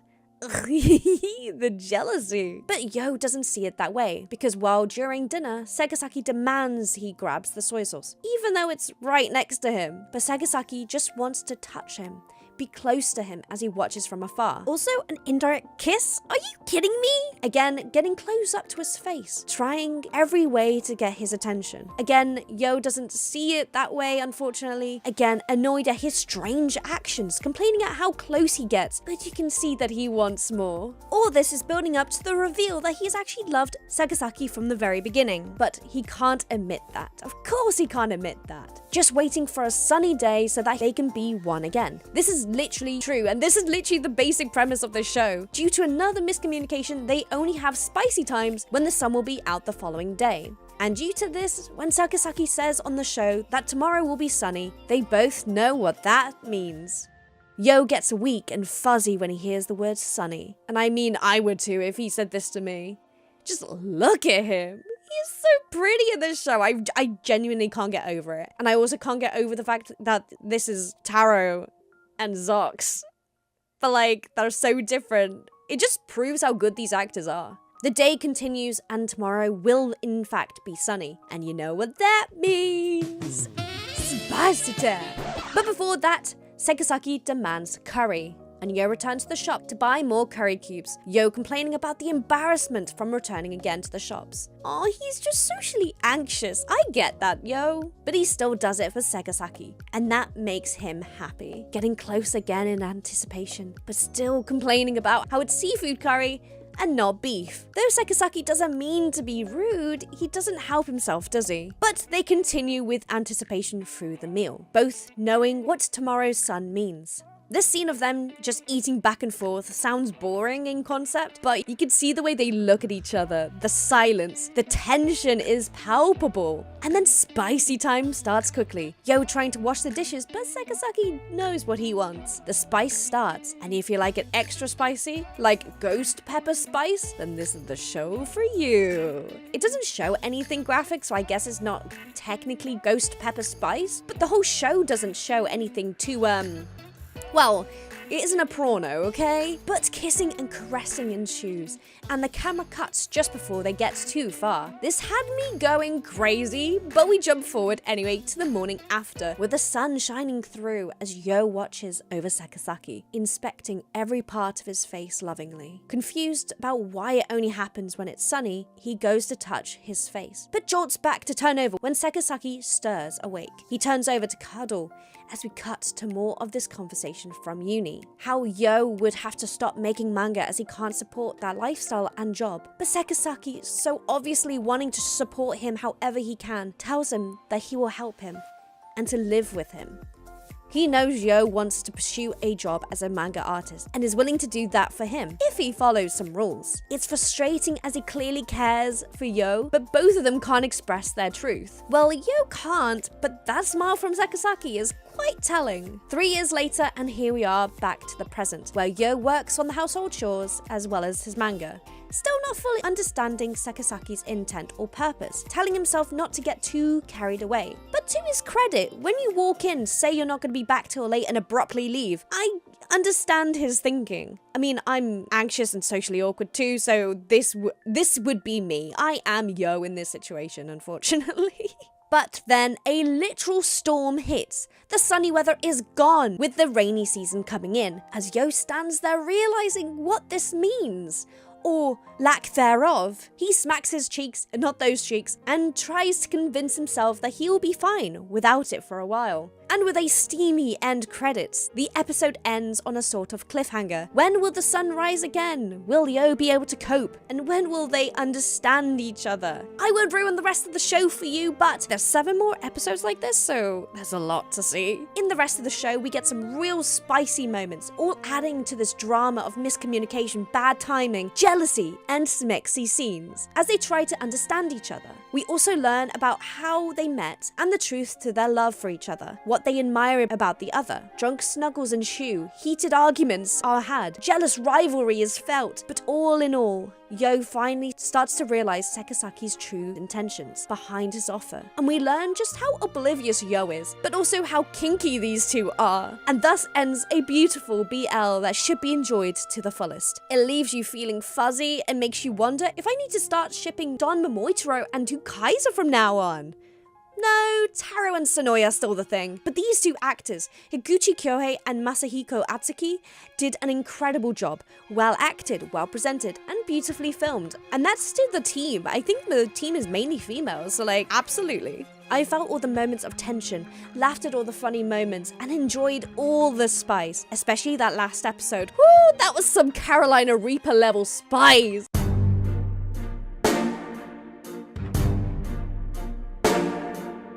But experience it for yourselves if you're still watching. I was sucked in by their chemistry, felt for them in all these moments, and wished for their happy endings, which is what you want in a BL. To be honest, this BL covers all the basics of a great BL, then some. And if it's not obvious, I would recommend the watch. I just thought, am I now known as the British chicken Fujoshi BL loving Toku-tuber? Fine, fuck it, I'll take that role. Anyway, thank you for watching this video. I hope you enjoyed it and you learned something new. If you want to watch it, please go check it out. And if you have any questions, please ask down below. But again, remember to be respectful, please. Also, if you guys like this sort of video, then please do not hesitate to tell me in the comments and I'll try to make more videos like this. Anyway, see you guys in the next technically Toku, or just a general video. Anyway, Kezza Henshin, matane! Thank you so much for letting me just ramble. I hope this video does well, because actually, I was writing this video and it came out so quick. I don't know what it was, but I was just very passionate about it. Anyway, I hope you guys enjoyed it, and I'll chat to you guys next time. Bye! ともう一つ Guys, so the King Ohger vs Donbrothers and King Ohger vs Kyoryuger trailer just came out, like literally several hours ago. So we're gonna watch it, react to it, and then I'll get into my theories. Anyway, let's do it. I'm so excited. Everyone's coming back, like pretty much all the characters that we've fallen in love with, except for one or two that I am still a bit upset about. But that's fine. I don't know. Let's have a look at these trailers though. I haven't seen them yet, so let's just jump in. Oh, look at them all back again. Oh, and they're meeting all the characters. Okay, so they do meet together. Oh, the standoff from the original trailer. Oh. God, there's so much going on right now. I am gonna have to take some time to look at that. And one more, it's the Kyoryugers. Oh my God, it's that Daigo! Whoa. Is it an evil version? Oh, gee! Whoa, they're also going...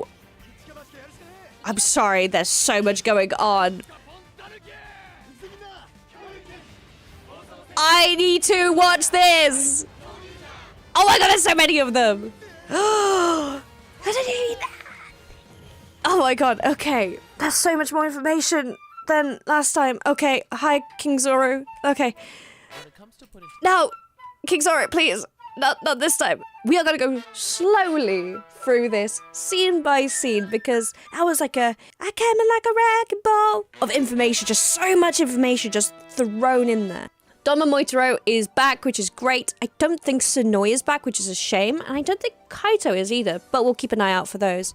Is Don Murasame back? I don't know. But we have Haruka still working with Sonoza, which is lovely, still working on their manga, which is great. Jiro is back with Sarahara and Kijino. Kijino's still working at the office, it seems. Sarahara is still being Sarahara.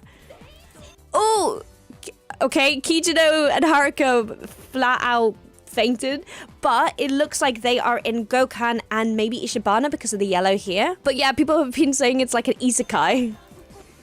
Ah! These two are still back. Okay, Inuzuka and Sanani are in Shogadam, and you can see the characters in the back. You can see all them.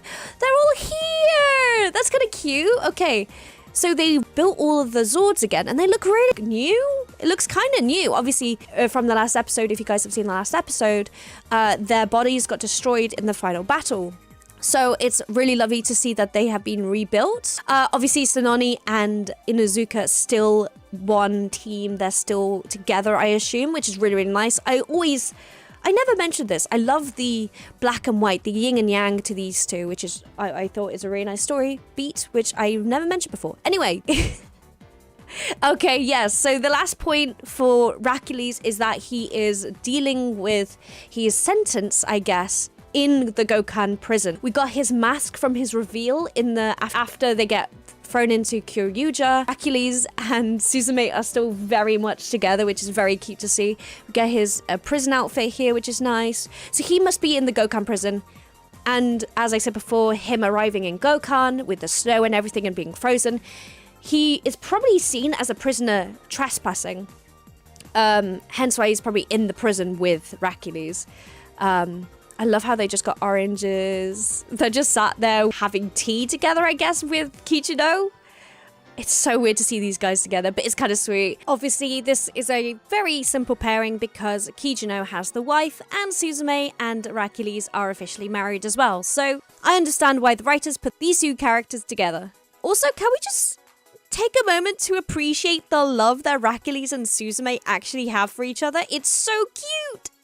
And also, you have the balls and the placemats from before, from the episodes. Oh, that's so cute. Okay. I'm glad that they put these in because they're like little hints at what the show was about. And I love that. So Yanma and Saro brother are obviously together because they're the two blues of the team, which is quite nice. Yanma is very like digital, very online, very full of technology. And obviously Sarahara is someone who avoids it. It's like the plague. That's kind of ironic. There's someone who's all about technology and advancements, and there's someone who is against it. So interesting pairing there. We have the manga team. I'm just going to call them the manga team because they're always together now. We've got the manga team in Ishibana with Himeno and Rita. With the manga in her hand. Oh, it's the Donbrothers manga. It's the manga that she makes at the end of the show. Oh, that's so cute. Okay. They're having tea. So they've probably been thrown into this world, just appearing, and they've been caught by each of the kings. Obviously, Himeno with Haruka, because obviously they're the two yellows. Also, a slight thing that I just thought about, Haruka is obviously part of the manga team writing our own manga. And obviously Himeno and Rita have both connections to Mafon, who has been seen in a cartoon, manga, book, TV, and live action. So again, I understand the pairing here. Maybe this confrontation here is Rita asking about the Mafon manga, or if it's been made yet, or if Haruka herself could make it. There's going to be a conversation about it somewhere, though. Then obviously, I see. Okay, the combinations are making sense now. We got the Black Ranger here in Gokhan with, of course, with Jiro, who is one personality again. If you didn't see the show, Jiro had almost like two personalities that he would go between. That was the very childish, very friendly, always wanting to do good, and was obsessed with Taro. And then the other personality was very much one of anger and just like contempt. But at the end of the show, they became one. So I think because of the way he looks in this shot, I think he is the one where they are together, which is lovely to see. And who is he paired up with other than Daboski? The guy who is always two-faced, betraying one to help another, betraying the King Ohger team to keep his alliance with Hercules in check. Another pairing, well done. But obviously they're very like black and gold and red kind of style, so that's probably why they've matched them together, which is quite nice. And now we have Taro and... Wait, they're in Hakabaka. Gira and Taro in Hakabaka. I do have a theory that obviously if Taro realizes that Sanoi, a character who we haven't seen yet, or is not with him in his world, or wherever he came from, if that's from the Donbrothers world, I'm still convinced the Donbrothers world is like a simulation or the afterworld or something like that, because it's too wild. Donbrothers is too wild to just be a normal world. Anyway, I think he's probably gone to Hakabaka or found a way into Hakabaka. The others arrived with him, possibly. But they went to Hakabaka so that they can find Sanoi's soul, or find Sanoi in some aspect. They've traveled to the afterlife to get his soul back, pretty much. So maybe, because my theory for Giro actually was that he was going to die. He was going to die at the end of the series or take over from his dad's position as the god. In a way, I was assuming that he would get like notified that Hakabaka was being trespassed by these Donbrothers and he would come and visit them. But it seems by the end of the show with King Ohger, he doesn't die. He's still the king of Shogadam. We must be getting Devonica back to be like, hey, someone's trespassed into Hakabaka, we need you to help. And this is where we see them. Obviously Giro is not very happy with what he just said. And then we have the standoff. Now we got the standoff like a couple months back with the trailer. So, and that's when I started writing this video. But yeah, we've got this standoff of the main King Ohger team on this side with no Hercules, but I think he's going to be stuck in prison still, which is a shame because I really want to see Hercules do more stuff. But we got Daboski, Rita, Jeremy, then we have Gira, Himeno, and Yanma. And then on the Donbrothers side, we have Sonaza, Sononi, no Sanoi, which is really sad, Sarahara, Haruka, Taro, Jiro, Kijino was doing some weird pose. I don't know what they're doing.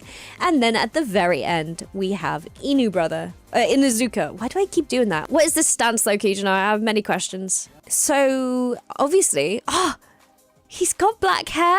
Sorry, Taro. You can't keep changing your hair on me. I'm just smitten every single time I see you. Like, look at you.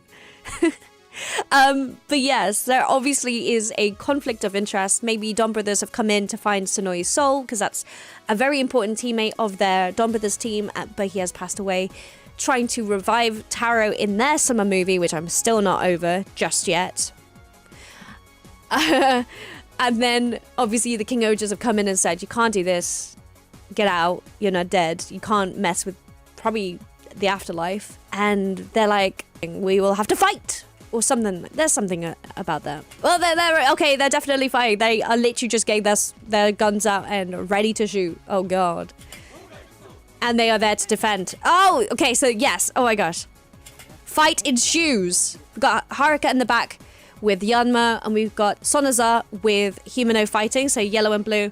We're still in Hakabaka. This fight happens in Hakabaka. Look at the background. That's Hakabaka. Yes, this is still Hakabaka. Okay, cool. Because it's their cities, but it's more like colored. Obviously, because of the blue, we're in the Cospa. We're in his Yanma's office. We've got Yanma fighting against Sarahara, and Jeremy is helping him as well, which is quite nice. we got this guy here in Gokhan here. The flames are all flaming because that's what happened in the Hakabaka version of Gokhan.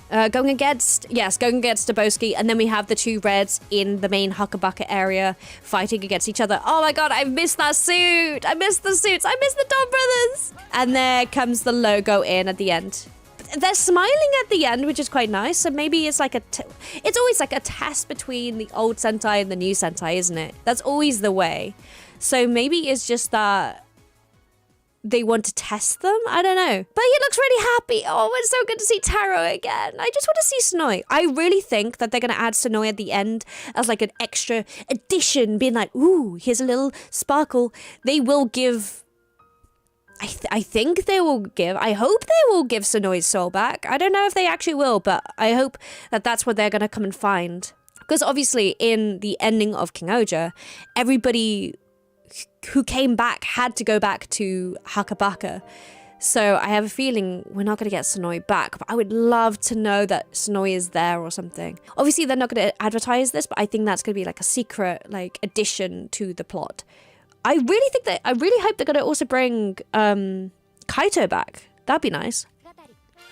That was a new suit! That was a new form! Oh my god. Oh, look at them! Oh my god, it's a Donbrothers version of the King Ohger Founders form. And then also here, like we got a King Ohger, Kuwagata Ohger version of Donbrothers. Oh, I love it. It's so over the top. But it's like what they did with Kaito, isn't it? It's what they did with Kaito. With the end, they did like the rainbow suits. But here they've gone gold.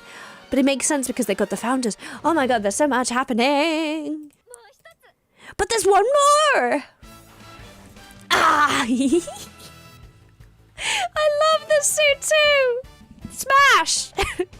Anyway, we got... Oh, the music. Da, da, da, da, da, da. Okay, so I'm having a look at this. We got Daigo back. That's so exciting. Look at him! Oh. Oh, he looks a little bit old, but that is okay, Daigo. We love you nonetheless. So Daigo is back, which is incredible. I'm just going to rewind it a little bit because who is that? Are they the other members or something? I don't know. There's some people here are being held hostage in the Toei cavern, whatever this is called, by the Bugnaroks. Why the Bugnaroks? Okay, 1, 2, 3, 4, 5. It could be the Kyoryoja cast, but I need to confirm that later on because everyone's in different costumes from what I remember from the preview earlier on. And Gira being evil, so I think this must be Gira. They always have to do an evil Red Ranger kind of plot in these movies because it makes it interesting. But why is he evil is the question. Okay, Daigo returns back with, oh my god, with everybody else. Fuck off. Okay.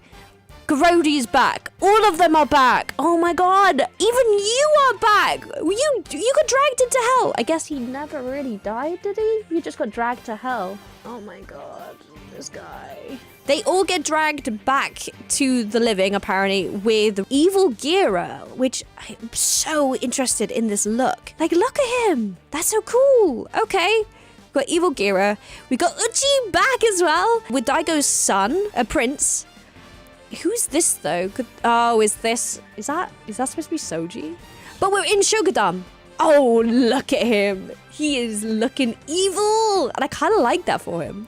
But they're all back. The different people. Oh, go away. Okay, so evil Gira coming in. Looking cool as heck. And this. Oh my god. This evil form for Gira is beautiful. Are we kidding? It's stunning. I don't know what else to say, but it's stunning. I am obsessed. Oh my god, I just realized. Is it Gira / first king of Shugadom? Is that what this is? Because it's his shield. It's the cape. It's very much a combination of the two. So something's happened. There must have been like some connection between the two of them. They've been formed together.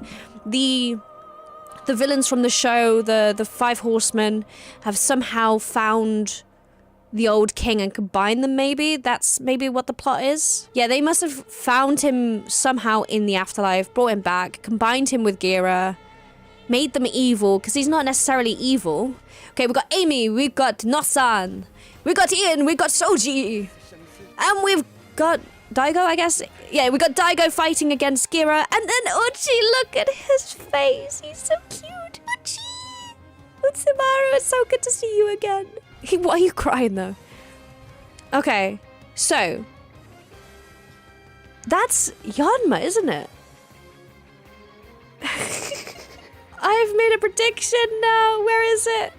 This shot isn't the Kyoryuja cast. It's the King Ohger cast! Oh my god, it's the King Ohger cast, I think. They've had a body swap? Something's changed them and their personalities have changed. Okay. Yeah, look, because that's Yanma in like Nakospa when it's like broken down or something. Something's gone wrong. But that is definitely Yanma with his attendant crying for some reason. This is Himeno with no dyed hair, no wig, no frills or patterns or really beautiful stuff in knitted wear. That's so interesting. Rita. Oh my god. Rita looks stunning. Rita always hid in the original. And then here they are flamboyant. They're so extra. They're showing everything. Their fringe is behind them. Their hair is cut. They got makeup on. They got gloves. They got gold embellishments. Oh, and Daboski is looking sad and not like his usual Daboski. That's so interesting. Oh, look at Daigo. Okay, so Daigo obviously has confronted Gira, or that looks like a normal version of Gira though, with his hair normal. Has a double come over? I don't know. We got... Ah! Yes! How did I not notice this before? Hi. She's back! Oh my gosh. Yaoi's back. That's so cute. Oh my gosh. Okay, wait. So all the kings are different. Prince is here, which is nice. But this looks like the original. This actually looks like either his time or back on our Earth with the rest of the Kyoryujas. So maybe someone came to confront him, or someone's come to his world to get him and the others have come to save him or something. Something there. Because he looks like he's not having a good time. But here is the team as usual, fighting Gira. Evil Gira? But yeah, there's Daboski, there's Himeno. The blur shot in this is crazy. But there's Gira looking normal, but he's in his extra golden... There's Rita coming in. So they were normal at one point. Normal. I say normal. They were the original cast description, I guess. So this is him before the change. Gira shouting. Oh my gosh. So obviously something happens to Gira and then it spreads to the others somehow. But we didn't see Jeremy as a different person. We haven't seen Jeremy with a different design yet, which is interesting. But hey, that's just a theory.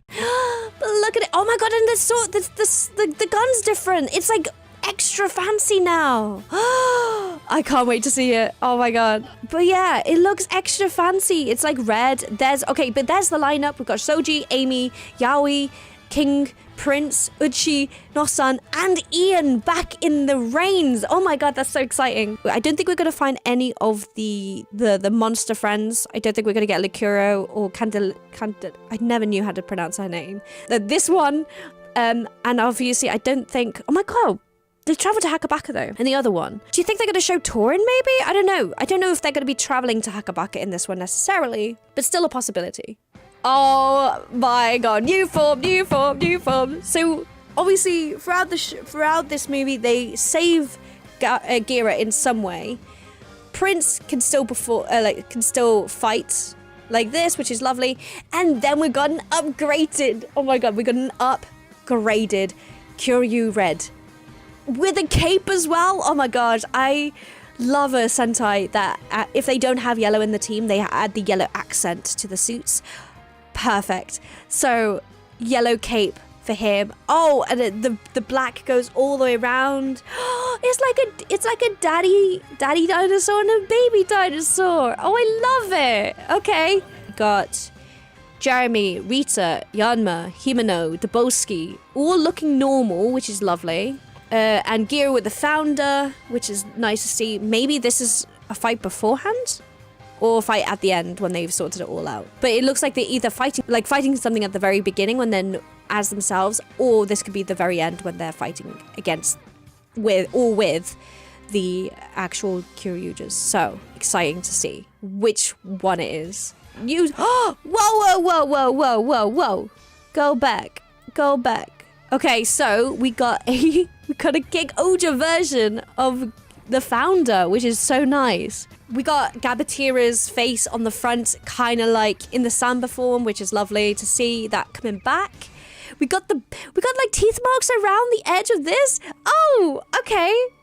This is probably the weakest form I've seen so far, but I don't dislike it. I still like it. It's just not the nicest one, but I guess I have to see it in action. We got their final spike weapon here as well, which is kind of cool to see. And then we got the full on extensive stretch of all the characters. We got Uchi, Amy, Soji, Nosan, Ian. Oh wait, Gray? And there's wait a second. Oh my god, is that Torin? Oh my god, is it Tessai? Oh my god, and Ramirez! Oh my god, oh my god, that's so exciting! And then we got Yaoi as well. Oh my god. Are all the characters coming back? We got Tessai, Torin, and Ramirez. Oh my god, I'm so excited. This is the first time I cried in this whole video.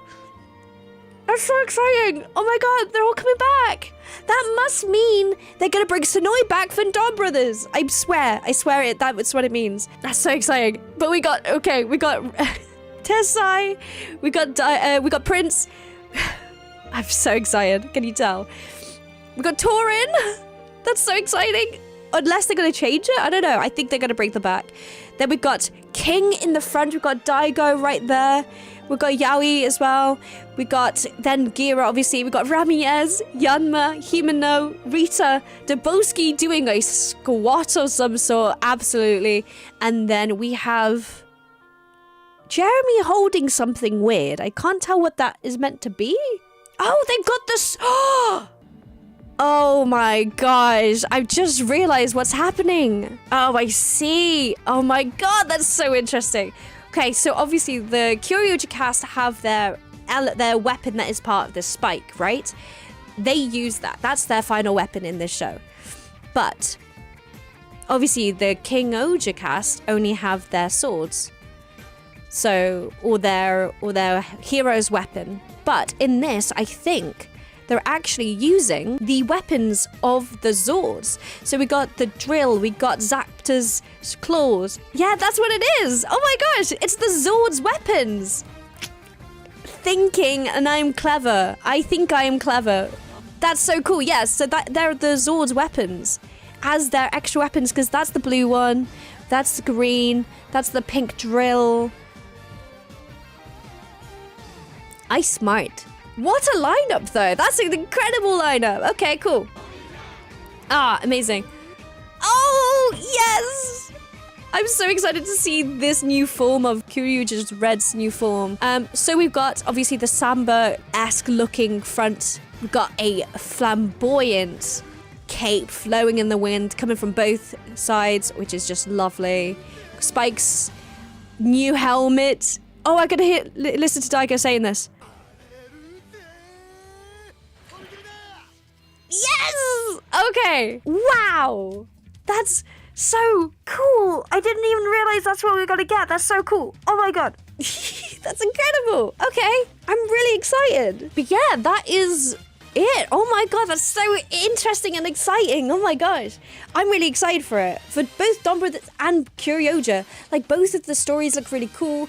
Obviously, with the first one, we got Donbrothers, and they are obviously having a great time trying to find Sonoi's soul. That is my theory. They're trying to find Sonoi's soul. And then in the second one with Kyoryuger, something goes wrong. He becomes evil. They have a fight to save each other.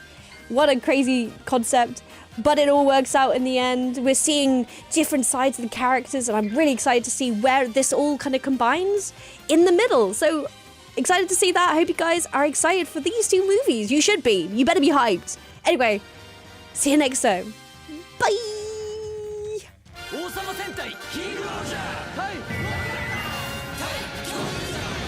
Hi everybody, I'm Kezza Henshin, and I am back with a little update on the King Ohger versus movies with Kyoryuger and Donbrothers.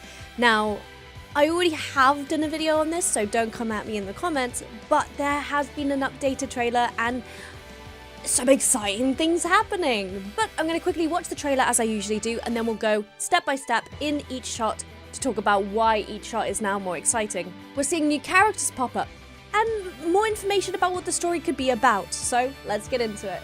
Kezza? Henshin! We're back in Hakabaka! So the Donbrothers conflict. They all die? Wait. Okay, I'll go back in a second. I didn't realize there was going to be so much new content. Oh my god, wait! They brought it. Kaya too! They brought them back! Prince is disappearing? Oh, there's going to be some time fuckery. Oh my god, there's so much more. Oh, we see their confrontation there. Why did Ian get so much more fashionable? Am I the only one that's noticed this? Yaoi gets to fight again. Oh my god, all of them. What are we meant to do? Okay, I'm glad I did do this video, because I was like, I already did a trailer analysis. Why do I need to do another one? This is why. V-Cinema, back in Hakabaka. Let's go. Hakabaka is such a pretty place. Have we discussed that yet? Hakabaka is visually astounding. It's beautiful. The bright neon colors. It's beautiful. Sorry, how can I sound more British? It's beautiful. Anyway, so we got our standoff. There they are.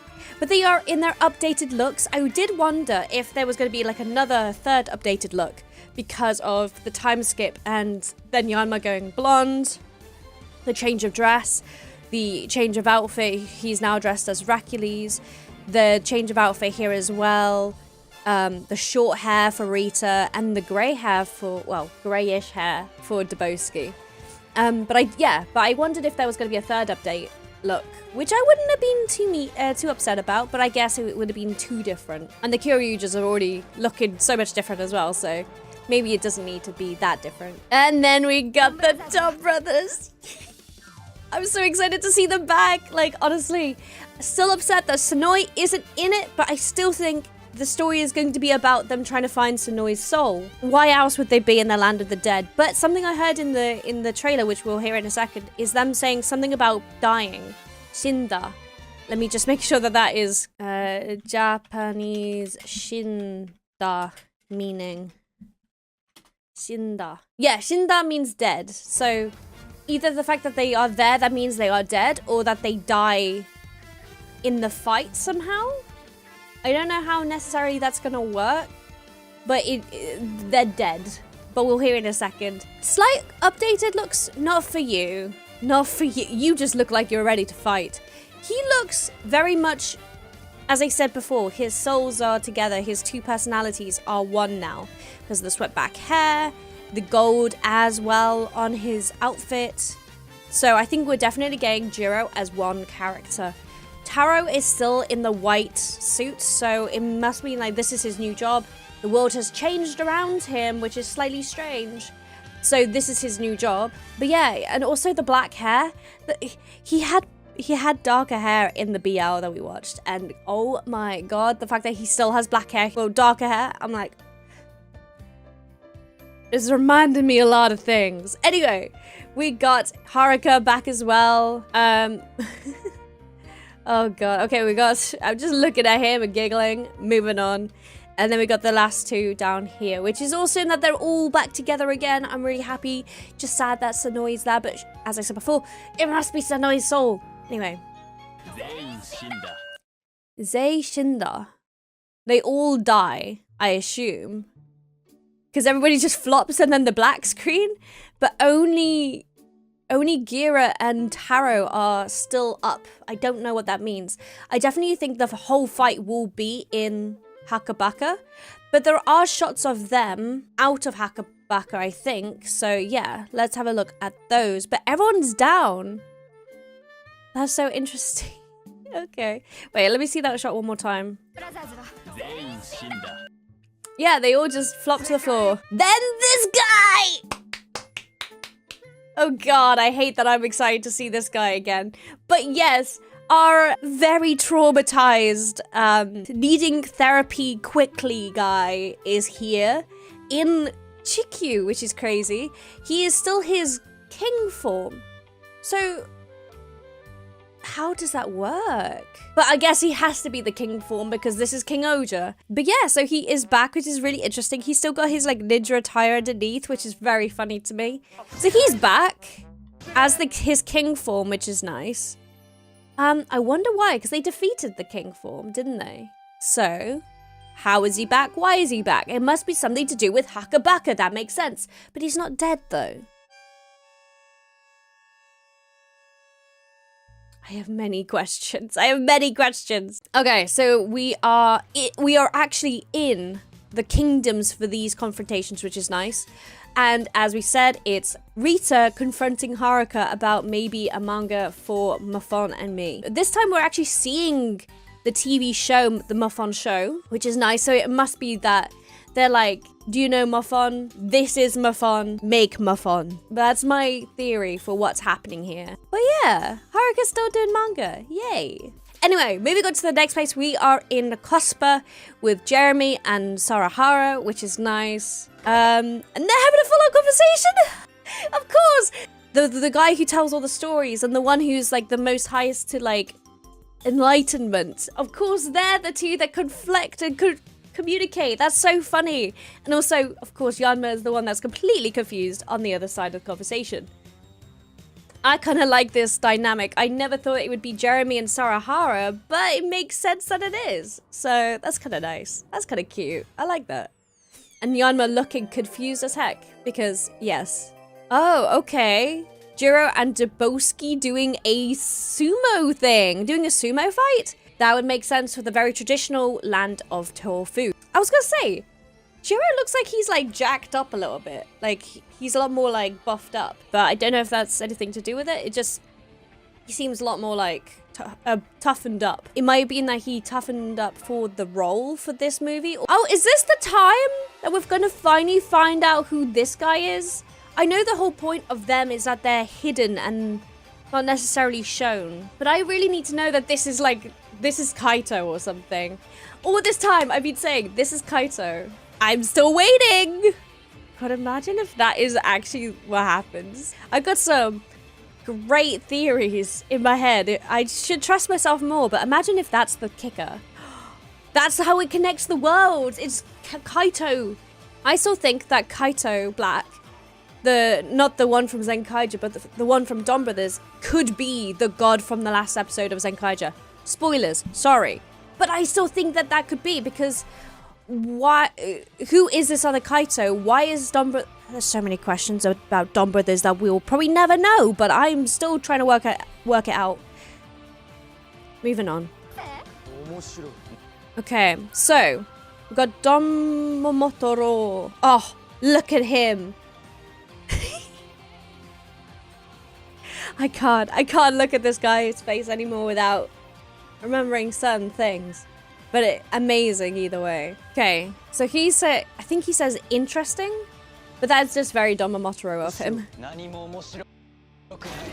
It's like interesting, there's nothing interesting about it or something, I don't know. I still think that they're trying to stop them from going into Hakabaka. So they randomly appear in Chikyu, they're like teleported there or something, and they have access to Hakabaka. So they've gone into Hakabaka and the kings are there to protect Hakabaka and say you can't come in. That's my theory. There you go. Why is he shooting out sideways? What weird green screen. We're going back to the green screen, but yeah. So it looks like they're fighting against each other here, obviously, with Haruka and Sonoza, and then Himeno and Rita fighting against each other here. But I think that they might start fighting each other, but then here is Rita and Noni here. So this must be like two fights that happen. They fight each other, work out that they're actually here for him. Maybe it's not for Sonoi's soul, but for him. But yeah, they're fighting together against him. So this king monster must come in at some point. But then they've hidden it between fights between our actual teams as well. Clever, clever. But I saw that they were fighting together. Two sides of the same coin. Is this underwater? That's so interesting. It looks like it's underwater, like this like shimmery bit at the top. That's so interesting. Okay. Ah, the fights going in together. That's so cool. But yeah, see here, Jiro and Daboski attacking the king monster as well in Hakabaka. So that's really cool. But then we have this beautiful shot of the two teams going towards each other like endgame. Oh god, this is endgame again. No, I can't do this anymore. Anyway, so we got the title card and then we're moving. Kaito, I forgot about that. Oh my god, that's so cool. So Kaito Black is just here as well. Incredible. I was conflicted whether they were going to bring like the king monster and him and Kaito back, but of course they would. Of course they would. So we have Kaito Black. Wow. I have a theory of where this is in the timeline. You know the shot where they fall and they're like, they're dead. But maybe he walks in afterwards and because Gira and Taro are still up. So it could be like he comes in to help them or something. I don't know. The fact that Zenkaiser Black is back is incredible. And I'm so excited to see Kaito again, honestly. Ooh, they both got king crowns. They both got founding crowns. Maybe Kaito brings the crowns in for them to fight with? I don't know. But they both have crowns. And this is the two founder forms fighting alongside each other. Let me quickly have a look at that again. It looks nice. It's a lot of gold. I kind of like the red though. Yeah, they look more yellow than anything. But that's them landing the final shot on the king monster. There it goes. Is that the final shot? Did we just see the final shot of that? But, oh well. So we got Didnt Sentai Kyoryuja 10th anniversary. And that's why they're here at the end of this trailer. Because it's their 10th anniversary and hence why we're getting a TTFC special. Anyway, let's go on to this one because there's a lot more information on this now as well. So straight in. He's disappearing. Mr. Stark, I don't feel so good. Tor-chan, then disappearing. So he's talking to his dad or calling out for his dad as he disappears bit by bit. But I have a feeling that this is all time fuckery and something happens in the future that doesn't allow Prince to be born. So I think there's as I said, time fuckery happening and he's slowly disappearing. Think of all different like time travel movies. There's Back to the Future where they disappear. And then also, like I guess Endgame again where they disappear. So King Ohger is really just Endgame. He's disappearing slowly. Uchi is there as well with him, which is nice. But yeah, he falls. Help me. Was that Dad help me? Dad help me. Okay, that's what that says. Cool. Wait for me, says King. Looking here, Gira and King stood next to each other, stood side by side, which is great. Prince! Wait, Prince! Wait for me, Prince, he says. That's good there. Wait for me, Prince. Oh, that's so cute. Okay, so he knows? Oh my god. Okay. That's kind of cute. So we got King here confronting Gira, asking him for help for his son, possibly. Wari? I think Wari is sorry. I might be wrong. Don't quote me. But it sounds like, Dad, help me. Don't wait for me, Prince. Sorry, but I'm not the Gira you're looking for. There's something there. Could this be an alternative timeline then?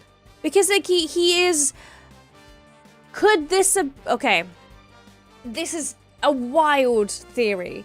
But is this an alternative timeline that they found where Gira would have been reallllys? Like reallllys didn't become the bad guy.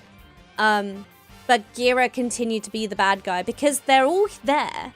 I assumed that it was like they came from Hakabaka, that they were able to come back and take over Gira's body and become evil. And maybe like Gira's godly father somehow infected his body. But maybe it's entirely different, that this is just an entirely different timeline. Doug Dead actually got his claws into Gira and made him actually evil. This is just a wild theory. Maybe this isn't the King Ohger that we know. Maybe. I don't know. Because there's time fuckery stuff happening. So maybe something happens. There's like a time monster, goes back in time and changes what happens in the future. Just the theory. Because like, yeah. Because then we got the 4 villains behind him. And this transformation though. I'm going to go slow-mo. The electricity, the red eyes glowing, explosions, and that form. That form is gorgeous. Like, just saying, look at that gorgeous form. He's got eyes. I didn't notice that last time. Eyes are the sign of his father. And also this suit is definitely Rhino inspired because of the shield and the spikes and the horns. Evil Gira surrounded by the 4 horsemen. Where's the girl one though? Where's the girl monster? What? Where'd she go? What the heck? Is she good? In this timeline? I don't know.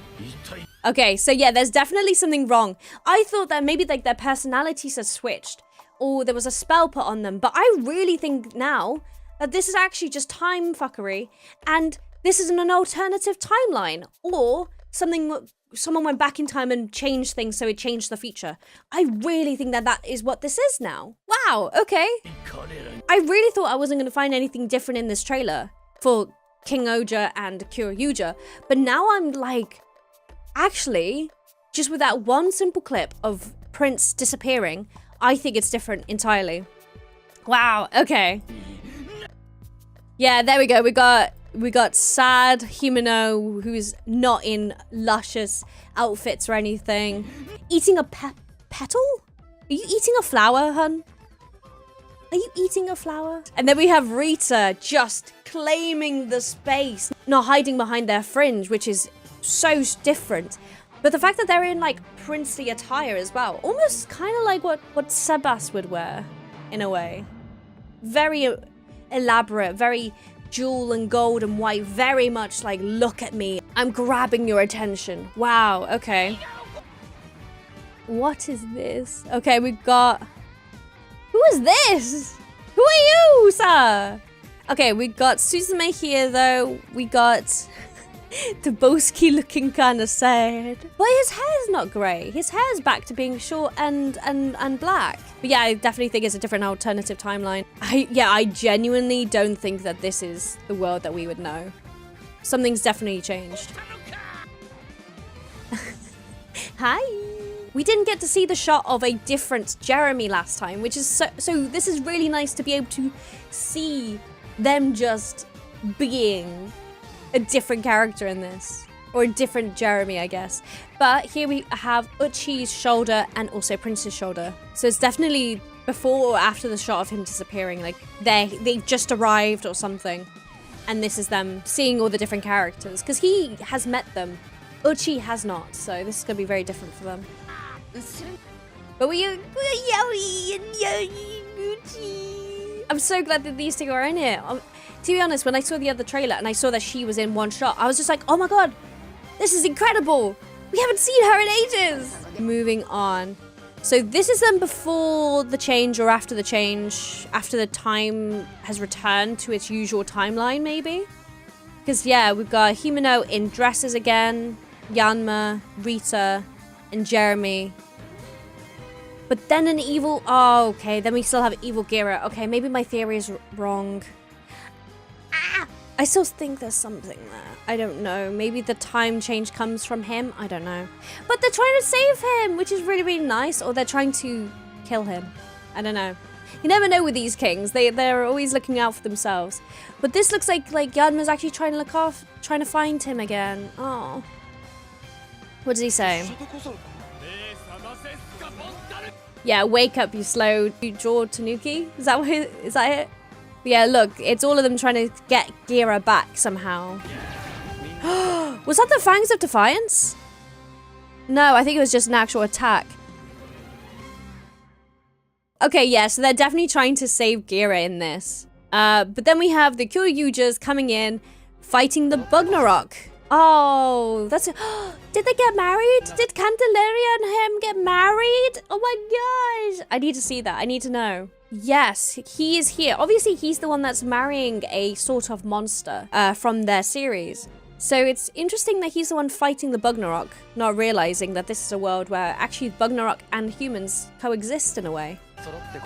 Ah, Ian! Okay, I love how fashionable Ian is. I said this at the very beginning, but like, damn, he is fashionable now. Not that he wasn't before, but this is a lot more like lace and necklaces, where before it was very like leather jackets. But I like that. I like that there's lace on him. Wow, okay. Okay. Is this them seeing each other for the first time? Because this looks like King, and that's obviously him. What do you say? Senpai? He said senpai, I think. Oh no, Sentai. We're all Sentai. We're all Sentai Kyoryuja, right? Oh my gosh. He's grown up so much. I love that for him. He seems so much more mature. But oh my gosh, there's Prince. So is this still on our Earth and they're having a confrontation beforehand? Or is this them seeing each other again? Because this could be like a before shot before something happens. Because we see Prince in a warehouse in the other trailer, looking very much like he's being attacked, like he's trying to run away from something or confront something that's attacking him. So maybe this is like beforehand, before that fight or after that fight. And then we got the full shot of all of them together. Student Sentai returns, it says. Okay, so it just says the Sentai returns. But it's so nice to see him. Oh, the new suit as well with the new helmet. Oh, so excited. But then we have the blue and blue fighting Kami Jim. Send him back to Hakabaka. Then we've got Uchi and Jeremy together with the different weapons. Oh yeah, the weapons. I saw this last time. This is definitely that blue dinosaur that he has there as the weapon, which is cool. It's the grey one. It's the grey Sentai. Oh my god. I can't remember all the names, so I'm sorry. It's Tasai's one, right? Oh my gosh, what's happening here? Oh, there she is! Oh my gosh! That's the talkie monster. Oh my god, I can't remember her name. This girl. She is in this. Okay, remember how I said earlier on, I was just like, I wonder where she is. She's here! Okay. Okay, that changes everything then. It must be she has talked to them all and changed their personalities. I don't know why that means Prince would disappear. I still think that there's something happening with the time fuckery, and maybe that did change some things, but at the same time, their personalities could have easily changed just due to her and her powers. Okay, but we have Gira back here using the Gabatira punches, whatever they're called. They're so cute. Okay, Yellow has green Zapta's swords, Zapta's claws. We got the ball, the chain ball from this guy. We got the pink drill, and we okay. And then wait. That's Gira. That's Gira. Oh shit. Okay, that's Gira in the founding. And then that's someone else. Who is this? Reallllys is in this movie, but I don't think he's evil in this. I think he's still in the fucking prison. I swear to God, if he's stuck in the prison the whole way through this movie, I will riot. Genuinely. Evil Gira is here, and this is the founding Gira. So, is this the soul of some evil thing taking over Gira's body and now they've separated? Or is this genuinely like bad timeline Gira and good timeline Gira coming together? Oh, slice through it. Yay! I do think that this is still going to be Torin. This is going to be Ramirez and this is going to be Tessai. I can see that they have the grayed out things, grayed out chests, which normally means that they're the Spirit Rangers. Spirit Kyryujas. Yeah, there you go.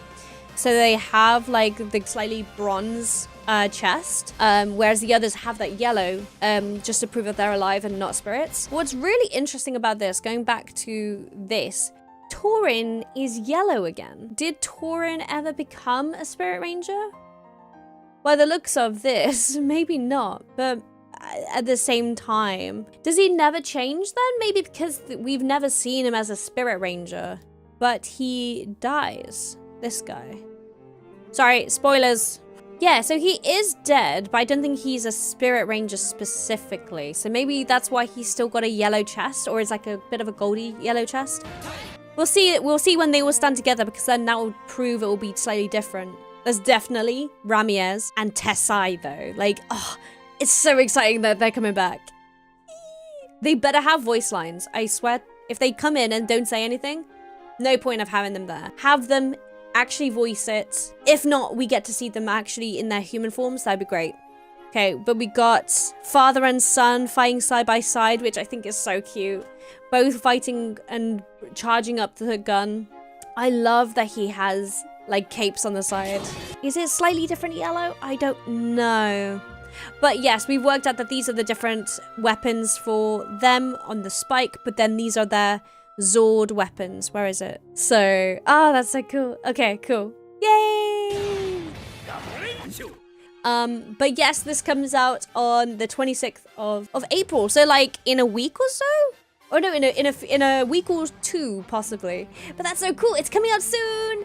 That'll be in cinemas though, so I don't know when I'll be able to see it, which is a shame. If only I lived in Japan. But anyway, which one are you guys more excited for? The Kyoryuger one or the Donbrothers one? Let me know down below, and I'll see you guys next time. Kezza henshin, matane. Now I'm worried about the Donbrothers movie. I'm also worried about it. Before I let you guys know why we're so worried about this movie, let me just say the Patreon is now up and running. Please go check it out in the link below, and I'll see you guys later. Bye! From what we saw with the Kyoryuger movie, it could go either way. I think it's gonna be good in ways we don't expect, more in that it's gonna be really insane and out there, and we're gonna hate it, but that's why it's gonna be so enjoyable. The thing is, I am a Donbrothers fan. Yeah. Especially like with Haruka, Taro, and Sonoi. But I just worry about how they're going to treat it. Also, we should not be expecting answers onto who Kaito is. Fine. I don't even know if we'll even see Sonoi in this one, because he's not on the cast list. But I suppose I'm betting he's in it. I think he's in it. Ready to be disappointed? Yeah. I don't know. Let's go. Meow. Will you hold my hand when I have to cry? I'll pretend to. Thank you. I need like a plush of you, so it's an emotional support plush. Oh, we're in Haka. Oh no. Haka. This is terrible. Ah, we're all right. dead. We find themselves confronted by a mysterious group of oddballs. That is a very nice thing to say to them. That they are oddball. Oh yeah, okay, they are definitely odd. Now we're facing off against a mysterious group of shady cosplayers. Stop. Oh my gosh. Of course, Jeremy is the storyteller on their side, and Haruka is the storyteller on their side. The connects are connecting. What BS are they gonna pull off to explain Donbrothers? I know, literally. Kibi Dango. Kibi Dango. Ah! Stop it! Why is Taro there? He's choking. He's dying. He's dying. Guys, is he a galactic toaster? Oh. Guys, he's dying. Bitch, get out of my way. Move, bitch, get out the way. Oh, Oh my gosh. it's really in there. Oh, that's terrible. What the? Gira literally just died. What the fuck are we watching? They're on top of each other. This is weird. Yes. Aggie. Aggie. Oh my god, are they going to say that Guy flew here and he became a Zord? They would do that. No, don't say that. That's gonna be really. Oh, that's gonna be so dumb. Oh, he's lying so he dies so he could go and see Guy. I hate Guy. Oh no. Okay, that's 2 of them anyway. I like how they have to do an explanation. By the way, Taro dies when he lies. Oh, Haruka.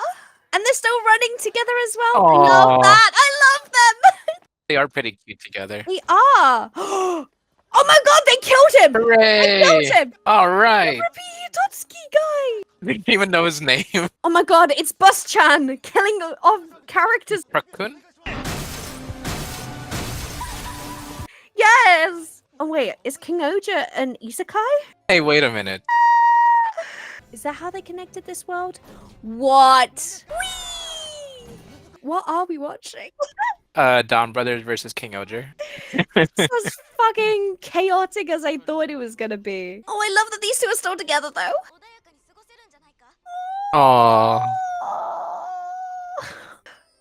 Oh my god, this is the true romance. Oh my god, is it the same police guy? Dude! That is. Tsubasa? That's so funny. In both worlds, there's the same looking policeman. That is I hate this. ironic as shit, and I love it. This is the chaos I love Donbrothers for. Yanma! What is happening?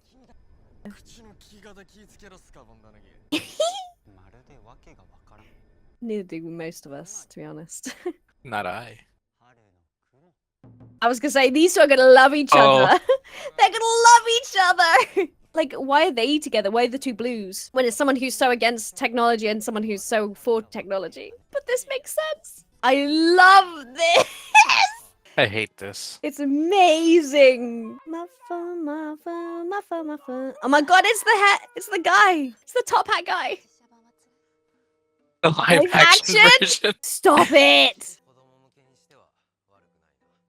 Yes, I love that he's like, it becomes so professional.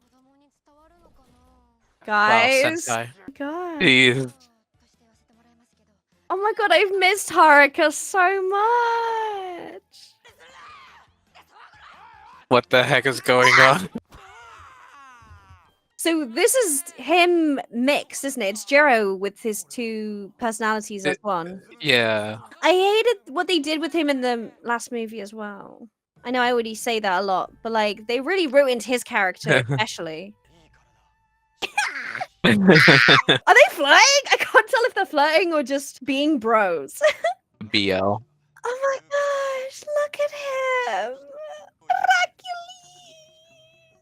I forgot Hercules wasn't in the Kiryuger I know. What? crossover. Oh my gosh! We missed out on Hercules. Oh, I'm so upset now. Wait, are they still married? Yes. Sorry, Kijino. Is Kijino still married? Yes.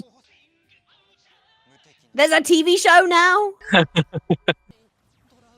He's traumatized. Oh, of course they were in there. The same thing. Are they not going to question this? They were lying to each other. Oh, that's how they die. Oh my god, he's gonna die from hypothermia. He died from hypothermia. Are they gonna die from sumo? What is going on? They died from pure manliness. Oh my god, this is so funny. Are we enjoying this? I hate this so much, but I'm enjoying it. That's what I'm saying. Like, it's so... Okay, this is a movie that's so bad it's good. Do you get what I mean? Donbrothers is one of those shows that is just so chaotic, and you just have to accept it. That's been the whole show the whole time. Was it bad for me to expect good from them? Yes. So that was a hypothetical, but thank you. And they've gone to the Hakabaka Kingdoms. Love that. Wait, they have 2 on 1. That's unfair. He is traumatized. Oh my god, they're fighting each other, but they're on the same side in a way. Wow, fighting about the arts. Just like us. Yeah. Your picture of me? I thought it could be better. Fighting about the arts. I felt that in my pec. A little. I thought he was gonna slap his ass then, sorry. Oh my gosh, His Kezza. ass was up, like, just there. Oh my god, we get to see! Wait a second. That's so cool that they brought him back. What do we do? I like how he's still a They're wolf. so cute. Honestly, I was obsessed with their romance, as well as Taro and Sonoi's, obviously. But, like, I was obsessed with their romance throughout the whole show, because it was like Romeo and Juliet, enemies to lovers. I was like, oh, beautiful. Isn't that all Sentais? They start in, like, versus movies. They start fighting each other, and they're like, oh, we're gonna have a truce. Kaito! Oh. Kaito! Oh. Gosh. I saw a screenshot. I'm gonna see if it's right. They didn't have two of the props, so they CGI'd it on one of them. Look! Yeah, it's so badly CGI! Did you see that? How Did dare you you? see that? No. Okay, I'm sorry. I keep on pausing. But you need to see how bad it looks. Look! Oh yeah. One has the prop and the other one's just like keyframed in, framed around the hand as they went by. Okay, I'm gonna just. But it's so obvious. Like, look at it. You should have just made two on it. Oh, I can't unsee it. Can't unsee it, man. And it's only there for like half a second. Ooh. It's like Shogun-esque. Doesn't work as much on the Donbrothers suit. I think it's the helmet is too red. Yeah, for sure. Oh my god, they both laugh. We finally got the laughter meme. Oh my gosh. Pipe down. Roll call. Dun, dun, dun.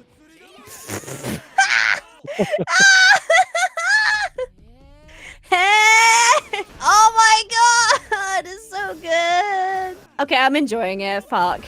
Still no Sonoi though. And Zenkaiger Black is gone. Where did he go? Because he literally just like pieced out, didn't he? Went peace. I always thought that CGI like this stuff from Donbrothers was beautiful. Absolutely. Just too bad it didn't go into the rest of the CGI with two characters in the Donbrothers team. Wait, what? They can just do that. I don't think that's how death works, guys. Oh my god! He's not going! Oh my god, tell me we see Sonoi. Tears already, oh my god. That Odin's stuck. Oh.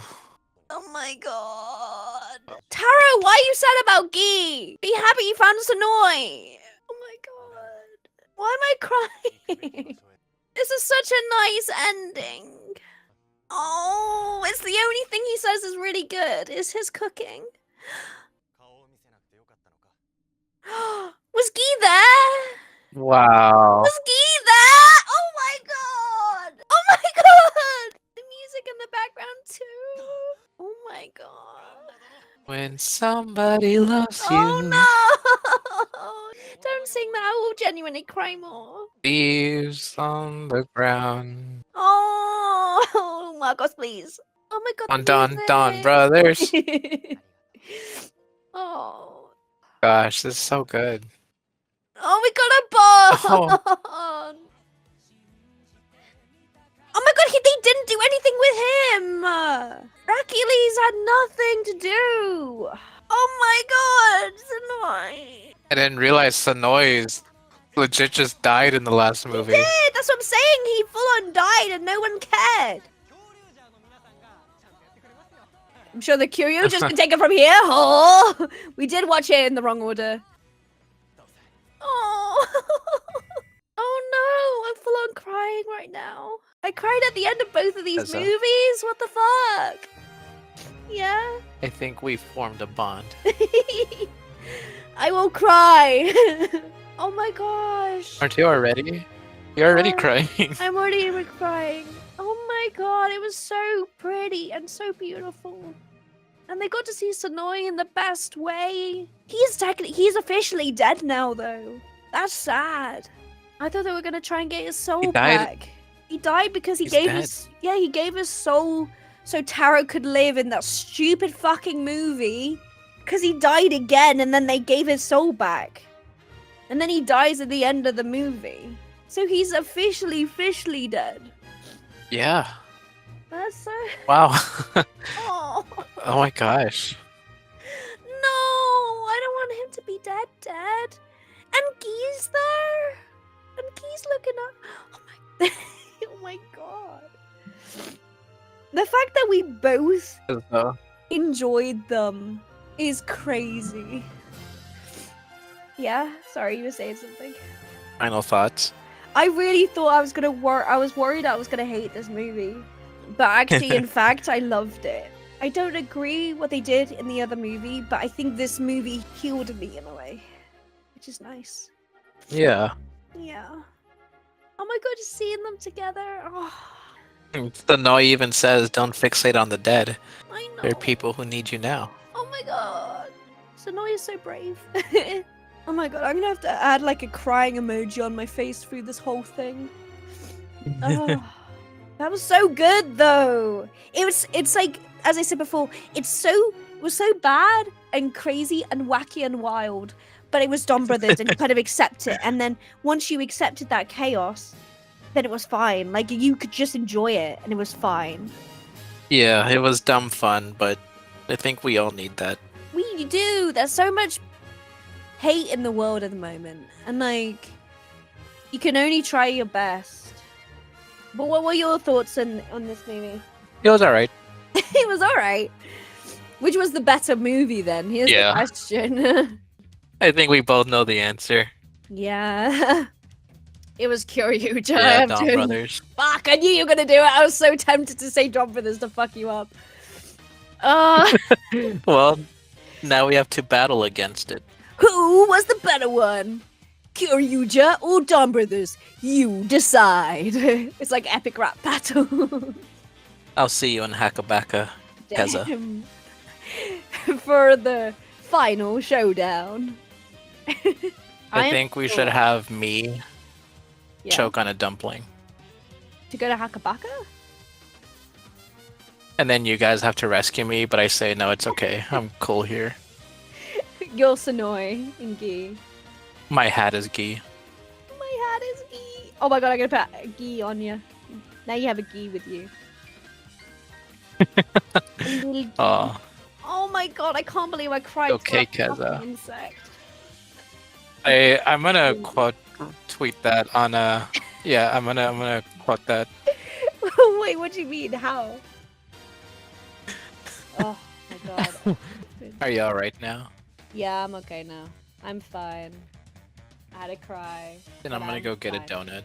Enjoy your donut. Thank you so much for watching all through these videos. I just want to say thank you so much for spending the time reminiscing on old videos with me. So thank you so much, guys. I hope you guys enjoyed this compilation, and maybe I'll do more compilations of my old videos. Let me know in the comments below. And how about this? Answer this question for me. Where is a place in the whole entire world that you want to go and visit? Let me know in the comments down below. Anyway, see you in the next video. Kezza Henshin, matane!